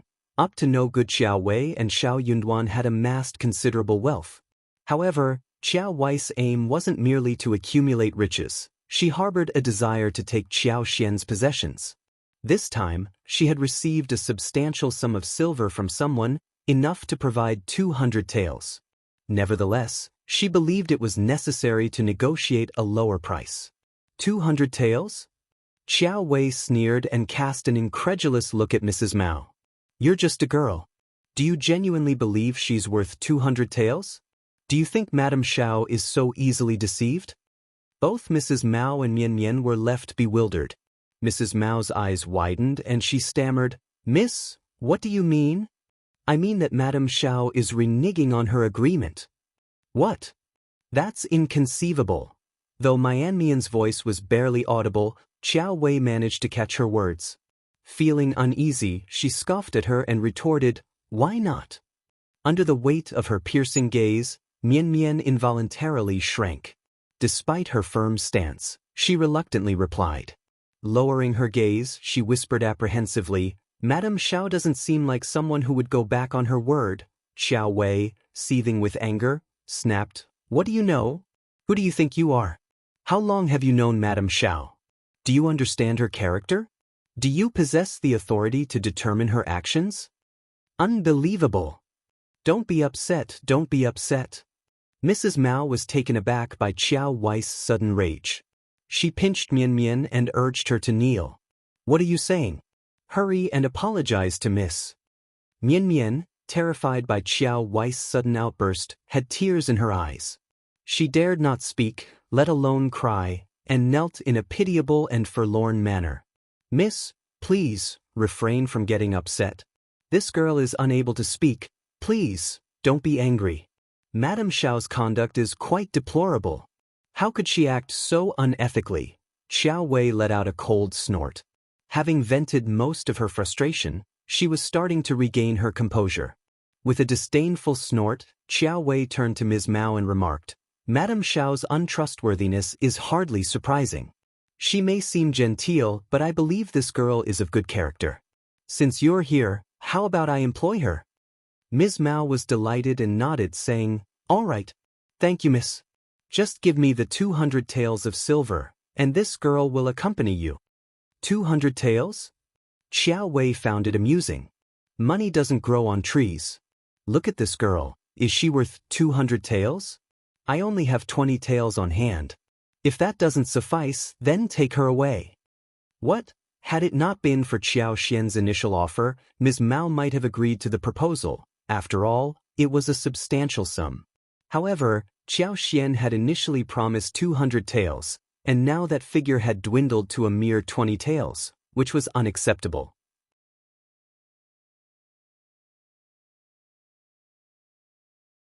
"This is far too little. Miss, could you add a bit more?" "Just a tad, please." Ms. Mao tried to negotiate, a hopeful smile on her face. Mianmian was taken aback, clutching Ms. Mao's hand and beseeching in a tearful tone, Auntie, I don't want to go anywhere. I don't want to leave. Please." Qiao Wei was strikingly attractive, but her temperament was far from pleasant. She regarded Ms. Mao with a disdainful gaze that cut like a knife. Instinctively, Ms. Mao felt a sense of trepidation.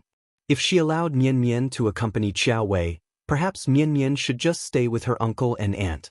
If you find any errors, ads pop up, ads redirect, broken links, non-standard content, etc., please let us know reports so we can fix it as soon as possible.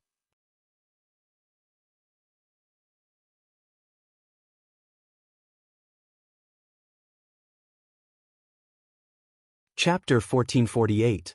Refused. Qiao Wei sneered and fixed her gaze on Mianmian with increasing resentment. What on earth did this insolent girl mean? She had lavished praise on Qiao Xian in front of her and shown contempt towards her behind her back. She was determined to hire her. "Have you come to a decision?" Qiao Wei addressed Ms. Mao with a sly smile. "I wouldn't want you to make this trip in vain." "Very well, I'll sweeten the deal with an extra 10 taels of silver. If you agree, you can depart with the money." 30 taels was no paltry sum. Ms. Mao's eyes gleamed with anticipation. While it might not be as lucrative as 200 taels, it was certainly better than nothing. The young lady couldn't even make 30 taels in a year from selling her scraps, and this journey would last no more than 2 months. It was a worthwhile opportunity. "All right." Ms. Mao responded without hesitation, her smile broad. "Thank you, miss. I'm truly grateful. I'll stay here and serve you." Qiao Wei smirked with condescension. "Qiao He, provide her with the banknotes." "No." Mianmian began to sob, clutching onto Ms. Mao's arm and refusing to let go. Tears streamed down her cheeks. "Aunt, please no. Let's go back, please. We can return. I'll sell lots of things in the future and earn a lot of money for you. Please don't let me go, I beg you. Let go of me. Ms. Mao scolded, pushing Mian Mian away. Frustration overcame her, and she slapped Mian Mian's face while scolding, "Stop crying. Do you have any idea where you are? Why are you making a scene?" Qiao He frowned.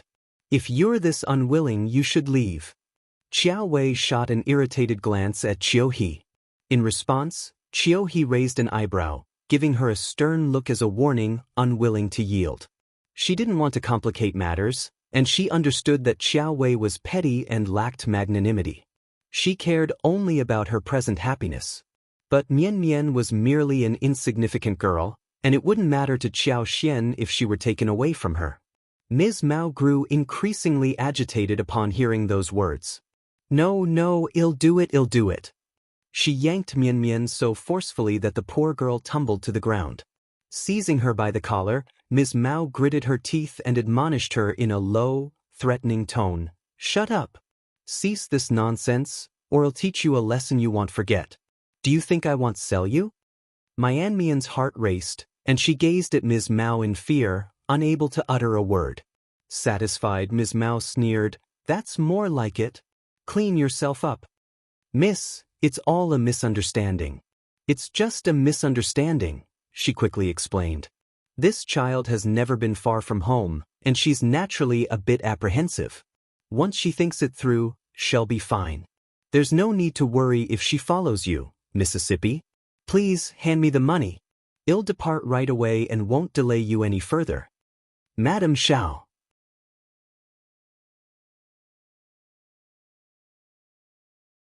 Mian Mian suddenly cried out in surprise.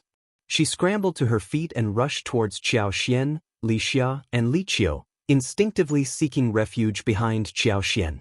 Ms. Mao was taken aback. Qiao Wei was furious and promptly ordered Qiao He, "Give her the banknotes." "Madam Shao." Mian Mian was anxious.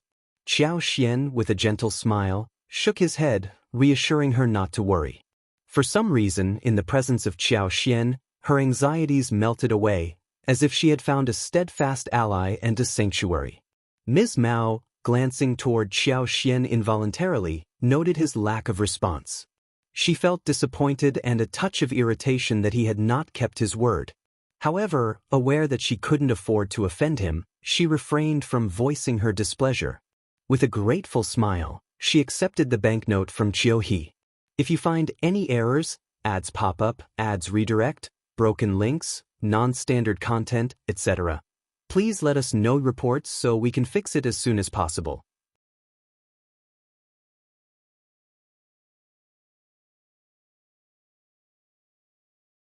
Chapter 1449. What You Say Doesn't Count. It was 30 taels.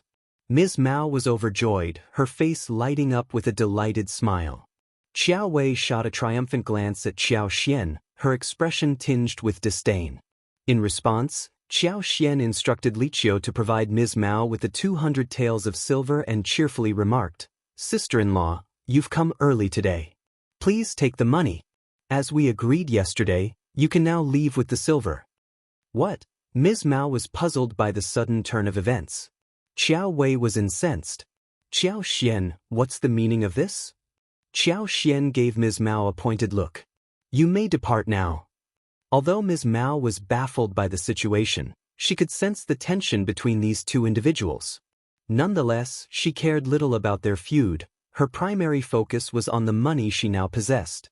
Ms. Mao nodded with a contented smile, ensuring she collected the banknotes from Li Qiao before she left. Li Qiao didn't object to this, and Ms. Mao couldn't contain her laughter as she made her hasty exit. Qiao Wei scowled and called out, "You, come here." Qiao Xian chuckled. "She is under my care. It's not for you to decide." "Shame on you." Qiao Xian burst into laughter. "Miss Qiao, did I mishear you? Why are you lecturing me about shame?" Didn't she realize who the real culprit was? Although he didn't voice it aloud, Qiao Wei felt deeply embarrassed and irritated by the mockery. Qiao Xian continued, "Princess Shuangfu testified yesterday, and Ms. Mao and I agreed to hire Mian Mian. I haven't changed my mind. Mian Mian is now in my employ, So what exactly do you want to discuss with me? Qiao Wei was left speechless and seething with anger. She hadn't anticipated Xiao Xian's audacity. With a sneer, she retorted, "Everything operates on a first-come, first-served basis. I was the one who paid Ms. Mao first. I have nothing to do with why you paid Ms. Mao, and I couldn't care less.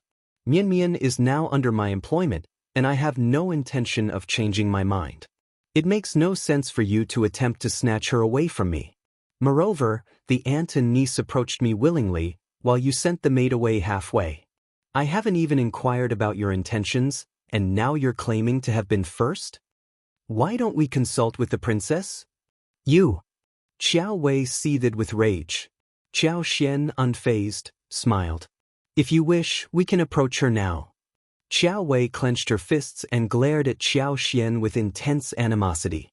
Xiao Xian was accustomed to her behavior and didn't take it to heart. "If you're not willing, then so be it. As for the 30 taels of silver, I doubt it means much to you, does it? If you're genuinely concerned, you can arrange for someone to retrieve it from Ms. Mao.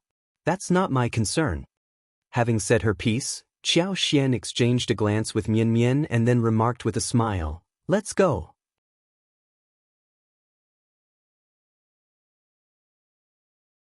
Mian Mian swiftly followed. "Fool! Rich!" Qiao Wei screamed as she smashed a teacup in frustration. She had been duped in front of Xiao Xian, handing over 30 taels of silver for nothing, and Xiao Xian had even taunted her. When she had given her the money, Xiao Xian must have been inwardly delighted. "This wretched girl, I want her to suffer. I want her to meet a gruesome end." "Qiao," he cautioned her in a hushed voice, "young lady, please refrain from uttering such words." Qiao Wei gritted her teeth and fell silent. She despised Xiao Xian so profoundly that she could only take solace in the thought that Xiao Xian and her husband would encounter misfortune. Hearing Mian Mian's words, Xiao Xian consoled her and sighed. She simply said, "How about this, Mian Mian? Would you be willing to be purchased by me? If you earn enough money in the future and wish to redeem yourself, I won't stand in your way. If you find any errors, ads pop up, ads redirect, broken links, non-standard content, etc., please let us know reports so we can fix it as soon as possible."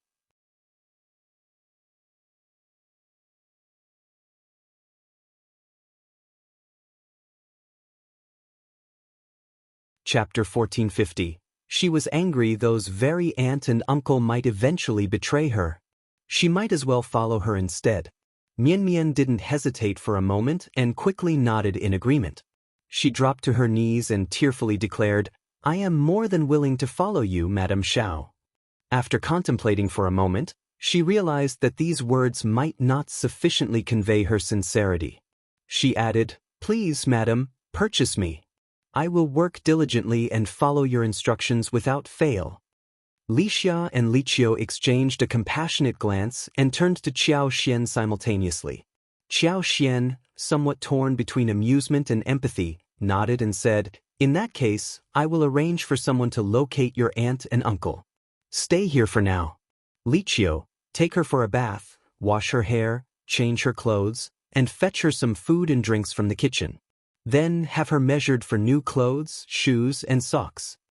She turned to Mian Mian with a warm smile and added, "Afterward, have a meal and rest. Don't worry, he'll take care of everything." Li Qiao placed a reassuring hand on Mian Mian's shoulder and smiled. "Exactly. Madam has given her word, so you can relax and fear nothing." Mian Mian's eyes welled up with gratitude. She glanced at them, nodded, and followed Li Qiao obediently. Li Xia couldn't help but sigh with sympathy. Mian Mian is truly unfortunate. Qiao Wei's overbearing and uncaring demeanor had revealed her true character. She had callously sent Mian Mian away for a mere 30 taels of silver, without considering what might befall the girl on her journey to Qingdi. Xiao Xian remarked, "Since we've crossed paths, we should do what we can." Li Xia smiled warmly. "That's because you have a kind heart." If she had encountered someone like Qiao Wei, it would be a triumph if that person didn't seize the opportunity to harm her when she was vulnerable. Xiao Xian smiled and promptly instructed someone to find Sun Bai and ask for his assistance. This time, The list included several familiar names, among them Sun Bai and Sun Qian. Upon Sun Bai's agreement, Li Xia privately disclosed to him Ms. Mao's reprehensible actions. Sun Bai then visited Ms. Mao's residence and secured Mianmian's contract without any additional expenditure of silver. 200 taels of silver were ample to procure a capable and intelligent maid, and Ms. Mao, although unwilling, didn't dare to object. Mianmian felt a wave of relief as she laid eyes on the contract and promptly kowtowed to express her gratitude to Qiao Xian. Qiao Xian then escorted her to Princess Shuangfu and informed her of the situation. Princess Shuangfu nodded with a warm smile and concurred, "Mianmian is a fine young lady. It is her good fortune to be under Madame Xiao's care." The ironic twist came when Xiao Wei, who had been infuriated by the events, approached Princess Shuangfu.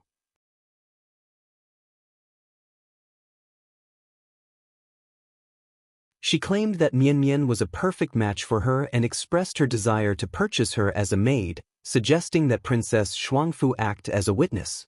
After all, hadn't Qiao Xian asserted that Princess Shuangfu was superior to her? With her being the first to express interest, wasn't that enough? Unaware of Ms. Mao's whereabouts, if she had known, she would have personally pursued the purchase. Ms. Mao was notorious for her greed, and turning her down was unlikely. She seethed with anger at not being able to acquire this young girl. Even if she grew weary of ordering her around, she could always sell her. However, Princess Shuangfu responded with a smile. "Madame Xiao has already entered into a contract with Mianmian's family and has purchased her. Perhaps you weren't aware of this. If you find any errors, ads pop up, ads redirect, broken links, non-standard content, etc., please let us know reports so we can fix it as soon as possible."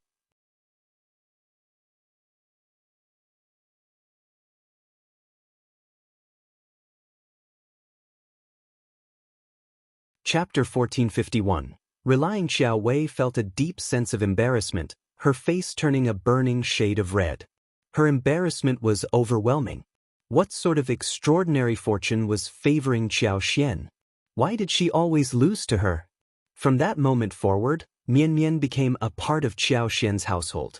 Li Xia and Li Qiao, being older than her, took her under their wings and showed her kindness and care. Mianmian was immensely grateful and remained obedient. Later, Li Qiao approached Qiao Xian with some news. Mianmian had a friend working as a laborer in the horse market. He was strong, diligent, and hardworking, much like Mianmian. He was also an orphan. Mianmian wanted to know if Madame could purchase him as well. She was very straightforward and never mentioned it to me. She would hide away alone and silently wipe her tears. I probed and prodded, and she eventually confessed that she wanted to make the request but felt it was overstepping and didn't dare to voice it, causing her great sorrow. She mentioned that her friend, known as Yi, had previously intervened when a troublemaker was harassing her. Since then, she had been taking care of him and, out of gratitude, secretly brought him food from time to time. As a result, they grew close. She's concerned that she won't be able to see her friend again if she stays with you, and this has left her despondent. After offering some consolation, I believed it was best to inform you about this matter. Qiao Xian contemplated for a moment and then smiled. "Very well, I'll acquire him as well. Guard son, please revisit and make inquiries. If he's genuinely suitable, we'll purchase him too." The number didn't make much of a difference whether it was 1 or 2. What was most crucial was that Qiao Xian recognized the need for more reliable personnel. The Yuezheng family and Zhao Shu had talented individuals, but they were limited in number. She couldn't rely solely on others for everything. If she discovered someone suitable and nurtured them, they would become her right-hand people in the future. Li Xia concurred and promptly went to find Sun Bai. Since their departure was scheduled for the day after tomorrow, Sun Bai headed to Shima City on the same day. Upon his return in the evening, he brought with him a 17-year-old young man, tall and slender, with pronounced features and a silent demeanor. This was Yi. When Qiao Xian and Xiao Yunduan met Yi and introduced him to Mianmian, his eyes lit up at the mention of her, and the guarded look that had been present gradually dissipated. It wasn't convenient for Qiao Xian to personally accompany Yi, nor was it for Xiao Yunduan. However, Sun Bai offered to have Yi follow him, much to Qiao Xian's surprise. Nonetheless, this was precisely what she had in mind, so she accepted the proposal. Sun Baichen led Yi along.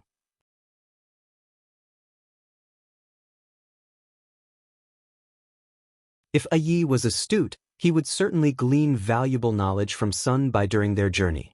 Mian was overwhelmed with gratitude and couldn't help but shed tears again as she thanked Qiao Xian.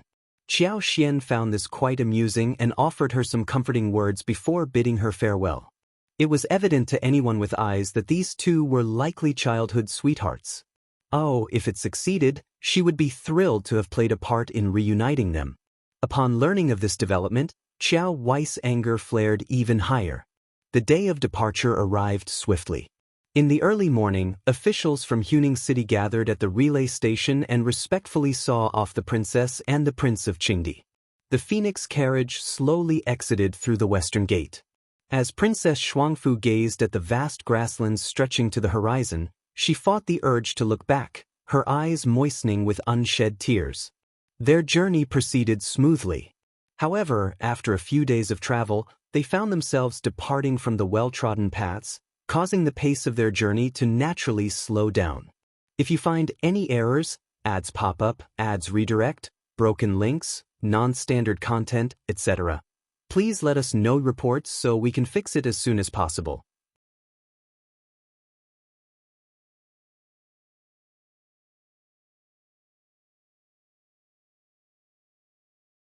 Chapter 1452. Arriving at Qingdi. Luckily, the weather at this time of the year was quite favorable, gradually warming with each passing day. Sprouts of grass covered the land, and in some areas, there were expansive patches of beautiful wildflowers in full bloom. While the people from Great Qin found this breathtakingly beautiful, on their journey, even though they had to set up tents every night, and their accommodations were simple and austere, and their meals were modest, they found it to be an unforgettable experience. They had no regrets as long as they remained safe. The princess' marriage was a significant event, and their journey to Qingdi was expected to be very safe. Qiao Xian and Xiao Yunduan were well aware of this. They didn't believe that even the fourth prince would be foolish enough to attempt anything illicit during the trip there, but the journey back held more uncertainty. By the time they reached Qingdi, it was already the 12th of June. Qingdi's city walls appeared rugged and unrefined. The mud walls, eroded by the elements, had taken on a mottled appearance and were showing signs of deterioration. The city walls were not particularly tall, embodying a casual and unconcerned air. Qingdi was known for its bravery and martial prowess. They had constructed the imperial city with convenience in mind rather than defense. In the event of an enemy invasion, they believed it was more advantageous to engage in open combat than to defend the city. The arrival of Princess Shuangfu brought a momentary liveliness to the royal city. Countless commoners crowded along the streets to catch a glimpse of the spectacle. Engaging in animated discussions in a language incomprehensible to outsiders, people pointed and stared in curiosity at the Qin princess conveyance. The people of Qingdi lacked rigid rules and protocols. The scene was chaotic and uproarious. Onlookers nearly blocked the road, and they seemed on the verge of swarming the Princess Phoenix carriage, creating considerable difficulty for the procession's progress. Prince Nuo didn't seem to find this situation unusual. In fact, he appeared rather pleased with the commotion, laughing heartily, his smile never fading from his face. Unbeknownst to him, within the carriage, Princess Shuangfu had already turned pale from fear and unease. She was struggling to contain her anxiety, fearful that Prince Nuo might insist on lifting the curtain for all to see. This was utterly beyond her comprehension. Were these commoners really this impolite? Was Qingdi so uncouth? Having grown up in the palace with strict rules and etiquette, she had never encountered such a situation before. Qiao Xian gently held her hand and explained with a warm smile, "Princess, they mean no harm. They're merely curious and eager to catch a glimpse of you and the Empire, which is why they're so enthusiastic." Princess, you're familiar with the principle of when in Rome, do as the Romans do. Please don't take it to heart. Princess Shuangfu's complexion had paled, and she forced a smile, replying in a hushed tone, "I understand, Madame Xiao, Yet, understanding was one thing. Putting it into practice was quite another. When in Rome, do as the Romans do. It was a straightforward saying, but adhering to it wasn't always easy. Taking a deep breath, Princess Shuangfu recognized that, no matter how challenging it might be, she had no choice but to adapt to the local customs. They entered the imperial city around noon, arriving at the palace nearly by nightfall. Xiao Yunduan had also been accommodated in the palace by the Qingdi princes and ministers, who provided temporary lodgings for them. The Qingdi royal family warmly welcomed Princess Shuangfu and the others. That evening, they held a grand bonfire celebration. The participants sang and danced, and after slaughtering cattle and sheep, they skewered large portions of meat over the fire to roast. In addition, large cuts of meat were thrown into a massive pot, almost 2 meters wide, and roughly stewed. The meat was then ladled onto a large platter, and people served themselves using their hands, dipping the meat into a powdery seasoning mixture. If you find any errors, ads pop up, ads redirect, broken links, non-standard content, etc., please let us know reports so we can fix it as soon as possible. You're tuning in to the Passion Pages YouTube channel. We're so grateful for your support, and don't forget to subscribe to join us on this incredible journey through captivating stories. Your generosity through donations truly makes a world of difference, as it's the primary source of revenue that allows me to expand and enhance this channel for you. Thank you from the bottom of my heart for being a part of this adventure.